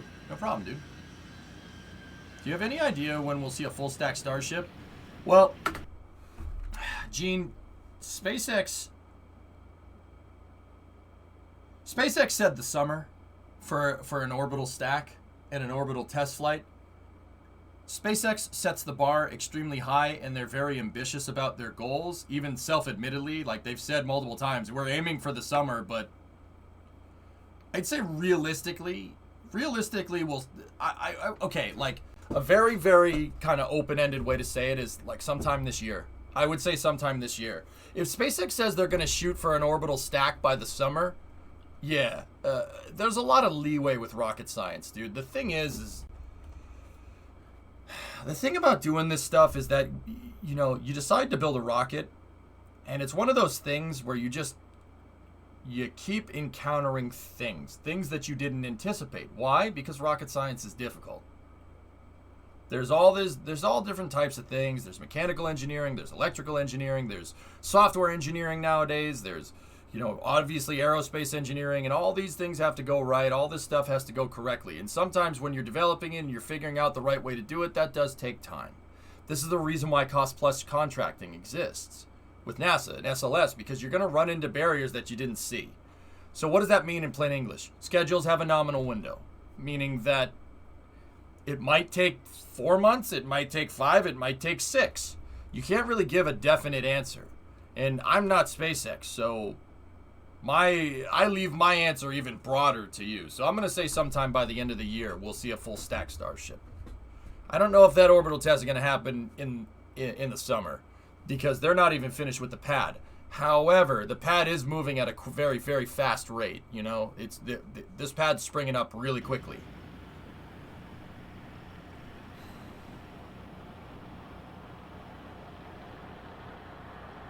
That note's come for a NASA spaceflight team member. It'll be used to simulate Force's experience at Max Q. I believe that.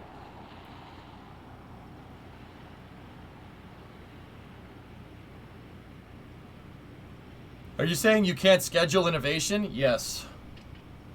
What is the SLS core stage doing? It's in the VAB being refurbed right now currently, Ryan. How about that Doge, though? Yeah, right. Is SpaceX intending to launch Starship from Texas instead of KSC? MGB, I'm pretty sure they're planning it to launch it from everywhere, dude. Read last. Okay. Irony Man defeats villains using the power of memes. Sure. Will that pad have sound suppression? Most likely. You need sound suppression, RJ. The rocket will damage itself otherwise.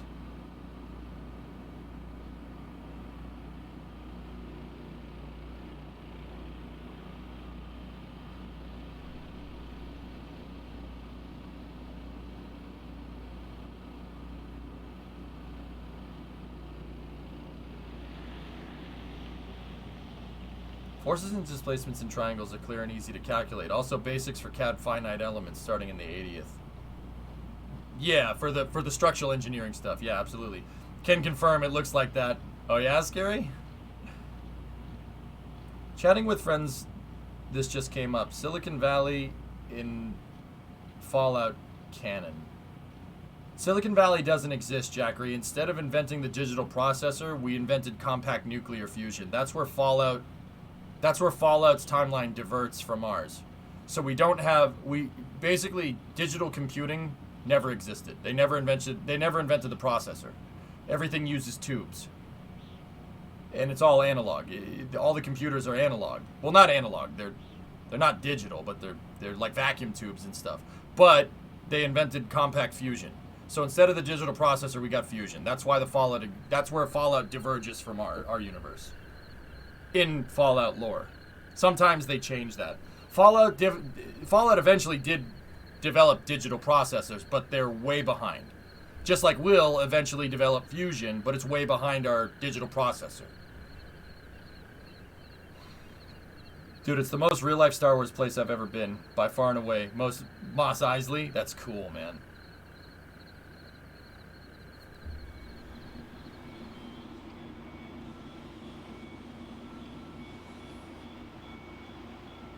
There's GSE 3. They'll probably wait until the other side of the SN15 test to move that out to the pad. Whenever that may be.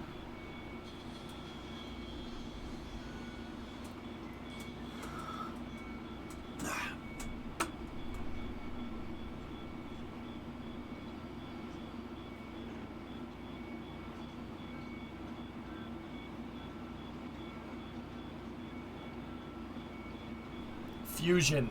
Oh, Force. Fusion. Yep. They figured out fusion in the Fallout universe in the 50s.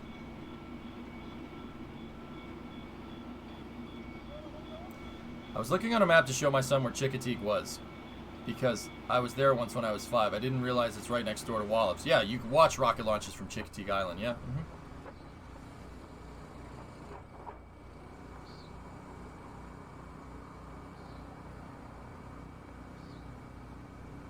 Energy or efficiency, led Gary? Is that just a general question? I'll take energy, thank you very much. Because if you can find a way to generate big energy, you can find a way to do it efficiently.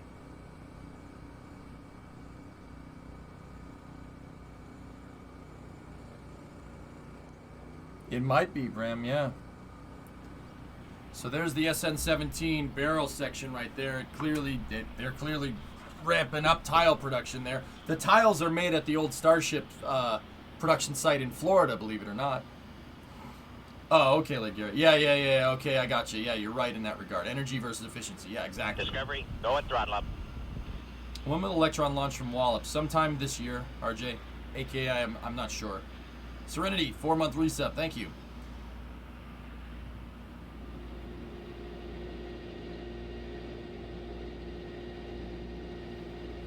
It'll have a lot, Arcson. Excuse me. I don't have an exact number, dude.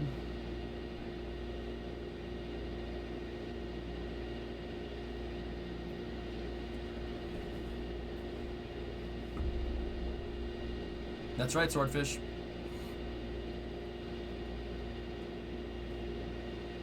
Look at that. They got another one. And then see, the reason why they're started building the orbital launch tower over at the Gaswell site, this is like as far away from the launch site on SpaceX's property as you can get. The reason why they're doing that is so they can work on this while launching Starships. Okay, drummer, no problem.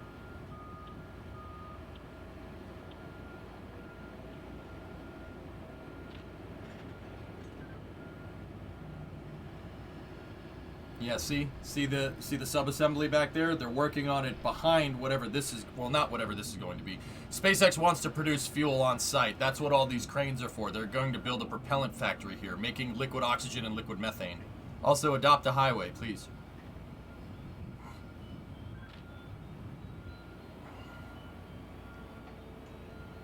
These are all propellant storage tanks here. This is a distillery tower, because in order to make liquid oxygen, you need to distill everything else to get just oxygen so you can make liquid. And then these are rolls of steel for Starship. They're working on a lot of stuff over there. Look at all the piping. If Starship lands, what do they plan to do with it after the fact? Well, Secret Me, I'm guessing if 15 comes down in one piece, the thing that they're going to want to do is basically take the whole thing apart and see how it fared. Believe it or not. I'll bet you they take SN-15 apart completely. At least take the engines off, evaluate the engines, because that'll be the first one to get back in one piece. They need to get one back in one piece. They need to figure out the stresses that are involved with doing that flip maneuver. I'm sure that's something SpaceX is very curious about. I'll bet you they'll take it apart and they'll measure stress fractures and whatnot.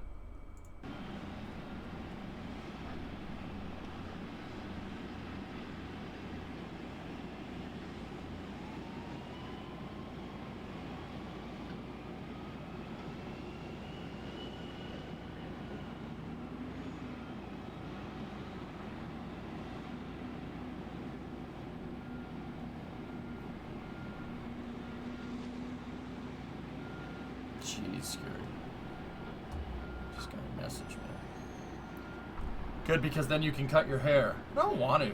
But also at the same time, having hair is a real big pain in the butt, dude. But also, it's like, I haven't cut it in almost a year. Seriously. I didn't cut my hair in like, easily a year. Should that all go to waste? It grows on you. Yeah, exactly.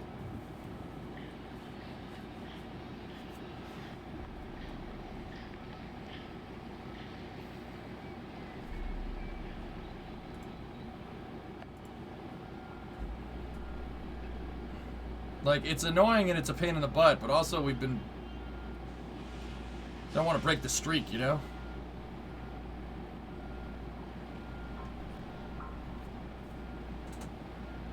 Probably, Copper, yeah. Yeah, that was the deal, Jam, but kind of like it, man. Is there a mod here that will be around when EJ switches to KSP?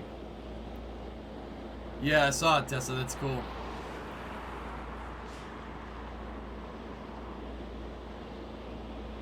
Did you ever say when you wanted to be reminded about reminding Brevo? I just did, Shady.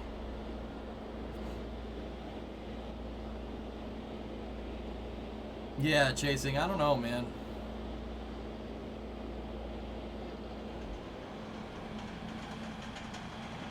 Still not working. Guy's grading out some terrain there.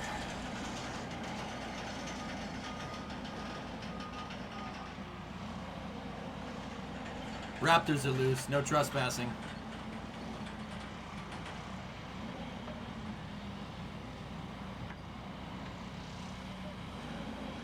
Hey, your check engine light come on and all your vehicles. Well, most of my vehicles don't have that, Gujar, but alright. Nice damage case.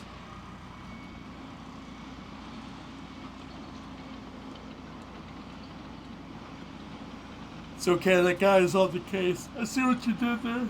Ooh. Yeah, look at that, man. They're gonna have more of these GSE tanks. See the two other three other concrete foundations. There's one in the back. There's two in the background, one in the foreground, I think. Or no, maybe. It's hard to say, man. That's gonna be a lot of tanks there. You want a video game to do this? What? Construct things, Bram?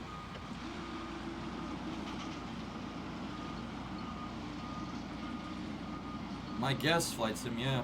Dude, yeah, how cool would a construction video game be? Basically, like, what we're doing in Minecraft, but you have to, like, get all the tools and stuff. That would actually be pretty cool. Like Farming Simulator, but swap out farming with construction.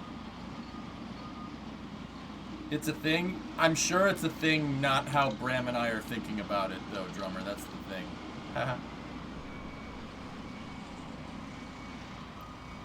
Like, I would want a custom physics engine and stuff. So, like, think like Polybridge mixed with, like, Minecraft. That's what I'm talking about. That would be cool. Have a physics simulator built in.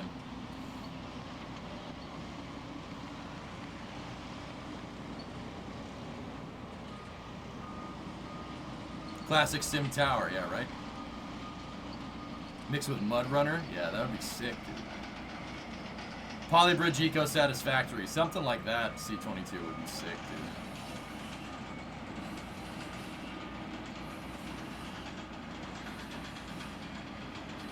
With a bit of beam in there. Wouldn't that be cool, Ed Gary?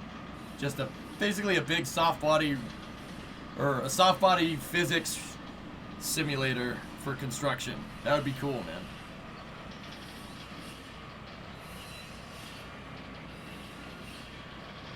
I don't think so, Jam, no.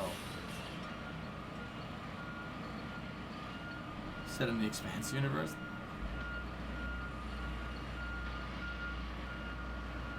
Yeah, Mason, we should do that.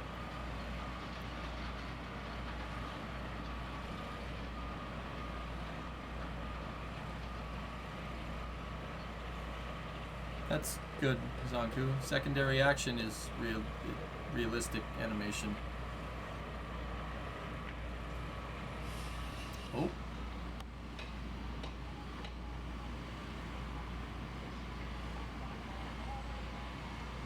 Arc welding. No, actually, those are MiGs. Are they? Are they though? No. What are they? Yeah, that's got to be enough. Wait a minute. What do we have here? I see a propane tank right there. These guys are doing some kind of industrial welding, but I don't see the welders. It doesn't look like they're tacking it because they're... If they're MIG welding, where the heck's the welder? I don't see any welder here. Maybe I don't know. Yeah, those are MIG welders. Yeah, he's grinding back the welds. Where are the welders, though? I don't... Oh, they're mounted. The MIG welders are hanging. I see it. The MIG welders are hanging. His MIG's hanging off the side rail. That guy's MIG is behind the control panel, I think, maybe? I don't know. Huh.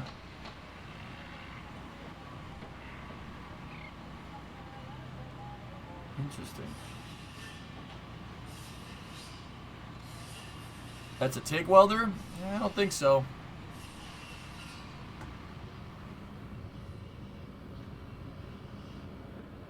Here at the ground, those are the spool feeders. Cool. There's the landing pad. They're clearing it off. They did have a street sweeper out here getting ready to... Well, not getting ready. They are sweeping all the FOD off the pad. Subaru.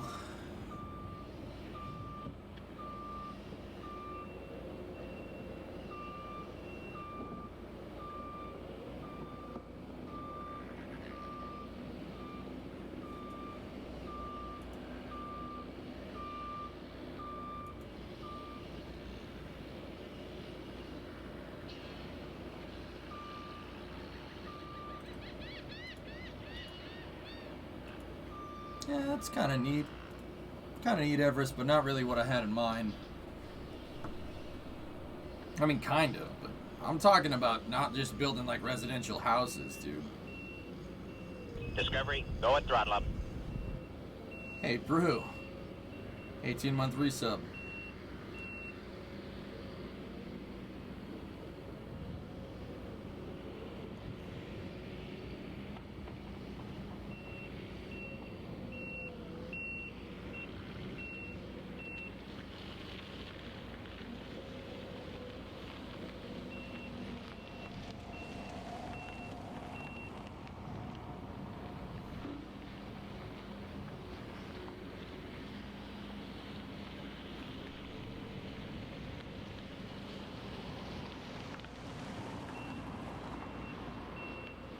Nice lip, Gary.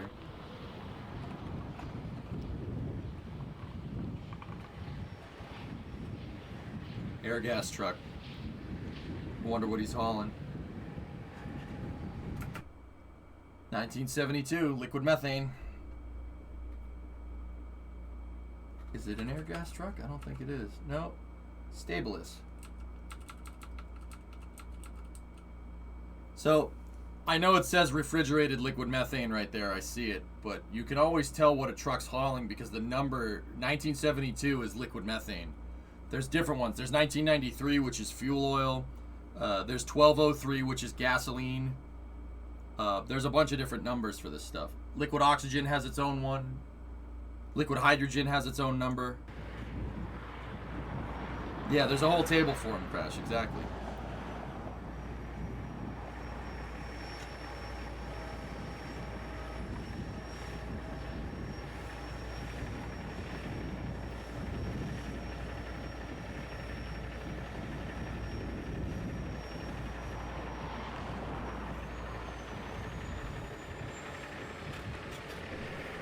I forget, be honest. I have no idea. Something like scrap mechanic would tick your box. Yeah. I don't like scrapping things. I like building things. What is the use of methane in the launch pad? An Aerolon, the rocket uses liquid methane for its liquid fuel. Liquid methane and liquid oxygen. So it's a methylox rocket. Methane is the fuel. Yeah, Crash has the list of numbers there. Oh, see, they're putting more bolts in.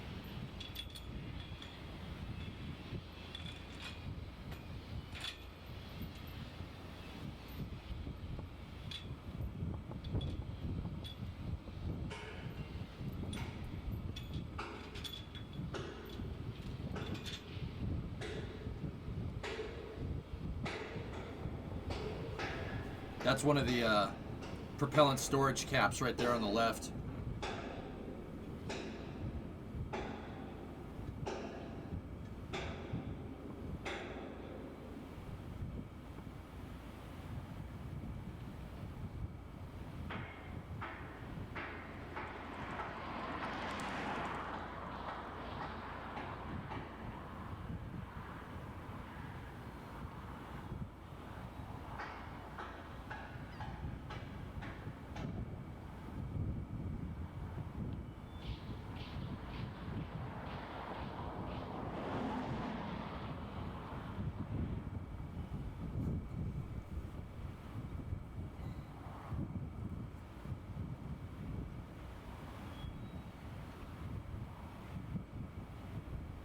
Hot off the press, NASA video for swearing in Bill. Cool.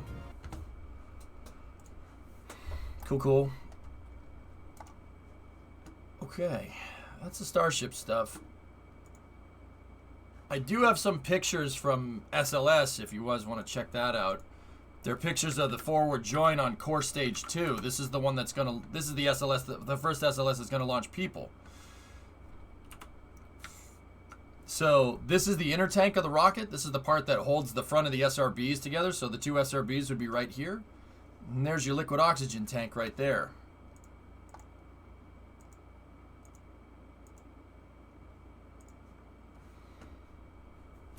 Yeah, I wanted to get to this and then I'll show that last so people can see. Check that out. So this is a forward joining cell for SLS here. They're starting to put together the second core stage, guys. This is the second SLS rocket that will launch in 2022 or 2023. I'm not exactly sure on the timeline there. That really depends on Artemis 1's success or not. But this is the second stage liquid oxygen tank. There's the holes for the two downcomers. The liquid oxygen will flow out. It'll come out here, and there are pipes down the side that will go down alongside each side of the hydrogen tank to the engine section. Guys, they're already, this thing's going to be done by the end of the year. The second SLS core stage is going to be done by the end of the year. The third one's going to be done middle of next year. They're really working hard on this. Link? Sure, Joe.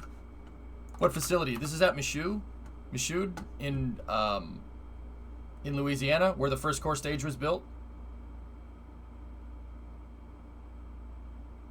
Are those storage tanks bigger than 9-meter diameter? They are, Game Coder. We think that the 9-meter tank is supposed to be inside of that, and it's supposed to be a giant thermos. So, yeah, SLS, second one's being worked on here. You have your hydrogen vent umbilical right there, downcomer, and then an access panel, and then these two kind of nubbins on either side. If you look, I call it the nubbin. See right there? That's the SRB forward attachment point, and then right there. And they're connected via a gigantic beam that holds them together. This is one piece. The forward attachment points on either side is one big gigantic I-beam that goes across in between the liquid oxygen and liquid hydrogen tanks. They should remove that Boeing logo. Why? What are the small holes next to the vent?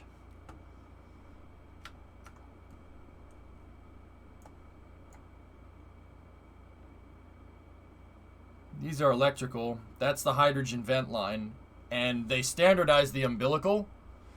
The umbilical is standardized on all of SLS. So it's a 2-hole umbilical, and this is the vent umbilical, so the hydrogen is working there. And then down at the bottom of SLS, they use the exact same carrier plate down at the bottom for filling up the hydrogen and the oxygen tanks, believe it or not. On the right side. That one right there, I'm not sure. Hey, Kelly.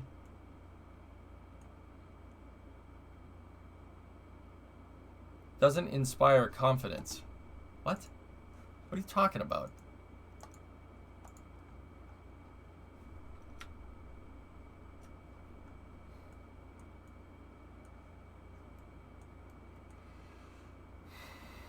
Probably just a sensor port, something like that, Steven. I don't think that's a sensor port. All the umbilicals are standardized here, so it's something else. These are the autogenous pressurization lines right there for the liquid oxygen tank. And note that it's double wide right here, and then it's single wide. So this is where the autogenous pressurization feeds in to the top of the tank, and then the lines keep going all the way up. And they'll keep going all the way up to the top of the LOX tank.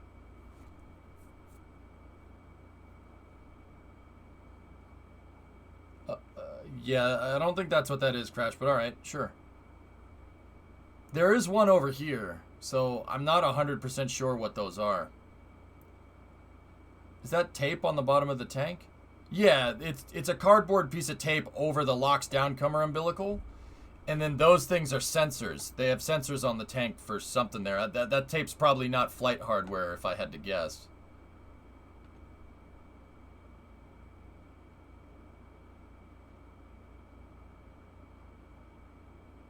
The The other hole looks like the manual override for the vent. Yeah, that's not really how that works, but it's just an access hatch if they need to get in there after the core stage is assembled. So there is one last thing I want to show you guys. So SLS is making some good progress, guys. The SLS stuff will start to come at you fast here.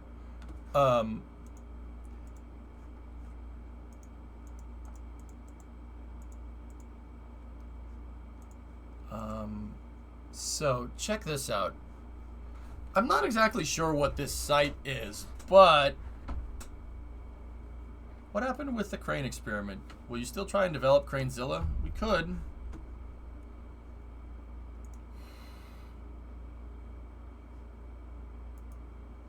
So check this out. There's a company called XArc.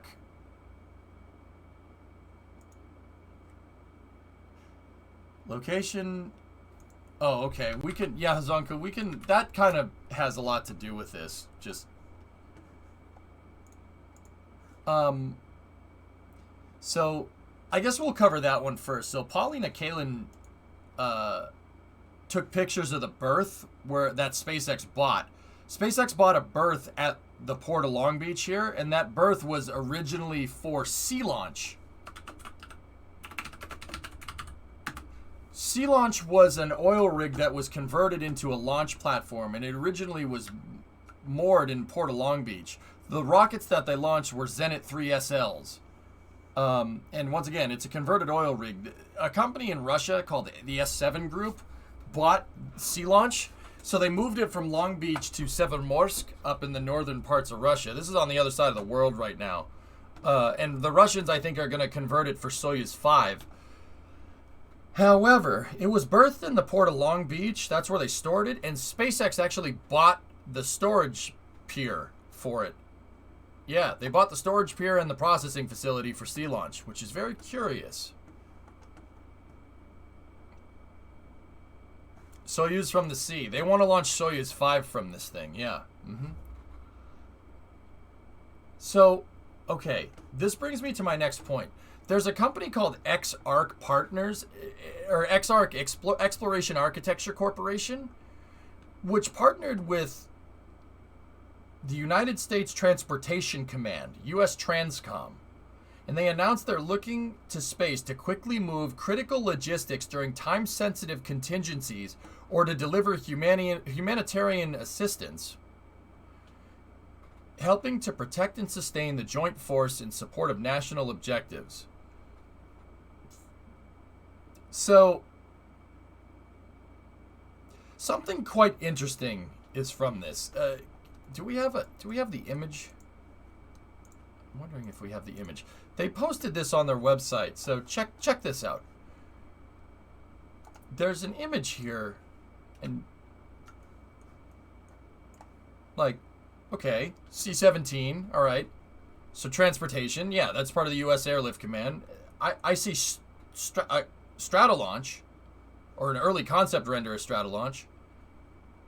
The Virgin Mothership with Spaceship 2 on it. I see Dream Chaser, a capsule with some soldiers going to it. That's a Soyuz capsule, ironically. The umbilicals and the ground separation motors, or the ground cushioning motors are there. That's how you know it's Soyuz. Boeing with something that looks like the XS-1 right there, right? And it's ironically landing at a Russian Air Force base, which is weird. There's that thing.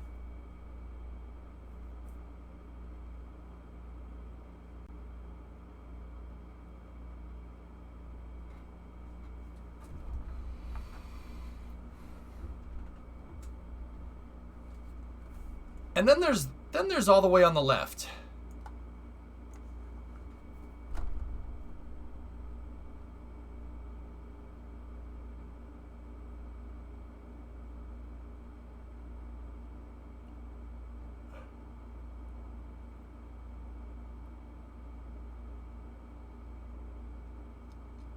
Yeah.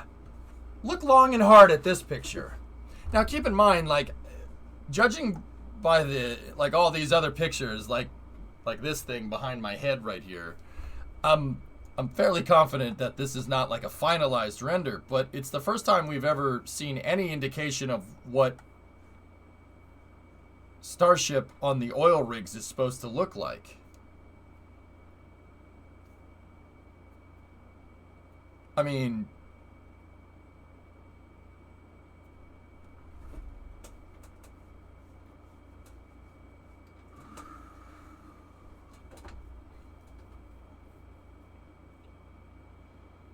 I don't know, Prey. The noodle in the background is definitely looks like Hyperloop to me, drummer. But look at these integration and processing buildings, dude. Like, I don't think this is that high of a fidelity render because there's no way to get Starship. The service structure is taller than the stack. So, I'm pretty sure this is like low fidelity, but it's interesting because it looks like SpaceX has two oil rigs here that are conjoined, and one of them has the landing pads and the other one has the launch facility on it.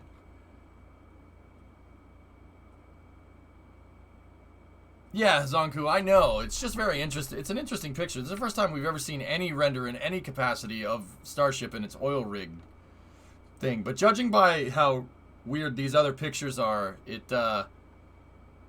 yeah, it's definitely interesting.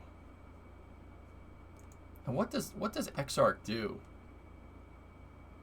Within the architecture profession, space architecture is recognized as a bona fide specialty that applies the theory and practice of designing and building inhabited environments in outer space. Three principal domains of the field include orbital architecture, planet surface architecture, and Earth-based space facilities architecture, which supports spacefaring activities such as design and development of spaceports or terrestrial analog environments for research.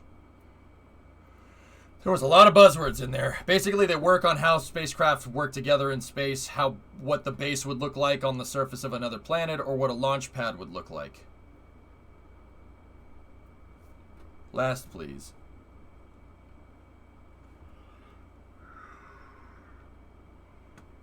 There's been talk for decades about using ICBMs to deliver emergency supplies to sinking ships.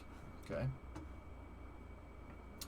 But yeah, that picture is definitely interesting because they're clearly talking about defense applications and Starship is clearly there, which is very interesting to say the least. Huh. Sounds like Crypto Noob's trying to sell the viability of Doge. Nice. Very interesting. RJ, what is this? NASA's Parker Solar Probe discovers natural radio emissions in Venus's atmosphere. What? Wait. Wait. Wait a minute. During a brief swing by Venus, NASA's Parker Solar Probe detected a natural radio signal that revealed that the spacecraft had flown through the planet's upper atmosphere. This was the first direct measurement of the Venusian atmosphere in nearly 30 years, and it looks quite different from Venus's past. A study published today confirms that Venus's upper atmosphere undergoes puzzling changes over a solar cycle. The sun's 11-year activity cycle. This marks the latest clue to untangling how and why Venus and Earth are so different. Born of similar processes, Earth and Venus are twins, both rocky and of similar size and structure, but their paths diverged from birth. Venus lacks a magnetic field, and its surface broils at temperatures hot enough to melt lead. At most, spacecraft have only ever survived a couple hours there. Studying Venus, inhospitable as it is, helps scientists understand how these twins have evolved and what makes Earth-like planets habitable or not. On July 11, 2020, Parker Solar swung by Venus in its third flyby. Each flyby is designed to leverage the planet's gravity to fly the spacecraft closer and closer to the Sun. The mission, managed by Johns Hopkins Applied Physics Laboratory in Laurel, Maryland, made its closest flyby of Venus yet, passing just 517 miles above the surface. Wow. That's really close. Can't stop the work. Yeah.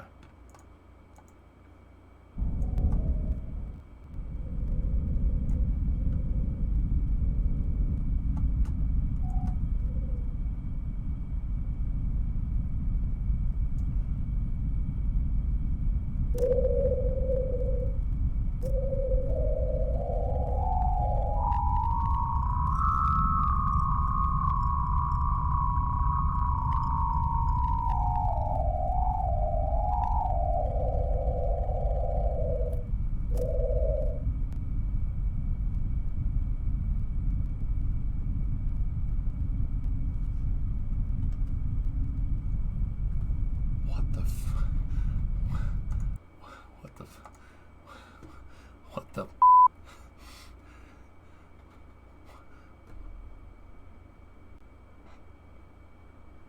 What? Are we dead?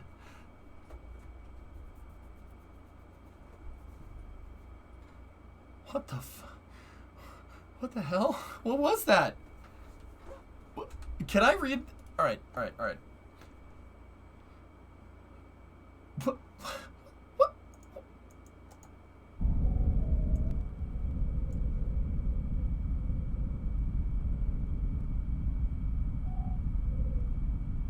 The Russians landed on Venus Copper with the Venera program.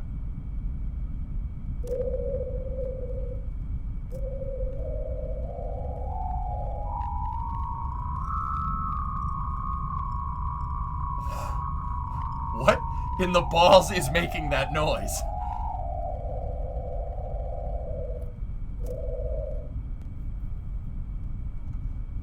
What in the balls is... I gotta read. Hold on.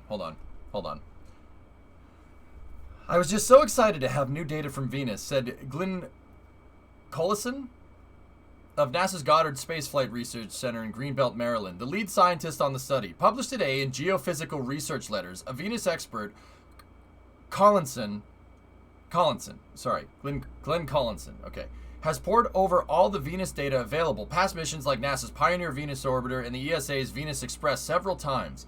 One of Parker Solar Probe's instruments is FIELDS, named for the electric and magnetic fields it measures in the sun's atmosphere. For just 7 minutes, when Parker Solar Probe was closest to Venus, FIELDS detected a natural low-frequency signal.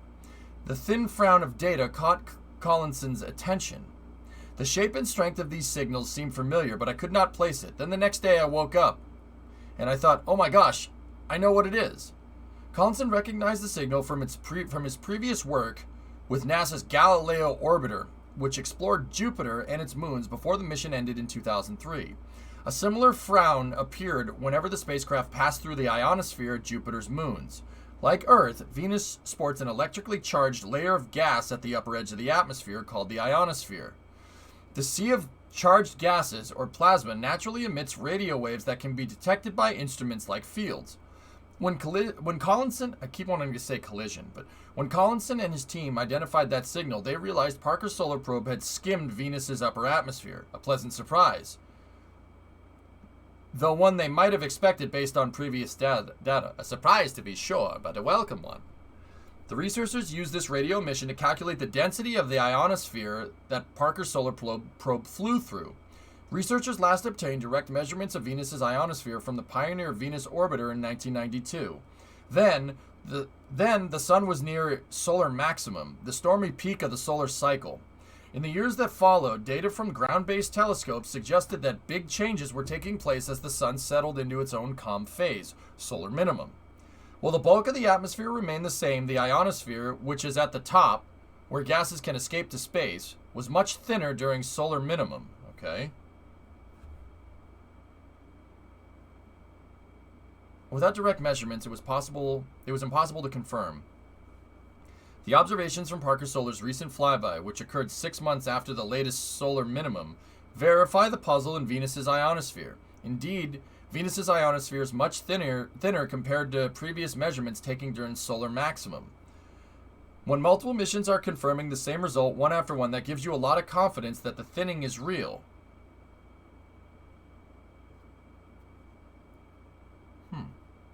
We will watch your mission with great interest, young Parker Solar Probe. It needs a couple more, Ryan. It would be rude not to, yeah. Hot Venusians on countdown 1. Yeah, Jesus. Okay. Understanding why Venus's inosphere thins near solar minimum is one part of unraveling how Venus responds to the sun, which will help researchers determine how Venus, once so similar to Earth, became the world of scorching toxic air that it is today. For example, Venus's ionosphere is prone to leaking, meaning the escape of energized gases into space. Gathering data on this and other changes in the ionosphere is key to understanding how Venus's atmosphere has evolved over time. The study was some 30 years in the making.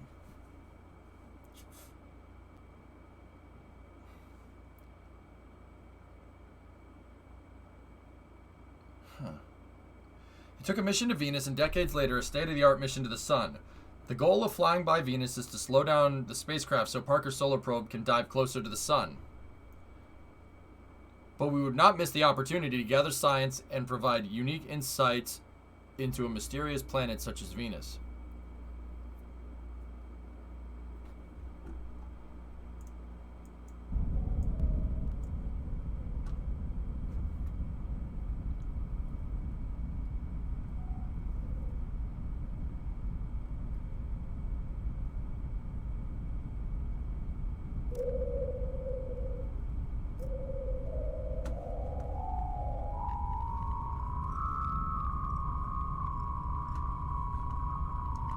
Is that actual sound from Venus or just radio? NASA's Parker Solar Probe discovers natural radio emission in Venus's atmosphere.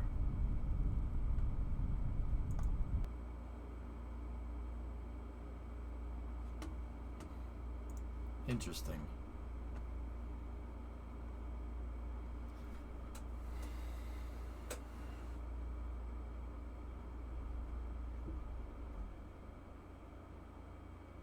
It's been adjusted to be audible. Yeah, exactly.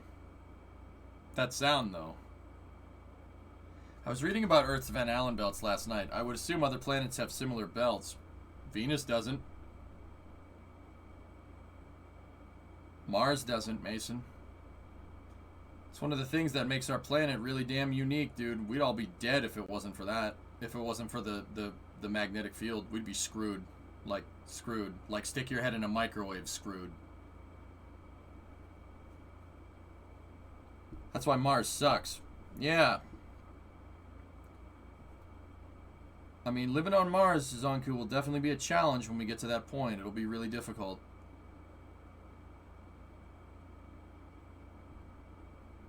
Keep in mind that some planets do have magnetic fields. Other planets, there are other planets that have magnetic fields in the solar system. I'm just not sure which ones they are. I forget off the top of my head. Hey, Astro, what's up? Doesn't the thick Venusian clouds protect the surface from radiation? I'm not 100% sure, LQ2. This is getting into planetary science that I'm just not too familiar with.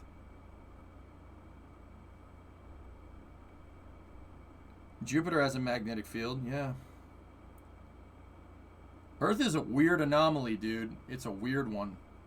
Like, our planet is so different to all the other planets in the solar system. I mean, it's different, but it's also the same. Like, that's what I talk about with the Mars Uncanny Valley. Like, the pictures from Perseverance and Ingenuity look like the desert. They look like the desert, but everything is red instead of, like, tan. It's weird, dude. So the planets are similar, but they're also not. That's the purpose. That's one of the things that we're figuring out here. Like, Venus and Earth are actually really similar. I do know that. They are similar, and the Russians are the one that figured that one out from the Venera program. And the Russians are actually working with the Americans to launch the Venera D probe sometime this decade, which is interesting. Surely any planet with a molten core would have a magnetic field. Yeah, but Lego Lewis, Venus is a gas giant. There's no core. It's just a big cloud of gas. That's what that planet, well, not really, but the center's probably, I don't know if it's molten, it's something.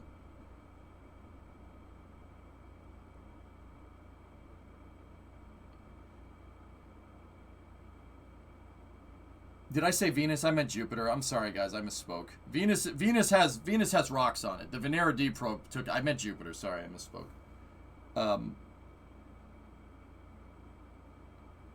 Yeah, Venus is a rocky body like Earth. Yeah, so I'm told. Yeah, I've been there. No. I was talking about Jupiter. Jupiter's a gas giant. Venus is not a gas giant. Venus has a lot of gas in its atmosphere. There's a lot of gas. Like, there's so much greenhouse gas that the surface of Venus it rains acid, and it's like a volcano in there. Lukey Pookie, hey buddy, you're a rocky body on Earth. Yeah, probably. Don't forget to pay the gas bill. Yeah. Hey, Lukey Pookie Raiders, what's going on? Did they do land on Venus? The Russians did. Well, the Soviets did, but yeah. They reckon Jupiter is liquid hydrogen due to the pressure, possibly solid hydrogen at the core. Yeah, it's something. Pookie sent us. Hey, Lukey Pookie Raiders, what do you think about this noise? What do you think about this? You think there's protomolecule on Venus? A couple of hours, Ryan? Nice, public.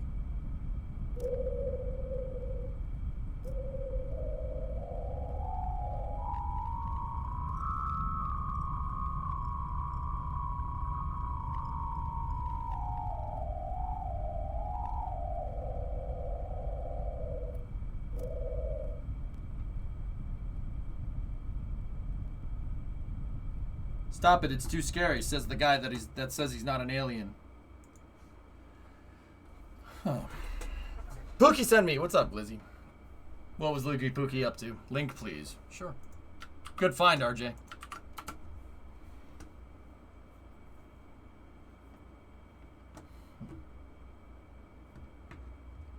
The gases on Jupiter probably cause an electrical field that would in turn create magnetic fields through that. Is that right? I don't know, Lewis. I mean, maybe. Planetary science is not really my field, my area of expertise, dude. And I know it's kind of rare, like, that people ask me questions where I straight up don't know the answer. I don't know, man. Planetary science is crazy. We should try to understand more, like, why Earth is the way that it is. Certainly one of the creepiest sounds I've heard in a while. Yeah.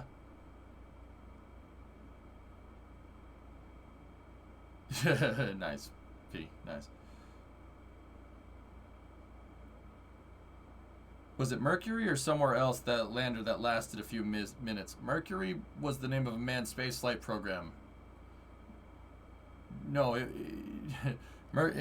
no, not on Mercury. On Venus, the Soviets launched the Venera probe.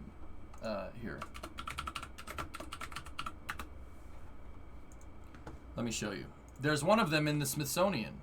So the Soviets launched the Venera, they had the Venera program, right? The Venera program was Venus landers, and Venera did land on the surface. There is a picture right there of the surface of Venus. Kind of looks like a green version of Mars, huh? Only the probe basically melted after a couple hours. Like, it just can't, I mean, like, this is like being in a pressure cooker, guys. But yeah, there's pictures from the surface. The Soviets took pictures of it. Yeah, Legolas. I love that it does the flyby in about 7 minutes. Yeah, that's important to understand, guys, that Parker Solar Probe is going 430,000 miles an hour. It's by far one of the fastest man-made objects that we know of. I think Voyager 1 and 2 are the only thing, and maybe New Horizons are going faster than it, but Parker Solar Probe's hauling. It's going very fast. And it grav-assists off Venus to change its ejection angle, which changes the... Well, it grav-assists off Venus to get a different ejector angle off of the grav-assist to basically do what's akin to a radial inburn. A radial inburn via a grav-assist off Venus will put it into a higher eccentricity in heliocentric orbit. No, I'm not making up words. It uses Venus to turn closer towards the sun. That's the words in plain English. You can use a grav-assist, and you can use a grav-assist to speed up, but you can also use a grav-assist to change your orbital direction. Okay? So we can use the moon to grav-assist to Mars if we really want to. Or we could use Venus to turn our orbit so Parker Solar's orbit goes closer to the sun. It changes the eccentricity of the heliocentric orbit via a gravicis that ejects at a radial outward angle. Or I should say radial inward. It's radial in, believe it or not. And now that thing is nothing but a blob of metal. Yeah, see, we use gravisits like this. So the sun is right here, right? And Venus is right here, right? And then Earth is right here. Now keep in mind all the planets are moving. We launched Parker Solar like this, right? On a flyby orbit of Venus, right? And by the time we got there, when we got towards Venus, it did one of these, right?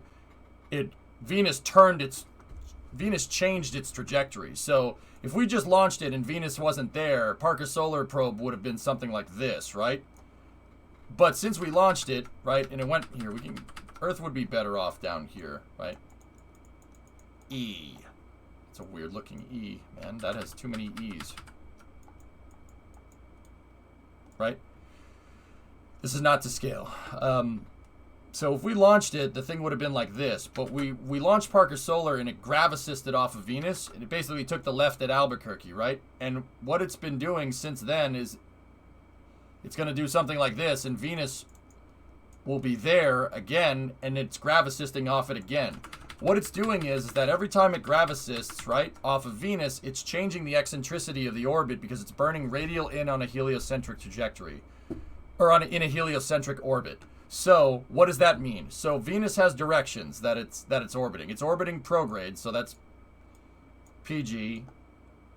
And then there's retrograde, RG, right? And then there's radial out. And then there's radial in.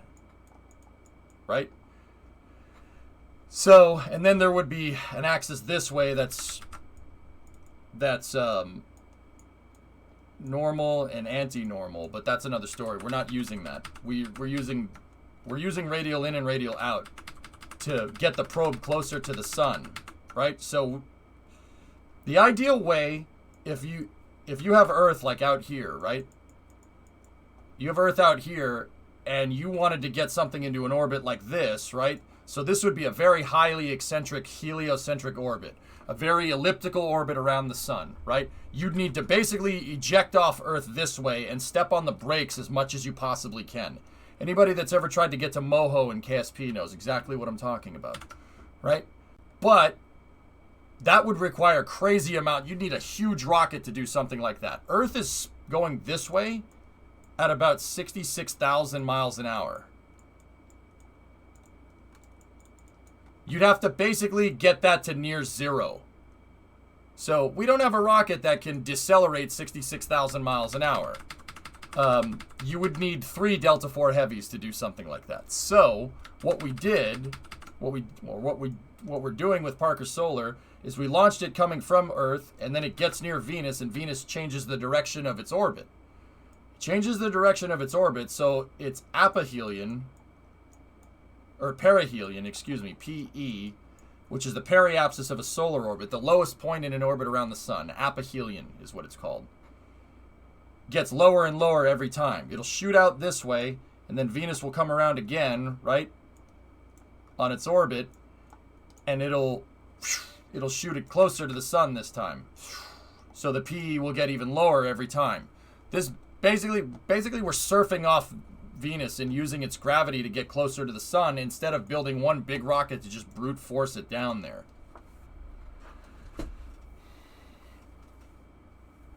Here's a neat video. Discovery, go at throttle up.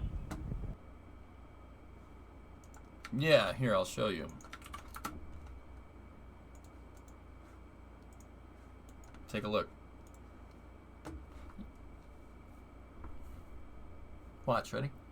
There's a Hohmann transfer to Venus, right? Parker Solar bounced off of it, then it goes out again, it hits aphelion, right? It'll come back down. It'll come back down again, and then it'll hit Venus again here. At least it should. Yeah, see? It'll hit it on its way down. And watch, it's going to change its trajectory. Bonk! See? It's perihelion, the closest point to the sun, gets closer every time.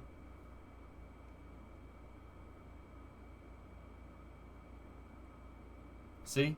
It grav assisted on radial out trajectory that time to slow it down. Hey, Joshy.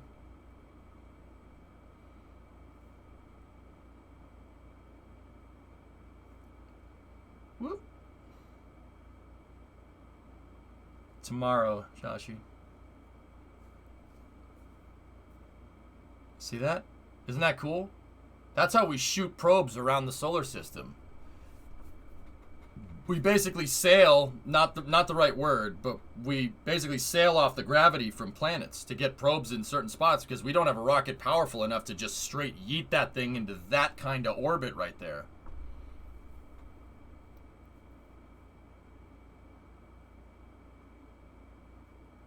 See how fast that thing goes when it gets near the aphelion? Dude, it's got to be going at the aphelion or perihelion, excuse me. At the perihelion, it's got to be going 500,000 miles an hour, easily 500,000 miles an hour. That thing is really, really, really going fast.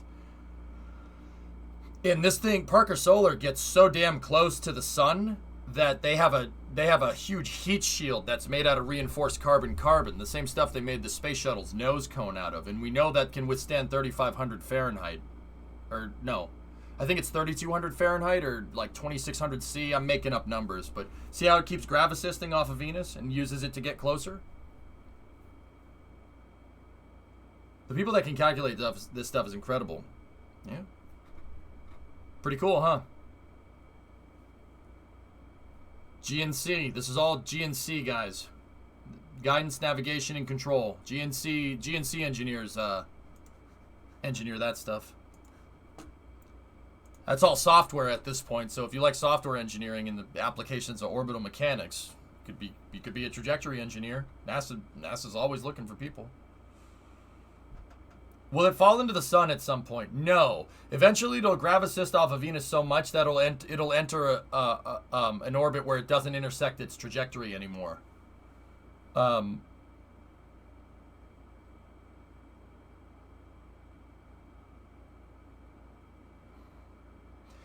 Yeah, cool story. I saw the booster that Delta IV, that Delta IV Heavy that launched Parker Solar Probe. I stood about 10 feet away from it, or about 3 meters, give or take.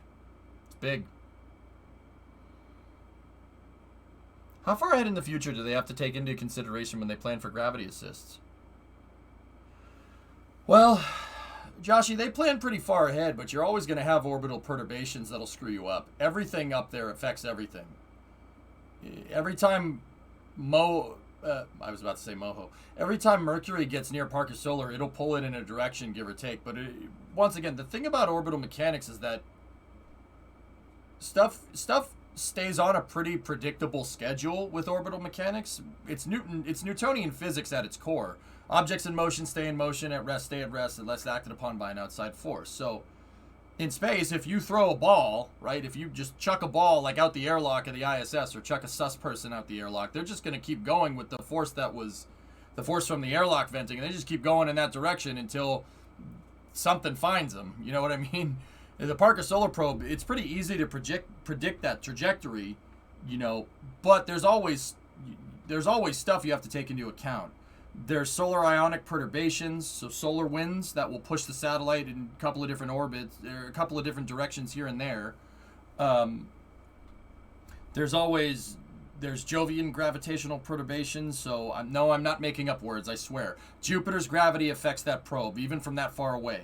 The sun is affecting it the most, but Jupiter's is, Earth's is, Venus is, Mercury's is in some way, shape, or form. Mars, Ceres, the asteroid belt, all the planets have gravitational perturbations on other planets. So our solar system is just, everything's affecting everything all at once. A good example of gravitational perturbations that we experience here on Earth is tides. Tides. If you live near the water, you know the water level just goes down and then it just goes up. That's the moon pulling the water. The water on Earth is getting pulled by lunar gravitational pull, which is cool. It's really interesting stuff. Hey, play 24-month resub. How many orbits is that? Oh, geez, I don't know.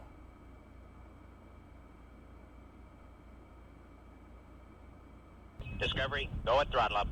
Hardscape, I'm 50-50 on accepting a new job. I might make my decision on whether SN15 sticks the landing or not. Hardscape, I don't know if you're saying that because you want me to read more into it, or you're just saying that because you just want to put something out, but yeah. Tide goes in, tide goes out. Can't explain that. Are you serious? I just did a moment ago. Bill Nelson was sworn in today, yep.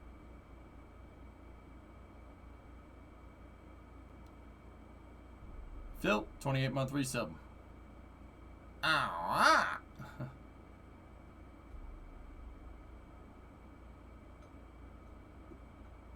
And someday, if the sun hasn't eaten us, we'll end up in a mutual tidal lock. Yeah, right.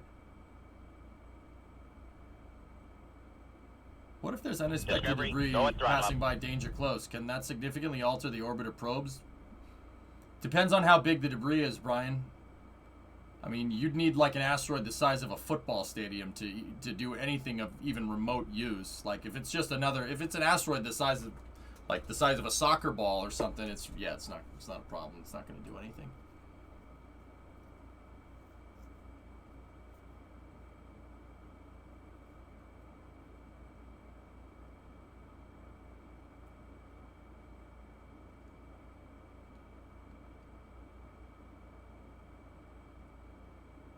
Yeah, of course, Tessa. No, I knew that.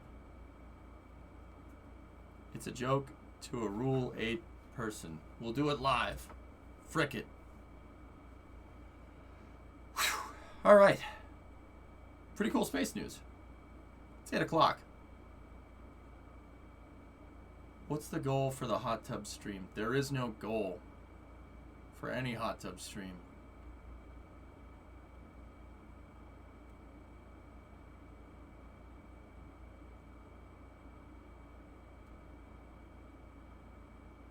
Look, you guys can think there's a goal.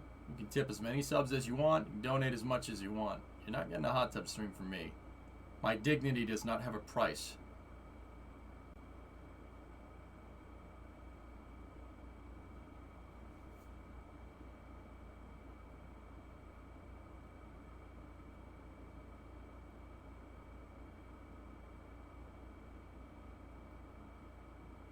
How about a flight sim stream? Yeah, maybe. But we want blue. Praise, I don't have that. I don't have the required equipment for that. And I'm not talking about the stream setup. Discovery, go at throttle up. Oh God. Okay, Pete. You said. Yeah. Okay. Five subs. Thank you. Yeah. O-Force. That would be it. Hot tub in the back of the truck. That's called a redneck swimming pool, man. So if your hair reaches your shoulders before Starship sticks a landing, hot tub stream. I hope that thing friggin' lands. But also at the same time, having the hair is cool. It's different.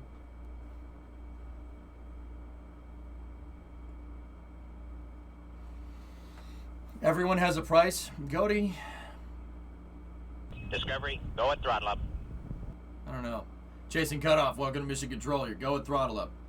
I don't know. Do I have a price? I guess... I don't know why I'm entertaining this idea. This is a mistake. Like, why... What would I do? If it's just me sitting in a hot tub doing this, smoking a cigar, then yeah, I suppose. That's probably what I'd do. But even then, man, like, I'd have to wear, like, a shirt and stuff, dude. You can't show your chest on stream. Guys and girls, you can't do it. They'll get mad at you if you do that.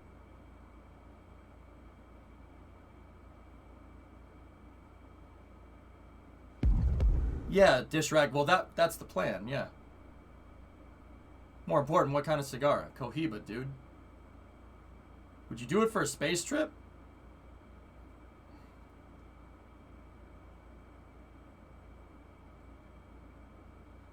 Was Charlie Bolden and Jim at the swearing in for Bill? Jim was there via electronic. He was there virtually, and Charlie Bolden was there, yeah. Multiple male streamers have showed shirtless. That, okay. Because people don't break the rules on Twitch all the time, right?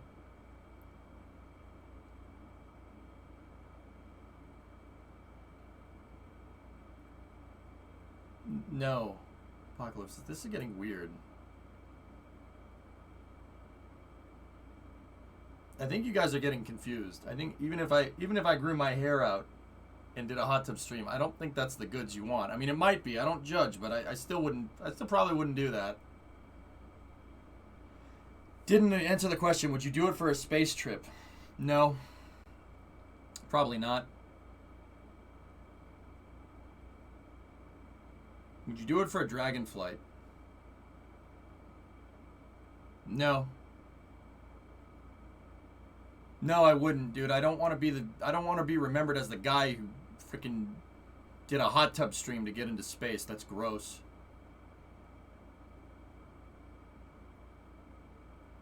Because that's what you'll be remembered for. Do you want to be remembered for that? I don't.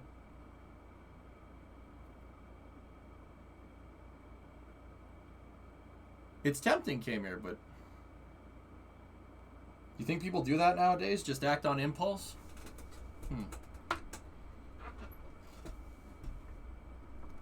All right.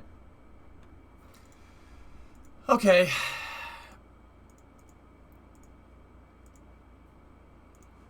All right. What would you do to get a trip into space? Pay money? How I'm going to get that money? I don't know, but it wouldn't be through those means.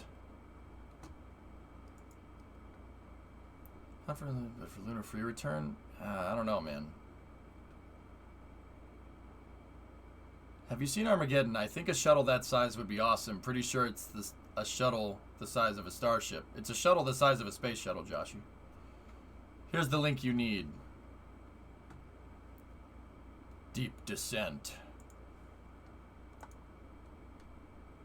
The real question is, what would you do for a Klondike bar? I would do a hot tub stream for a Klondike bar. That's a joke. Don't take that literally. Someone's going to take it literally. I'm screwed. Why do I keep doing this? I should know the patterns by now, Sawyer. I'm just an idiot.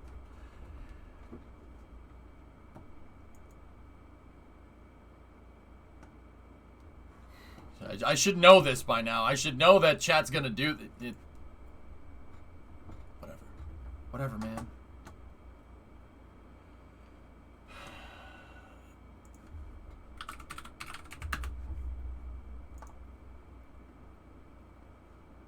Discovery, go at throttle up.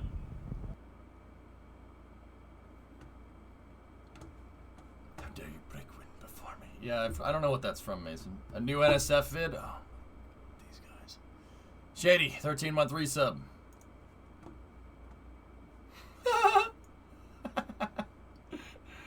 Oh my god. That's a thing. Okay. Discovery, go at throttle up. Ryan, 51-month resub. Call it a splashdown stream. Should have bought more into Dogecoin. Listen, Tranquility Base here. The Eagle has landed. You guys want to finish up with the Starship video? We can. But I warn you, guys, I'm stopping this stream early. Tomorrow is going to be a big day. Starship and Starlink. So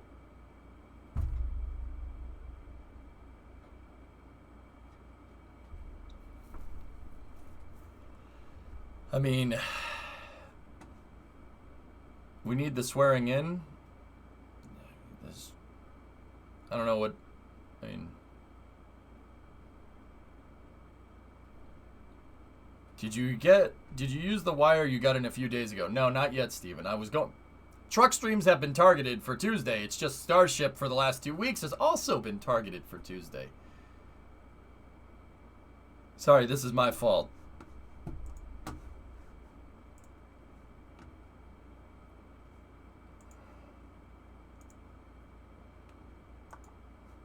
Okay. Yeah. Actual space stuff has been pushing Kerbal a lot lately, and I'm kind of happy that I'm almost happy that I freaking failed the deadline when I did, because if I had, oh gosh, it would have been hard to balance everything, especially with all this real life space flight stuff going on. My friend bought $2,000 worth of Doge when it was 20. Nice. It's a nice healthy return there, O-Force. Who would you most like to talk to, dead or alive? In general, Serenity? Or, like, in the application of space.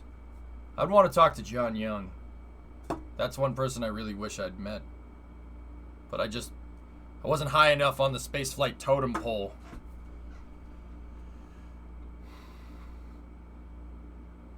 I also wouldn't mind picking von Braun's brain for a little while. Yeah, that would be cool. Yeah, that would be really interesting. I'd talk to him. I'd probably talk to Sergei Krikalev. It's not Sergei Krikalev. I've talked to Sergei Krikalev. Sergei Korolev. Yeah, those are the guys I'd want to talk to. Walt Disney, not space, but yeah, sure. I'd talk to Walt, absolutely. I'd talk to Henry Ford too. I'd talk to all of them. Edison, yeah, and Tesla. I'd be interested. I don't know. Like, what questions would I ask? I have no freaking idea.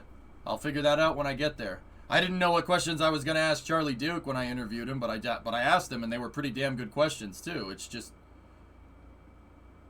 Yeah, I don't know. Yuri? Talk to Yuri? Yeah, I'm sure he would have. I'm sure if I asked him, he probably would. I mean, he's not alive, but if he was, I'm sure he'd do it. Who is Sergei Korolev and why is he interesting? The father of the Soviet space program, Apocalypsis. Sergei Korolev is the guy that invented Soyuz. The rocket and the spacecraft. And Voskhod and Vostok. And pretty much the entire Soviet space program from like 1955 to 1966. Yeah. Sergei Korolev or Korolev, Boris? I've met Sergei Krikalev. Sergei Krikalev's cool. He's a cool dude. He's the guy that runs the Russian Cosmonaut Corps. Yeah. Apocalypsis. Sergei Korolev to the Soviet space program would be like NASA administrator, chief designer, human exploration operations mission directorate, and yeah, pretty much all that rolled into one. Have you seen the video that Space Doc did on YouTube about Vostok 1? Not knowing much about Vostok 1, I found it very interesting. I haven't seen that particular video on capping, but I know about it. What about Tsiolkovsky? Konstantin Tsiolkovsky? Yeah, probably talk to him too. Tsiolkovsky is the guy that came up with a lot of practical formulas for rocket science, yeah. Who's the cosmonaut we met at ISS-RDC? Sergei Krikalev. NASA man, Sergei Krikalev is ridiculous, man. There's a reason why I basically locked up and I was like, holy crap, it's Sergei Krikalev. I never thought I'd meet you. Dude, Sergei Krikalev was on Mir when the Soviet Union collapsed, amongst other things, right? He was a member of Expedition 1 with Bill Shepard in 2000, the first mission to the ISS, and he was one of the first Russians to fly on the shuttle. He flew on Soyuz, he flew on the space shuttle, he was one of the first long-duration space flights with international cooperation. Dude, he was on STS-88 with Eileen Collins, man. He was there. Yeah. Crazy dude. And all I could muster up was, dude, you've done everything. That's ridiculous, man. You're crazy. That's all I could muster up. And he was like, yes, thank you. Did you see the virtual thing over there? I'm like, yeah, that's cool too. What just happened? And then he was gone. That's it.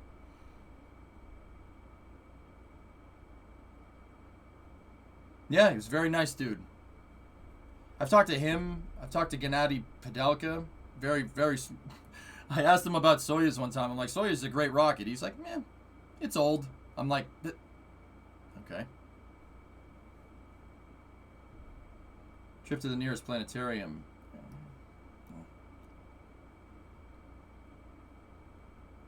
Yeah, Russians. Very, very, very dry humor from Russians, I found. Very, very dry humor. Very dry humor.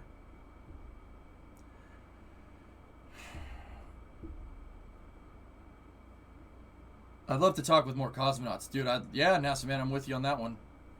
Starship video? Alright.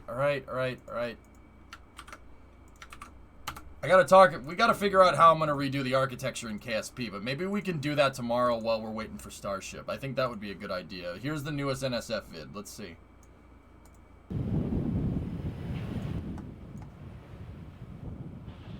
I mean, as a half German, I understand. Flight Sim Von Braun would be very high up on my list, dude, because Von Braun, like launch site, launch pedestal, service structures, that's all him. He's the guy that figured all that stuff out. I mean, rockets before Von Braun were basically just an Estes rocket on a stick. He's the guy that put it all together. Came up with the idea of launch pads, you know, all the GSE all the nomenclature for ground service equipment that we talk about with rockets, service cranes, gantry cranes, bridge cranes, transporter erectors, that was all his idea. He figured all that stuff out. So I'd want to talk to him. Yeah, I'd really like to pick his brain. That would be really cool. Yeah, I get it. It was for the V2. Yes, the V2 killed a lot of people. That doesn't... So?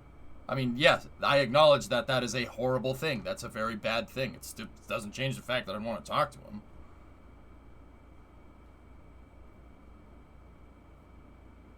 If anything, I'd use that information to do good, you know?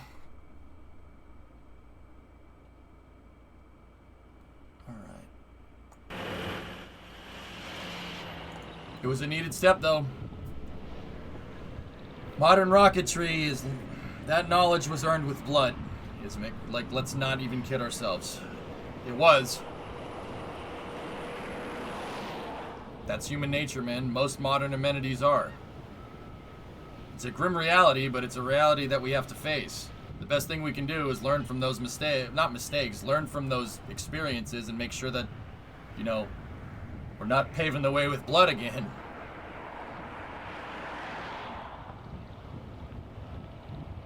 Really, Doom? Cool.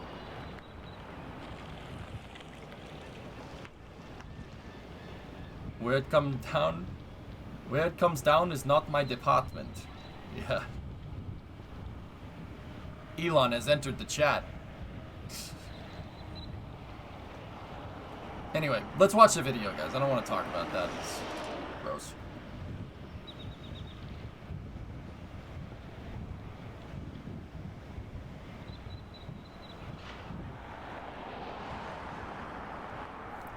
You believe there's a very real chance that I could meet Elon someday. Do you have a list of questions saved somewhere? First and foremost, Force, my question is how do you come up with the ways to scale whatever you're trying to make? Elon always talks about scalability. That would be my first question. Like, what's the thought process behind scaling something? Like, Starship. I'd like to think that I understand it, but I'd like to hear it from him. Because everybody always asks, I noticed that, you know, like when he's on Rogan, when he's anywhere else, everybody always asks him, like, how do you manage all this stuff? And he just goes, I just find the time for it. But I want to know how. Everybody asks, when time? I'm going to ask, how time? What is the difference between serial number and booster number? Serial number is Starship, booster number is Super Heavy, Doom. The first stage and the second stage. Very tiny humans. That's right. So 16 already has the mounts for the adult silly putty right there. See that? That's the flight termination system. So if something goes wrong, these are two mounts for explosives that will blow the vehicle up and basically sever it in two. So if it's going somewhere they don't want, they can just destroy it.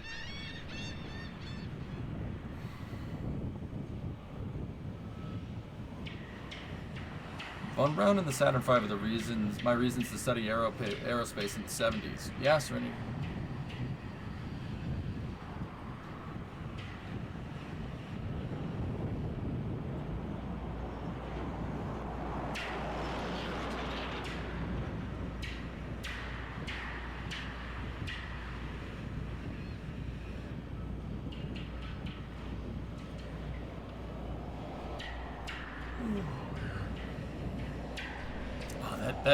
That noise is tension steel wire, that twang, twang, twang, twang, twang. That noise is so, it's one of those weird noises. Like, I don't know if I like it or not.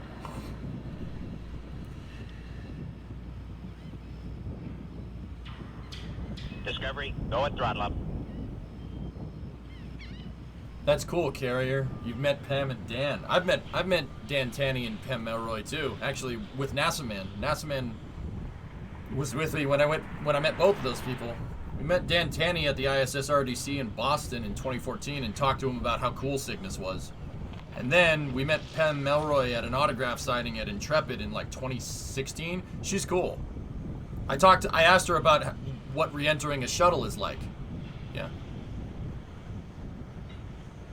And I'm like, it seems pretty difficult. Yeah. And she's like, yeah, it's pretty tough. I'm like, yeah, all right, cool. Yeah, Pam's cool. She was cool, NASA man. She's very, very cool to talk to. Sometimes, guys, like, sometimes when you're talking to astronauts, they're busy doing something, so they're, like, not really into it. Discovery. Like, sometimes you can get, like, a good one-on-one conversation, and if you get that one-on-one conversation, man, they'll talk your ear off about space. They won't shut up. It's crazy. I got Garrett Reisman to do that at Intrepid. I got him to talk about Crew Dragon for, like, 20 minutes straight, easily. And I was just sitting there going, you say the right things, man. That's important. You got to say the right stuff, but... Oh, Doge chair. Very nice. Is that the methane fill and drain line? Let me go back and take a look. Yes. So this is the methane fill and drain. This is the liquid oxygen main line and header tank.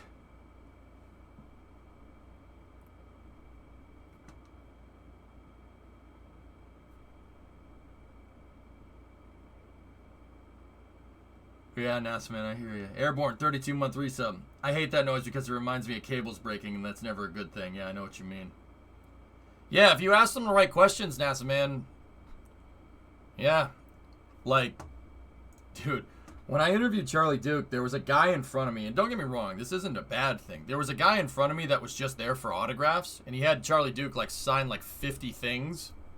And no doubt it was going to go on eBay. Whatever. And then I started talking to him about space, and it was like right after he did this, he's just like, okay. And then I was like, hey, you landed on the moon. What's that like? And he's like, huh? I'm like, I don't need you to sign anything. I want to talk to you. You've been on another celestial body. That's pretty cool. And he, yeah, proceeded to have a good half-hour conversation with him about walking on the moon, and then I think I asked him about being an Apollo 11 flight controller. You guys know when I say, like, when people tip the stream, it plays Houston Tranquility Base here. The Eagle has landed. It plays Neil Armstrong, right? One of the first things that was said on the moon, right? After engine stop, a contact light, engine stop, safing engines. I forget what he says, safing main bus or whatever. Houston Tranquility Base, the Eagle has landed. The response to that was, Roger, Tranquility, we copy you on the ground. There's a bunch of guys turning blue down here. We're breathing again. That's Charlie Duke. He was the Capcom on Apollo 11 during the landing. So I asked him about that. I'm like, on a scale from 1 to sky, how blue was everybody? You said that, but he's like, dude, it was a little stressful. I'm like, yeah, okay. Yeah, NASA man, that guy was a douche. That's all it is, dude. Just this guy's been on another celestial body, and the best thing you could come up with is pawning his signature off on eBay. Go frick yourself. Like, so when I started talking to him about space, he was like, "Huh? What?" I'm like, "That's awesome. You're the man." And then he went and played KSP with me. So, yeah.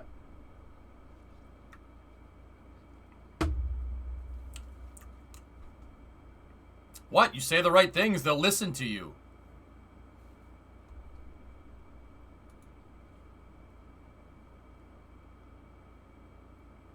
Oh, that's cool, Boris. Plus, astronauts and fighter pilots like having a lot in common, so I think they liked hanging with us. I mean, a lot of astronauts are. I mean, Carrier, the guy that Victor Glover, the pilot on Dragon Resilience in Crew 1, is a Navy aviator with like 400 carrier landings. So yeah, I think you guys are cut from the same cloth. Is there any way to watch that stream? I'm working on it, ArcSign. I'm working on it. Yeah, NASA man, that's how I got Pam Melroy to talk to me, because she went to school in Massachusetts at Wellesley College, which is the next town over from me. Yeah, that's like a very prestigious female school, and that Wellesley was like on the way to when I went through Wellesley when I was commuting to Framingham, like when I worked at Best Buy. Like, there's a bunch of colleges, like Babson out there and stuff. I don't. There's Wellesley, there's Babson, and but anyway, I digress. she went there, and I'm like, oh, you know, I grew up like right around there, and yeah, and she's like, really? Oh, that's cool, you know, like.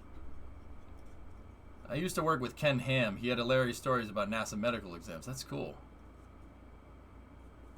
KSP, that's cool. Was he impressed with your rocket infrastructure? I didn't show him the pad. I showed him my Saturn V, and dude, oh god, drummer. We need to get these videos up. I brought up the Aero UI in KSP. You know the Aero UI with all the numbers, right? I brought it up, and I showed him the telemetry, right? And I'm like, okay, this is what the vehicle's doing. We have dynamic pressure, static pressure. And he's like, oh. And I launched it, and I'm like, I gotta fly it manually because it's a video game, so you gotta fly it. And dude, one of my favorite things, like, this video's around. One of my favorite things is Charlie Duke locked into the telemetry, and he just watched it like a hawk. I'm like, that is one of the coolest frigging things I've ever seen in my life. Yeah, he locked in. He was watching the telemetry like the whole time. Doesn't blink. He's watching the whole thing. During staging, the accelerometer, the G-forces, the side slip, he's watching all of it.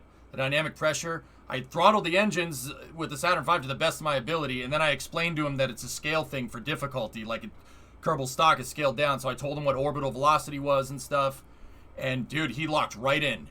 And right at final staging, he was like, you're a little short. You're a little short on your orbital velocity. I'm like, what the frick? He watched it like a hawk. It was the coolest thing ever. He goes, yep, you're a little short there. And I looked at it and I went, oh, I'm sorry, Dad. You know, like, yeah.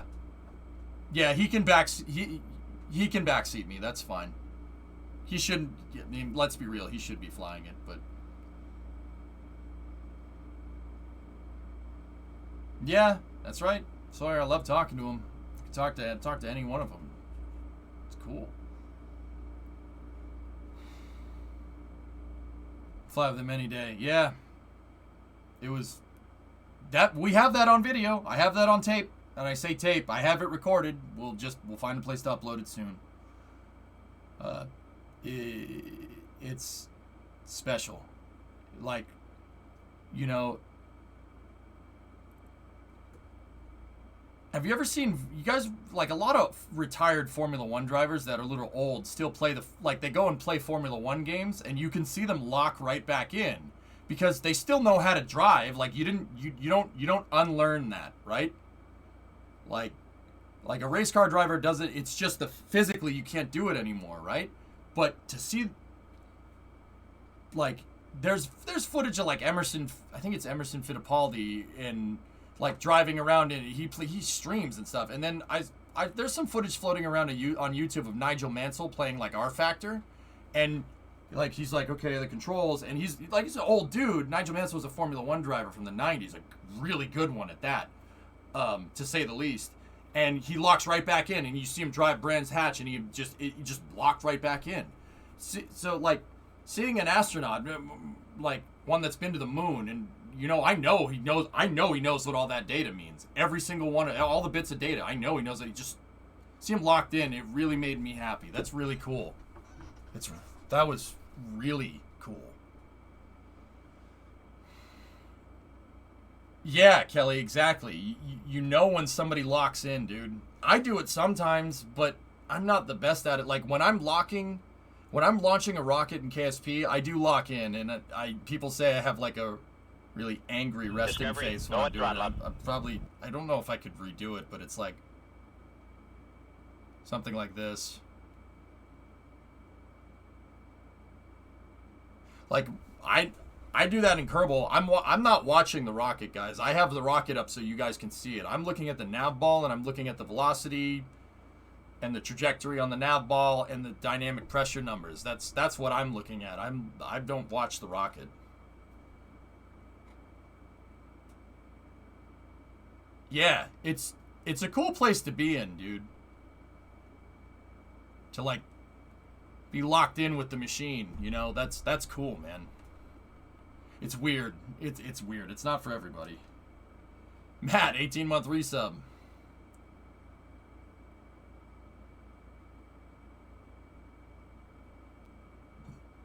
80s more than 90s. Yeah, but he won in the 90s, Tessa, so. Did you watch the movie Soul? No. Oh, yes, Soul. Yeah, the Pixar movie. Yeah. Brimo and I watched that. That's weird. But it actually is kind of like that. That's, yeah, I mean, I get it when I'm racing too. Like, when you're driving and you just get locked in. It's weird, man. It's like meditative. It's bizarre. You're not thinking about anything. You're just watching the number. It's strange. I can only imagine what that's like in real life, dude. And that actually was my favorite part of First Man. You guys ever see First Man? It's a Neil Armstrong biopic. The movie was it was all right. But one of my favorite parts by the director was showing Ryan Gosling's eyes when they were launching. Showing his eyes. What he's looking at. That's right. That's correct. They got that perfect. Kerbals lock in on the snacks, Andy. Let's be real. Kerbals are just like, where's the snacks? But yeah, that's one of the parts that First Man I really appreciated because they always showed his eyes, and that's something that's not, you don't see very much. You're watching the telemetry like a hawk. That's what, I've talked to flight controllers. That's what they do. They're watching the numbers. They're watching for anomalous data in the numbers. But the numbers are coming at you in real time. It's like, the vibe that I get is like Tank in the first Matrix movie reading the Matrix in code, like he's watching for, like, that's cool, man. I think that's really neat. I love the numbers better than guessing. There's no guessing when in space flights. If you have to guess, make sure you figure it out later, but you guess when the poop hits the fan, you know? What showed whose eye? First Man. All right, let's finish this Starship footage and we'll see what's up.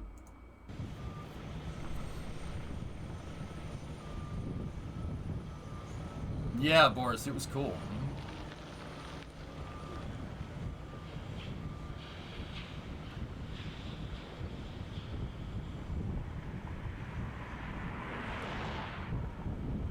Yes, predominant, the compromise. Half crane, half forklift, all awesome.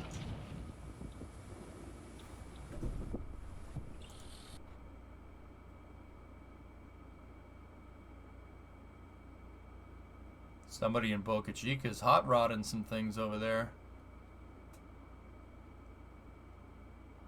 Oh, the chair is nice too. That's cool. Somebody's doing some hot rodding over there. That looks like an early Ford pickup. It's like a 32 pickup, a 33 pickup over there. Nice. Doge chair. It could be. I don't think that's Chevy, man. Maybe. I like the flag that guy's got over there, though.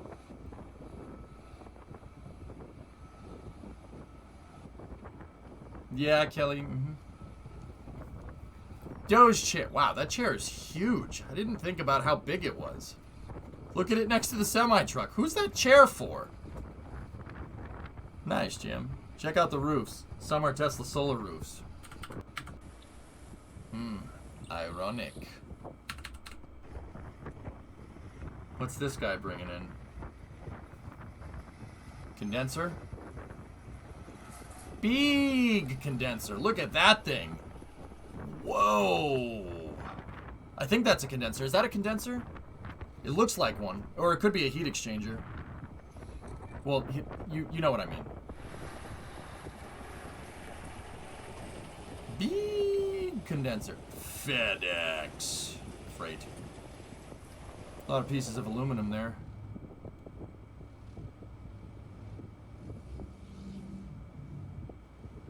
Obviously, it's for the big man. Okay.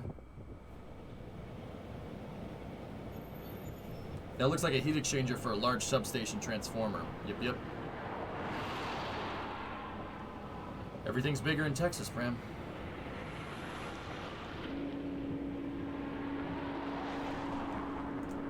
What do we think these things are?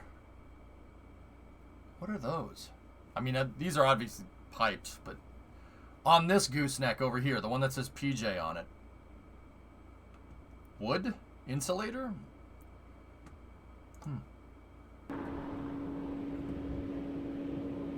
That's to hold the smoke for the brisket at the launch parties. My man.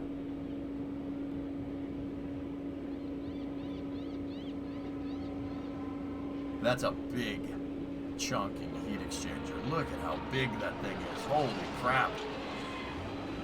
What do you need to cool? Yes.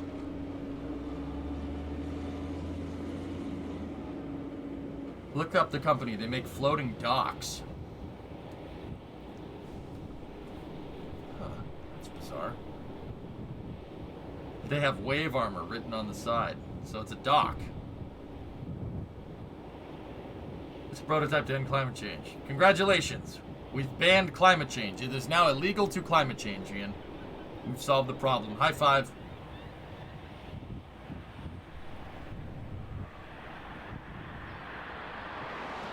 We did it! We did it!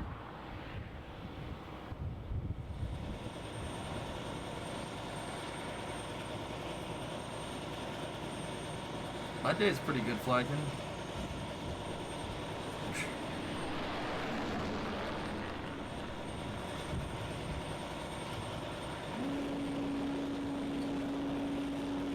Alright, so a lot of gas there. A lot of gas for the welders. A lot of generators up there.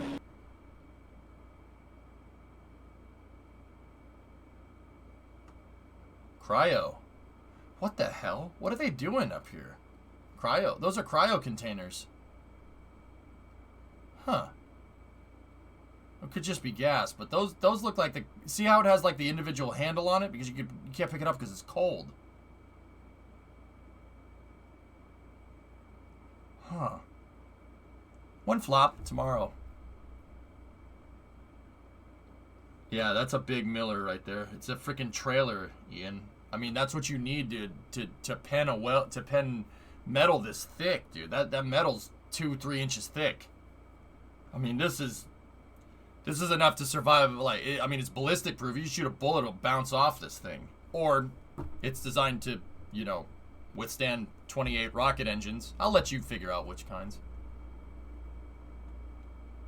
Why argon? Inert gas for welding. You're gonna lift this thing in one piece? I guess so. I mean, the thing's a freaking monster. That's a work light right there, the balloon-shaped thing. And look, they have an axis orientation marked on it. This is a launch table. This is a big freaking launch table.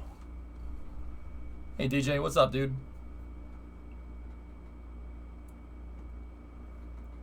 To be specific, those are nitrogen tanks for a very special type of welding. Yeah, that's cryo. Yeah, LN2. Interesting. See how these tanks are not like those? Those ones are just made out of steel. This is stainless. Why? Stainless is stronger when it's cold. Moment you think you got it figured, you're wrong.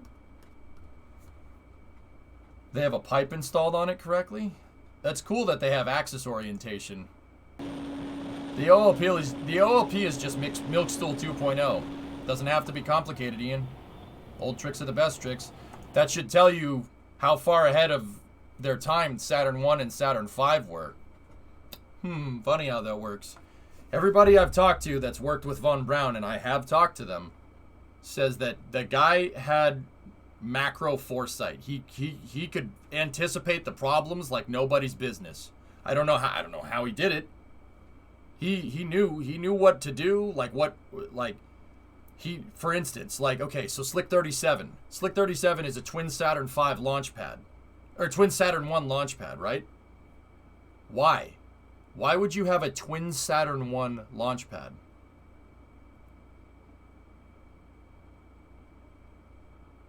Well, you'd have a twin Saturn 1 launch pad in case you needed to stage 2 Saturn 1s at once for Earth orbit rendezvous to get to the moon if the Saturn 5 didn't work.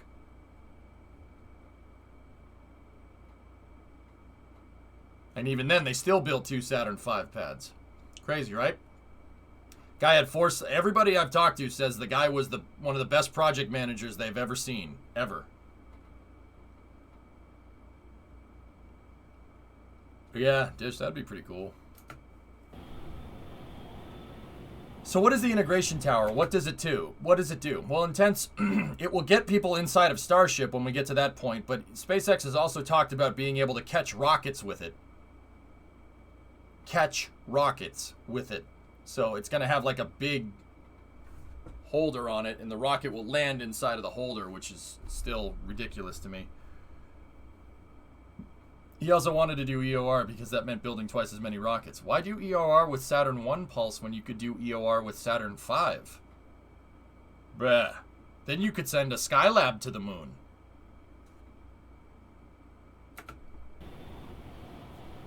Nitrogen is used for welding plastics. Interesting. EJ, stop! I mean, it's almost like that's what they wanted to do with Constellation. Nope, not helping, am I? Okay.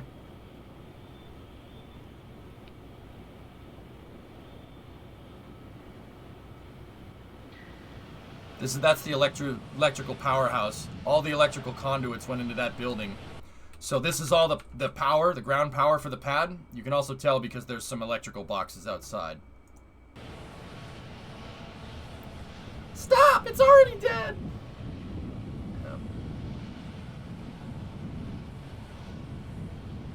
I mean, Doom, it's gonna be insane. I don't know how SpaceX is gonna do it, but if they do it, man, it'll be crazy. See? More of those cryogenic tanks out there with regular tanks. They're welding something big out here. Look at that thing. Golf cart or European service van? I'll let you decide.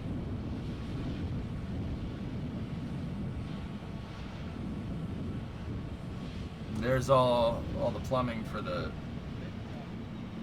I don't know that, Ian. The plumbing, there's the plumbing house back there behind the tanks there.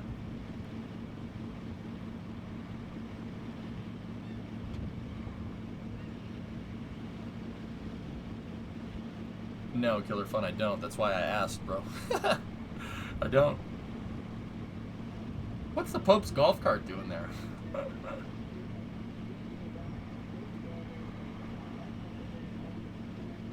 If you guess stainless steel, you would be right. Oh, funny how that works.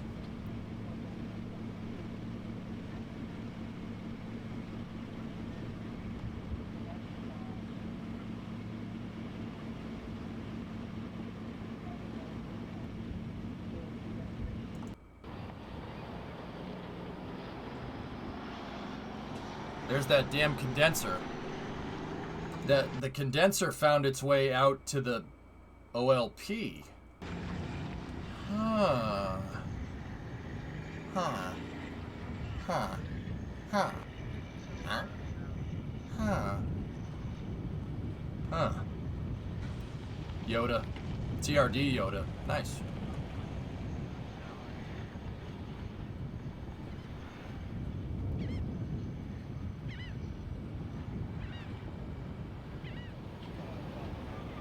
Jim, my guess, somebody said that's a heat exchanger or a condenser for an electrical transformer. I'm gonna go ahead and guess that it's gonna find its way to the electrical powerhouse out here. That's just a guess though.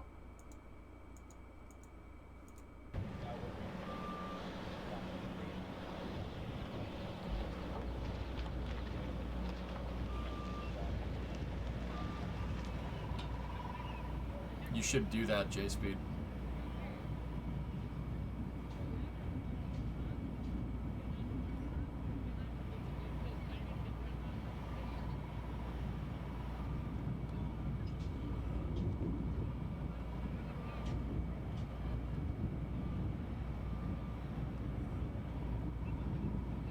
Wonder what that condenser's doing. That's a big freaking condenser, man.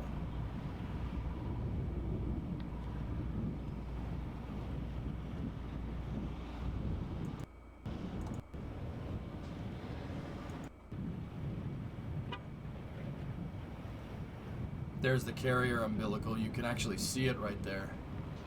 So Starship doesn't have like an umbilical on the side. The umbilical's on the bottom. Which is interesting, to say the least. I think that SpaceX is trying to do one type of umbilical. That umbilical will be for like refueling and stuff, like on the pad, or like fueling on the pad, but it'll also be the same umbilical that two Starships butt up together with. I think that's every time SpaceX uses one of those umbilicals to launch a Starship on a suborbital test, they're getting data on how to transfer fuel, I think. I know, French, it's nuts, dude. It's crazy. I mean, dude, look at the service structure. You'd think you understood the scale of the service structure, and then you look at the people standing next to it, and this is a scale that it's... I'll be honest, I really don't understand. Well, they put a huge 3-story berm in place, Prey, but I do get the idea. What up, dog? Yeah, I'm gonna take a selfie. I'm gonna take pictures. I'm gonna take pictures. Yeah, let me take a selfie with you. I don't want to take a selfie. No, thanks. No, don't take pictures of that. I'm gonna go over here. All right, man.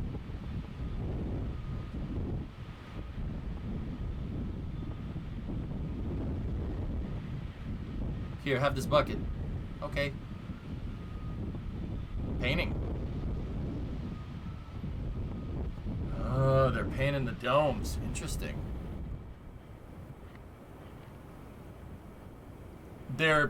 That's what he's doing, Quartinos. You shouldn't be taking pictures like that.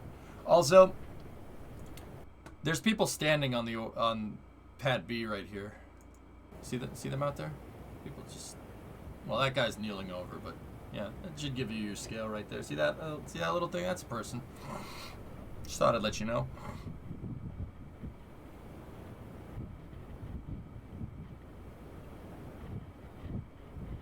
Chasing, thank you for that sub, by the way, dude. I do appreciate it. Any thoughts as to Elon's $100 million exercise for removing carbon on Earth but being able to reverse the process on Mars? Any thoughts? I don't know. I think that's cool. Couldn't hurt. Human small, rocket big. Yep. They do, Builder, yes. All right, well. That's it. That's all of it, guys. It's 9 o'clock.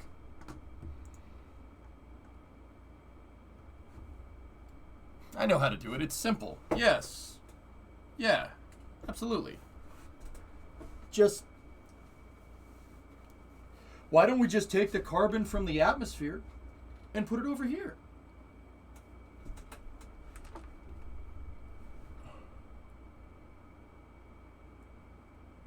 Yeah, J-Speed. Scaling production.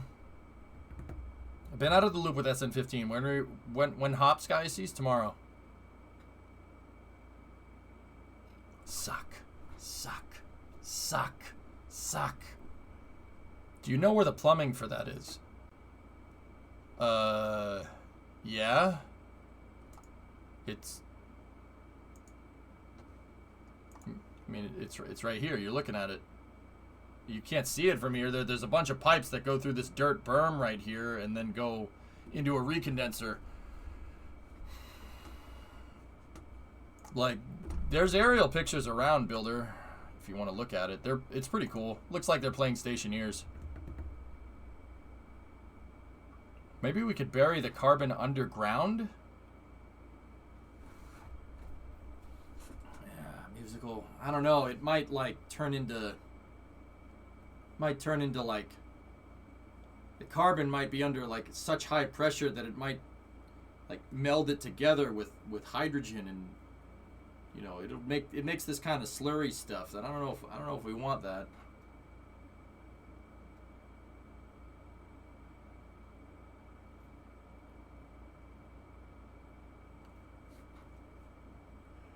You know, as dumb as this may sound, Musical Tanks, actually, interesting idea. It could, like, okay, all right, EJ's stupid idea of the day.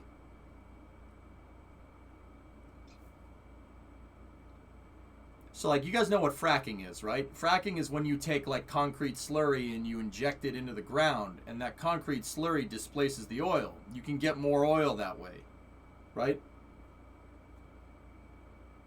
Okay, my dumb freaking question of the day is, could you recapture carbon, CO2 from the atmosphere, separate the O2, put the O2 back in the atmosphere, right? And then take that carbon and use that carbon for fracking? Could you use, like, carbon slurry? Can we do that?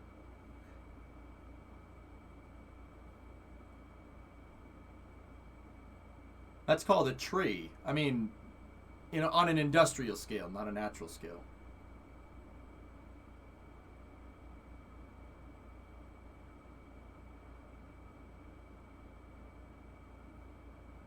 Main problem is stripping the C from the CO2. Well, Cortinos, I know we can do that. There's ways to do that. I understand that. I'm talking about can we frack with carbon? Is that the verb for that? Frack?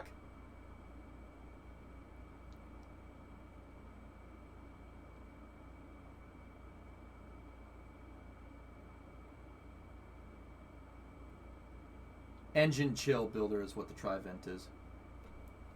Capture, supply, and underground injection of carbon dioxide.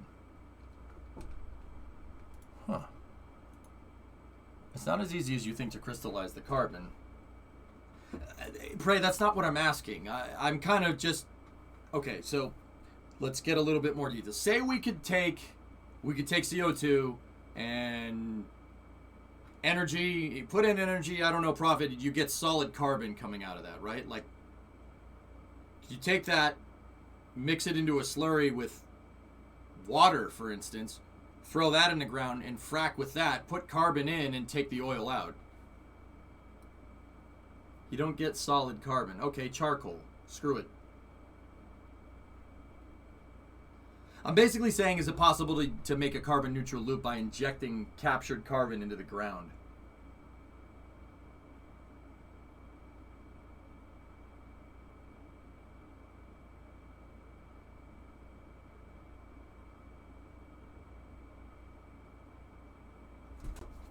Like this?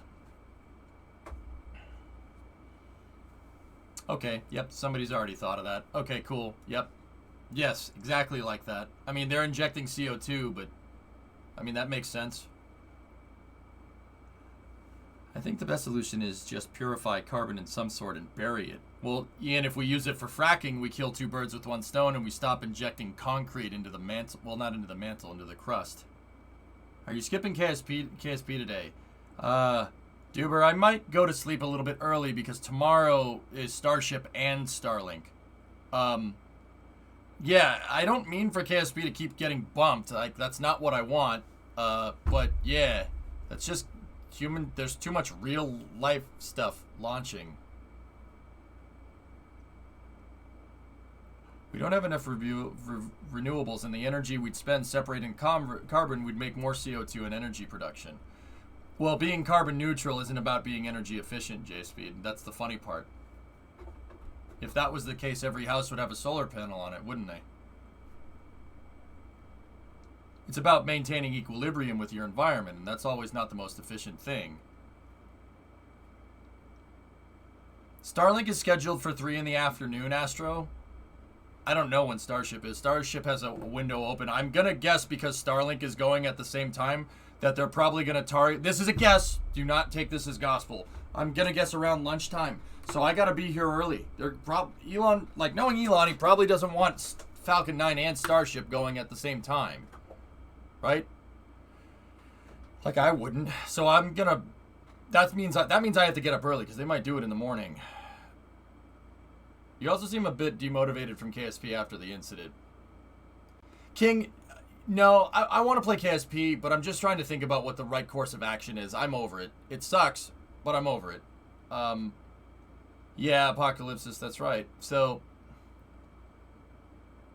Starship during the coast is stage 2. I mean, Thomas, there's a very good chance that that might be how that will pan out. But I don't want to sleep in tomorrow and have them yeet Starship in the morning. Remember when they did that static fire at like 10 a.m.?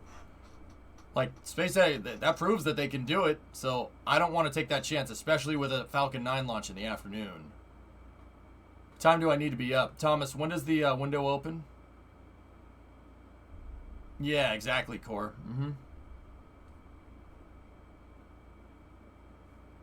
Yeah, Evil Ray, sorry, man.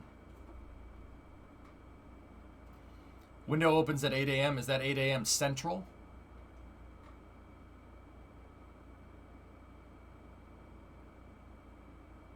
TFR window opens at 8 a.m. Eastern. Oh, jeez. Oh, jeez. Okay.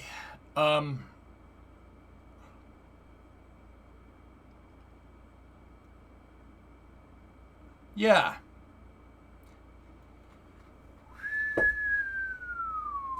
Okay, I gotta get up early.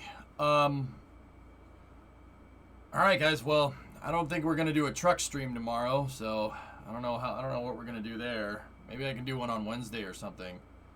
No, Saichi, I'm gonna get some sleep on this one because there's a Starlink launch in the afternoon. Guys, there's another Falcon 9 launching tomorrow. SpaceX is gonna keep doing it until you're bored. I'm not bored. I'll never get bored. I'll cover every single one of them. I don't care. Yeah, God, that's what I'm saying. It takes a second to wind down from the stream, dude. Really, Core? You're kind of bored? Really?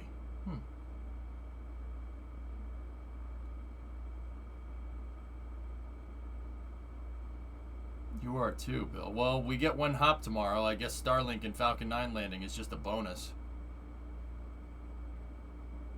Yeah, Astro, I'm never going to be bored. Heck, seeing planes take off and land still makes me happy.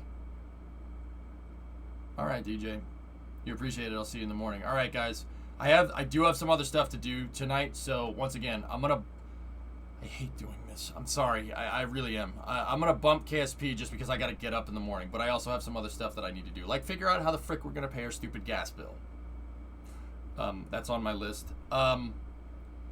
So, once again, after, on the other side on Wednesday, we'll get back to KSP. We'll hit it guns blazing. I mean, we got to figure out what we want to do with the lunar program. So, KSP tomorrow, though, depending on what's going on with Starship Builder, sure, yeah. I mean, I'm going to be streaming all day, pretty much all day tomorrow. This is why, like, I don't mind doing long streams, but I need a little bit of sleep before I do it. So that's why I mean, if there was no rocket launches tomorrow, I would play Kerbal for like another 4 or 5 hours. But what's the gas bill? My heating bill. Pray, Bruno and I went to try to pay it, and the heating company's website is down, so we have to go pay that. I'm talking about my gas bill, not anything aerospace related. All right, so guys, I hope you enjoyed the space news. I'm gonna call it for now because once again, I'm gonna be here in basically 11 hours. 11 hours from now, I'm gonna be here, and tomorrow's gonna be like a 17, 18 hour. Well, I'm not sure if it's gonna be a 17, 18 hour stream, but it's gonna be a long one. Flight Sim gifted a sub to DJ. So, yeah, let's also, here's my question for Kerbal stuff with mission mode. It's pretty clear that we failed the lunar deadline. I want you guys to think about it, and we'll run the polls. We could probably start the polls tomorrow if we have some time. Do we continue going to the moon with the current architecture, or do I redo the architecture? I'm pretty sure everybody still wants the moon to be the goal, so we could build like a moon base or whatnot. But do we try to continue and salvage our architecture, or do we try and rethink it? I'll let you guys think about that one overnight, and we'll vote on that tomorrow. Because I'm pretty sure everybody wants to continue the lunar program, but I guess we still need to kind of vote on that as a technicality. But see this, rocketlaunch.live. Okay, see rocketlaunch.live, the site that I use to check all my launches. What do you want me to see, W? Anyway, we'll check it out. Let's see who's streaming. Let's see who can see if we can keep going.